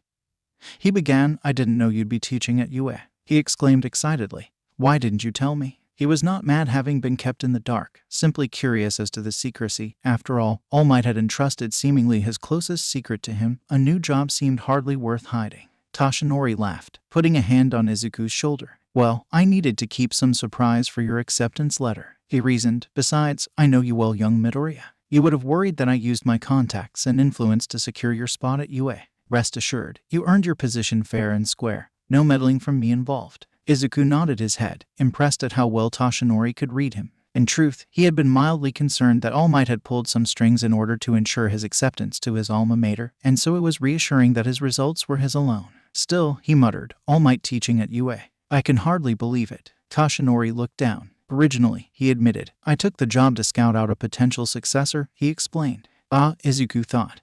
That makes sense. UA is a hotbed of capable people, overflowing with awesome quirks. It's probably the best place to look for a successor. The number one hero laughed, but clearly, that is no longer the case. He exclaimed, now, I can focus on teaching the next generation of great heroes, and ensuring you are ready to succeed me as the symbol of peace. Izuku felt his heart rate quicken at the mention of his prospective responsibilities. He had always wanted to be an amazing hero like All Might, but he was not a complete dreamer. He knew his chances of reaching the position of number one without a quirk was slim, to say the least. But that was no longer a concern. He had All Might's power, possibly the strongest in the world. There was little doubt in his mind that he would reach his position and inherit all the duties that accompanied it. His only solace was that All Might would be there to help him every step of the way. However, even this caused a question to gnaw at him. Yagi-sensei. He started, where will you find the time to do all this? Teaching at UA, mentoring me. He looked down at his hand, balling it into a fist. Never mind being the number one hero, it seems like a lot. Toshinori let out a sigh. He had promised himself he would be honest with the boy, now it seemed he would have to put that into practice. To tell you the truth, young Midoriya, I don't expect to spend much more time as a hero anymore. He looked off to the seemingly infinite ocean, his face contorting into a stoic expression. As I told you, I can only spend roughly 3 hours a day being a hero lately, and I expect that number to shrink quickly now that I've passed the torch to you. Izuku blinked, struggling to process the words his mentor was sharing with him. Yagi-sensei, I don't understand. Toshinori pondered on how to describe it to his pupil. Finally, he settled on a metaphor. Think of one for all as a fire, he explained. The brighter it burns within you, the dimmer it will get within me, until I can no longer call upon its power. When that happens, my time as a hero will be over. The young verdette had to blink back tears, subconsciously. He knew Toshinori's time as All Might was limited by his injury, but hearing it from the man himself was difficult. What if, he sputtered, what if I'm not ready before it's your time? At this, Toshinori let out a laugh. Do not worry about that, young Midoriya, you are already well on your way. He looked at his young charge, giving him a comforting smile. It won't be today, nor tomorrow, nor next week. I still have plenty of time before I can no longer be the symbol of peace. You will be well prepared by then, I promise. At his comforting words, Izuku felt many of his anxieties melt away. That's All Might for you, he thought. Okay, Yagi-sensei, I'll hold you to that. He beamed. Toshinori inflated into his hero form, giving his young charge a thumbs up. Just what I expect from you, young Midoriya. The hero checked his phone, taking note of the time. It is getting late. Let us get you home. I will escort you. It can be dangerous at this time of night. Yes, that is why I must take you home, young Midoriya. It is certainly not to see your mother once again. Not at all. Before Izuku could give a response, one of the nearby couples took notice of the number one hero suddenly appearing on the beach. Holy crap, is that All Might? When'd he get here? Shit, probably not the best place to transform.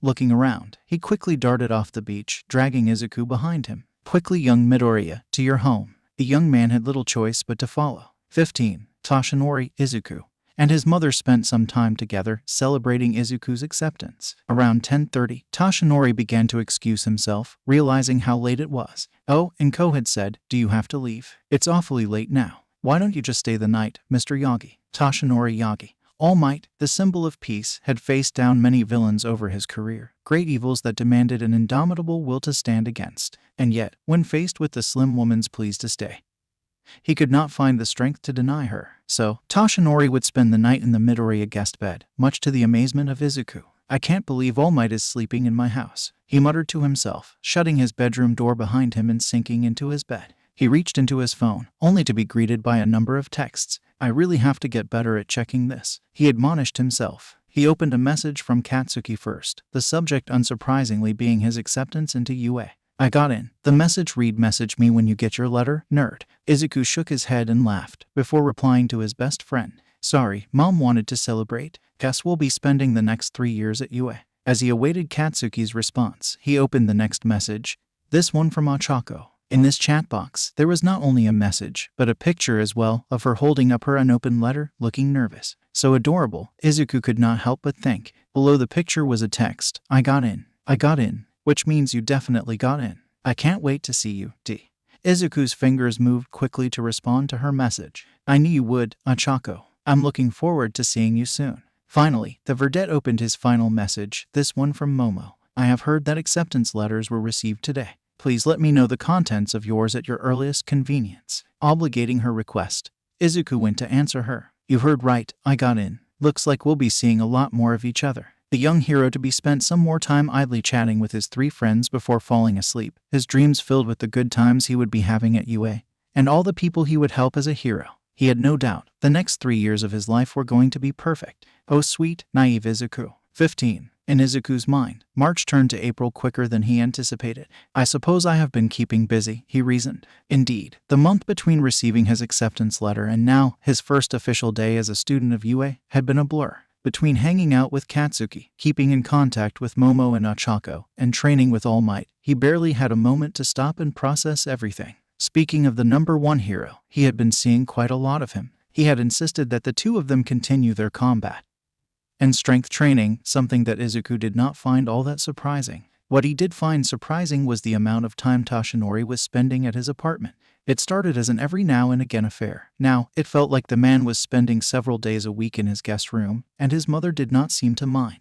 In fact, it's almost like she encouraged it. Case in point, right now. Young Midoriya, he called through his closed door. Your mother wishes to know if you are almost ready. You don't want to be late on your first day after all. The young teenager finished tying his bright red shoes, checking himself over in the mirror. His school uniform, supplied by UA, was quite fitting on him, so he thought. The gray dress coat with green accents matched both his eyes and hair. His muscular frame filled the outfit well, accentuating his ample muscle and strong body. Truly, he was every high school girl's dream, know that he would admit that. He opened the door to see the pro hero standing there in his usual white t-shirt and baggy pants, seemingly in no rush to get out the door himself. Idly, he wondered how he intended to get to work if he did not leave soon, but quickly threw the thought away. It was sometimes easy to forget, with how much time the 2 were spending together, that this was All Might. The man could leap whole city blocks in his sleep, he would be just fine. As Izuku opened the door, Toshinori caught a glimpse of his room, stifling a laugh. The green-haired boy had done his best to keep the number 1 hero from entering his domain.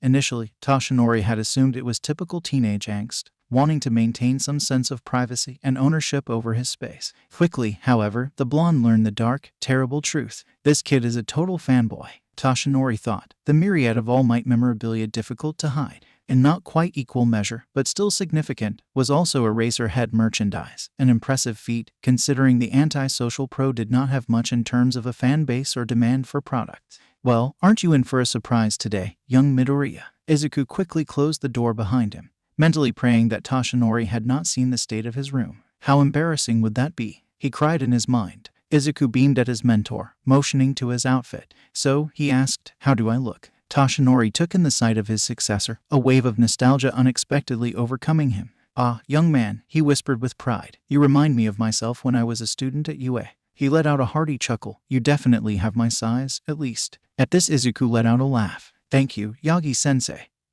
He responded, walking with the blonde down the hall into the living room, where his mother was waiting, phone in hand. Smile for the camera, you too, she commanded. The duo obliged, flashing wide smiles as Inko snapped a picture. She handed the phone to Toshinori, her hand gracing his. Do you mind, Mr. Yagi? She asked. Toshinori trembled slightly at her touch, nodding his head. Of course, Midoriya-san, he assured, taking the device from her and taking her place in front of Izuku. He allowed the 2 to get into position before aiming the camera. Say, plus ultra, he commanded. Plus ultra, came the reply from mother and son. Wide smiles plastered on their faces as Yagi snapped the photo. He handed the phone back to Inko, content that the pictures were done. Inko, however, had other plans. She placed the phone on a nearby table, angling it well enough and setting it on a timer. She quickly ran back to the other 2, throwing her hand around Izuku, beckoning Toshinori to do the same.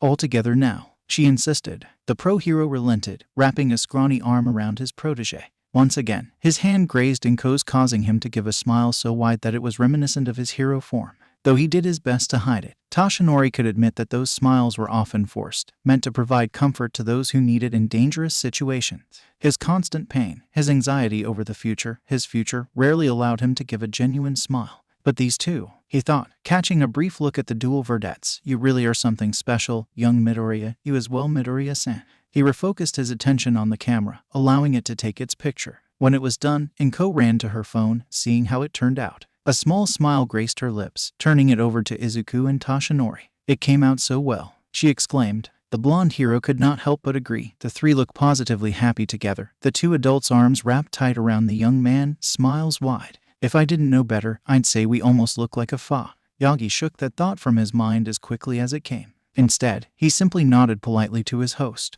It certainly did, Midoriya-san, he replied. Inko looked at her son, tears suddenly swelling in her eyes. You look so cool, Izuku, she whispered, her voice growing strained. She wrapped her son in a tight hug, letting the tears flow freely down her face. Izuku returned the hug, squeezing his mother tightly. Oh mom, it's all right, he comforted. I'll be back later today. Inko wiped the tears from her eyes, taking a good look at her son. I know, sweetheart, she confirmed. I'm just so proud of you. Izuku had gone above and beyond even her wildest, most unrealistic expectations. Now, it was time for him to take the next step of his journey, and she was done doubting him. Izuku nodded his head, a look of determination spreading on his face. I will do my best, he promised, making his way towards the door, to live up to both your expectations. Toshinori beamed with pride. Oh young man, you already have. He gave Izuku an excited thumbs up. Have a good day, young Midoriya. Be the hero your mother and I know you can be. The only response Izuku could muster was an excited nod of his head. Hi, he confirmed, opening the door and stepping out into what felt like a whole new world. Holy fuck. This place is huge. Of course, this brand new world was going to have some familiar faces. Case in point, the vulgar explosion user Katsuki walked the spacious halls of UA with his verdette best friend, having come together to school on their first day. Much to their satisfaction, both had been placed in the same class, 1A. Still so vulgar, Izuku thought, before verbalizing his admonishment in a more gentle tone. Kaken, he reminded, maybe you should try and tone down the language, eh? We're at UA now, no telling how they'd react to it. The last thing he wanted was Katsuki getting in trouble, or worse, expelled. He was not sure he could drag his best friend from the hole he would throw himself in if that happened. Katsuki only rolled his eyes at Izuku's concern. Relax, Mom, he teased. I promise not to use bad words in front of the adults. He looked around the halls, still looking for 1A's homeroom. Still, you have to admit, it's a lot bigger on the inside. Huh? Izuku could concede that point. The halls, doors, even the classrooms all seemed to be scaled up far larger than what would be found at a typical high school. They probably don't have a choice. He pointed out, they have to accommodate all kinds of quirks here. I'm sure someone makes good use of all this space. Katsuki simply nodded in response, absently listening to his friend's rationale before finally coming on the door they had been looking for. Here it is, finally. He stood in front of the large door frame, looking at his best friend. You ready, man? He asked, determination bubbling up from his core. Starting now, the gap between us starts to close, he promised himself. Izuku only gave a confident nod, reaching for the handle and opening the door. Stepping into the classroom, he was greeted with an assortment of faces, casually chatting with one another. Many were brand new to him. A boy with a tail, a girl who sported some frog-like features, a pink girl. Wonder what her quirk is, Izuku idly wondered to himself. Of course, not everyone there was a new face, perhaps the most pressing of them being Izuku. He heard the familiar voice of Momo Yaoyorozu from across the room, and she quickly excused herself from the conversation she was having with a red-haired boy, making her way over to her friend. Unexpectedly, she threw her arms around Izuku, pulling him into a tight hug. I'm so glad you're here. Are you in 1A too? She asked, releasing him from her grip. It took Izuku's brain a moment to catch up with his ears, having short-circuited a bit from various things he felt in that rather tight hug. She was so close, he thought to himself, a blush spreading on his face. Little did he know, Momo's thoughts were similarly scrambled. I can't believe I just did that. And in front of all our new classmates. What was I thinking? She chastised herself, still, to feel those muscles. Totally worth it. When Izuku recovered from the mild shock, he smiled at his friend. Momo, it's so good to see you. He nodded his head at her question. Yeah, Kaken and I both got put in 1A. What luck, huh? Katsuki eyed Momo, his red eyes piercing her onyx ones. So you're the girl Izuku's always yapping about, huh, ponytail? He asked, knowing full well what effect that would have on his best friend. You may be stronger than me, Izuku, but there are still plenty of ways for me to get at you. Momo blushed at the implications of Katsuki's words. So much so that she ignored the nickname he had placed upon her. Izuku talks about me, and often. Does that mean he? She looked at her friend, giving him a coy smile. I must be, she finally said. I hope it's only good things, Izuku. For his part, Izuku was beet red, waving his hands fervently in the air. Of course, he would never say anything bad about you, Momo Hakurive, he said in a rush, his embarrassment causing an avalanche of words to spew from his mouth. And in all likelihood, the words would have kept coming, if not for another coming to interrupt the three's conversation. Midoriya, came a loud, aggressive voice, shocking him out of his word vomit. Turning to the source, he found it to be the preppy boy in glasses from the exam, the one Ochako had admonished for being rude to him. I wonder what he could want. He wondered. Apparently, Katsuki had the same inquiry, though unlike Izuku he intended to verbalize it. Oi, 4 eyes, he growled rather aggressively. Don't remember inviting you to butt into the conversation. The 4 eyes in question, rather tall for his age, pushed his glasses up the bridge of his nose, bringing his hand down in a rather aggressive chop. How could you be so rude to a fellow student? He demanded. Don't you know you are at the highly prestigious UA? Show some respect for this institution. Oh man, Izuku thought, if I don't get involved right now, I'll never hear the end of it from these two. Clearing his throat, he cut in between the two glaring teens. It's all right, Kaken, he assured. Let's just hear what he has to say. The only response he received was a scoff as Katsuki dug his hands into his pockets. Thank you, Midoriya, the taller boy praised, as to be expected from the top scorer on the entrance exam.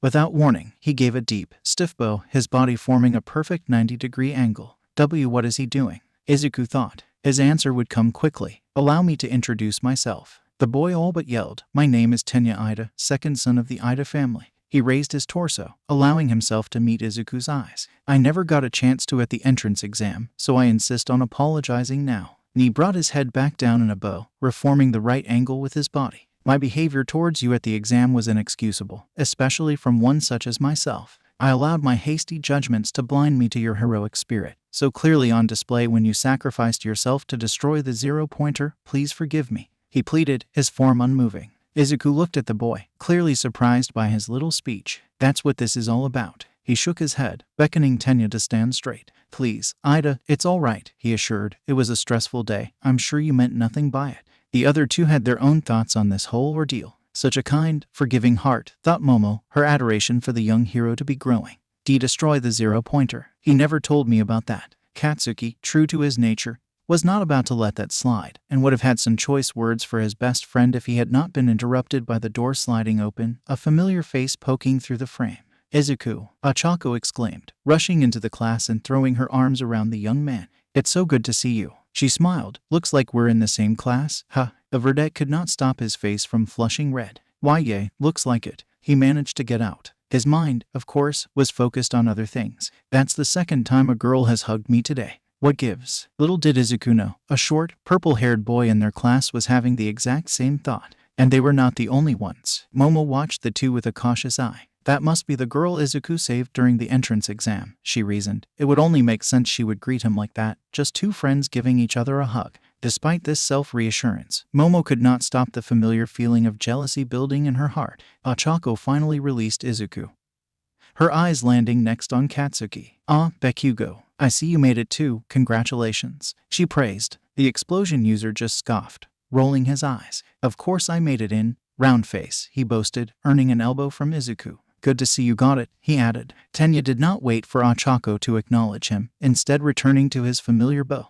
Ochako Uraraka, my name is Tenya Ida. I apologize for my behavior at the entrance exam. Not only did I pass judgment on your friend, but I froze at your calls for help against the 0-pointer. He rose and bowed once again, holding the position. Please forgive me. Ochako looked at the boy, a bit perplexed, before Izuku leaned over, whispering in her ear. He did the same thing when he saw me, he informed her. Just forgive him and he'll go back to normal. Ignoring the warm feeling in her chest as she felt Izuku's breath on her ear, she looked down at Tenya. Oh, it's okay, Ida. Really, I know you didn't mean anything by it, really. Tenya rose from his bow, giving both Akacho and Izuku a smile. Thank you both for your generosity and kindness. I can see why you both were accepted into UA.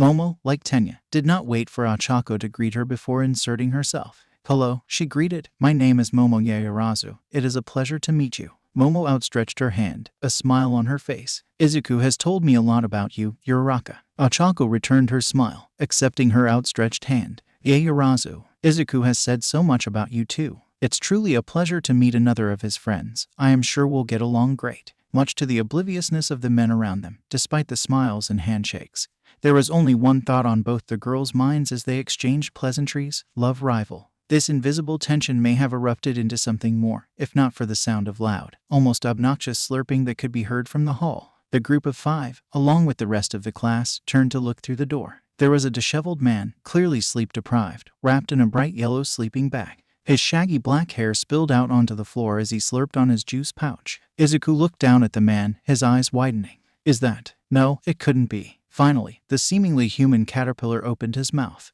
If you're just here to make friends, he droned, crawling out of his sleeping bag, you can leave right now. This is a class for heroes. It is, there's not doubt it's Aizawa-sensei, he verbalized before he could stop himself, earning looks from all around him but Katsuki. You, the ash-haired boy thought, I remember you. You were the one with Izuku all those years ago. What are you doing here? Shota ignored both Izuku's words and Katsuki's looks, marching past them into the front of the class, waiting for there to be complete silence. He looks down at his watch. It took you all 8 seconds to quiet down. He let out a disappointed sigh. How irrational. Do you all know how short life is? You're all lacking basic common sense. Satisfied by the ashamed looks washing over the students' faces, he continued on. My name is Shota Aizawa, your homeroom teacher. He looked around the room, putting names and quirks to faces as best he could, having already reviewed everyone's files. A pleasure to meet you all. The news that this man would be their homeroom teacher elicited a variety of responses. Most were some form of negative, ranging from trepidation to outright disappointment that they would not have a more curvy hero. However, there was at least one glowing, excited reaction to this news. This is unbelievable. Izuku thought, Aizawa is going to be my teacher again. Does he remember me? He must, right? Though he's never visited or wrote. The young man did not have any more time to think on the implications of his former teacher dropping the first half of that title as Shota spoke again. All right, get up and let's go. The first part of your hero training is. Everyone leaned forward in anticipation and fear, wondering what their very first trial would be. Shota opened his mouth and revealed, orientation. So normal, everyone thought. Everyone except the erasure hero. No, his feelings were much more explicit. Damn you, Nezu, were his thoughts, grabbing a sizable bag and leading his students to the auditorium. 15. Class 1A, for the first time in years, took their place in UAS auditorium for orientation. Izuku sat between Momo and Ochako, with Katsuki and Ida seated directly behind him. They had been here before, during Present Mike's speech before the practical exam, though it was not nearly as full as it had been then. Each grade had their own orientation, with first years being, appropriately first. Man, I wonder who will be speaking. I wonder if it's All Might. Izuku wondered, assuming he ever left my house. As if to answer his question, Principal Nezu walked onto the stage, tapping the mic, getting the attention of the students. Thank you all. He began staring directly at Shota for coming to your first orientation as UA students. This was met with cheers from the prospective heroes and an eye roll from the tired pro. You all know the prestige of this institution. Nezu continued, the difficulty, the hard work, the grueling effort required to even be considered. You all went through it and beyond to earn your place here today, so I will not spend time speaking of it. The intelligent animal continued. Instead, I want to take this time to focus on the future, specifically your future. All of you are here for different reasons. Some of you wish to be heroes. He motioned towards classes 1A and 1B. Others are here for academics, and he did the same for classes 1 degrees Celsius, 1D, and 1E. Others still are here to provide the critical support heroes need to do their jobs well. He was, of course, referring to classes 1 Fahrenheit, 1G, and 1H. And still some are here to focus on the business end of the hero industry. He concluded, looking towards classes 1I, 1J, and finally 1 Kelvin, completing the roundup of all the first-year classes, whatever your reasons may be. He said, the expectations are the same. We do not tolerate mediocrity here at UA. We do not accept even your best. Some of the students looked at Nezu, confused. The administration and staff at UA expects you to embody our school's motto, plus ultra. He explained, to go above and beyond your limits, to lay everything on the line. That is what it means to be a hero. And whether you are in the heroics course or not, we expect you to live up to that principle. Your teachers, he motioned to the heroes that stood behind him on the stage, are aware of these expectations and will not hesitate to distribute punishment if you fail to do so. The students began to sport worried faces as the work and responsibilities that would be placed on them became more apparent. I do not say this to scare you, but to prepare you, Nezu clarified. Your teachers will push you beyond your limits, will draw out more from you than you thought possible. You will struggle, you will fail, and when you do, we and your fellow students will be there to pick you back up, as is the essence of a hero. This fired up the classes as they became more restless and excited.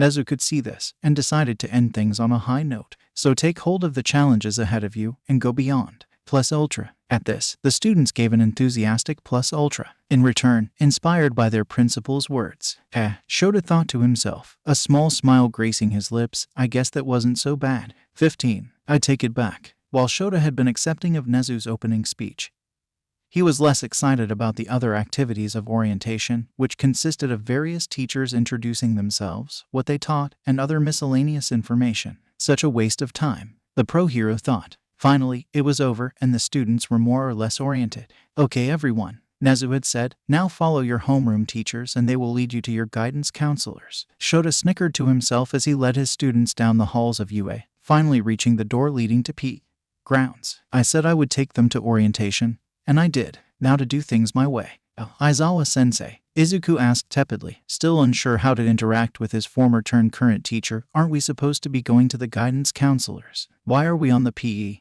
grounds? Shota turned to his former pupil and other students, giving them a wild grin. He threw the large bag to Izuku, now opened, revealing labeled PE uniforms for every student. Because, Midoriya, it's time to really begin your first year at UA. Shota could hardly contain his demented glee. Time to see what you are all made of. Distribute those uniforms, get to the lockers, and put them on, he commanded, turning his back on the students. It's time for your quirk apprehension test. The only response he got was a collective huh.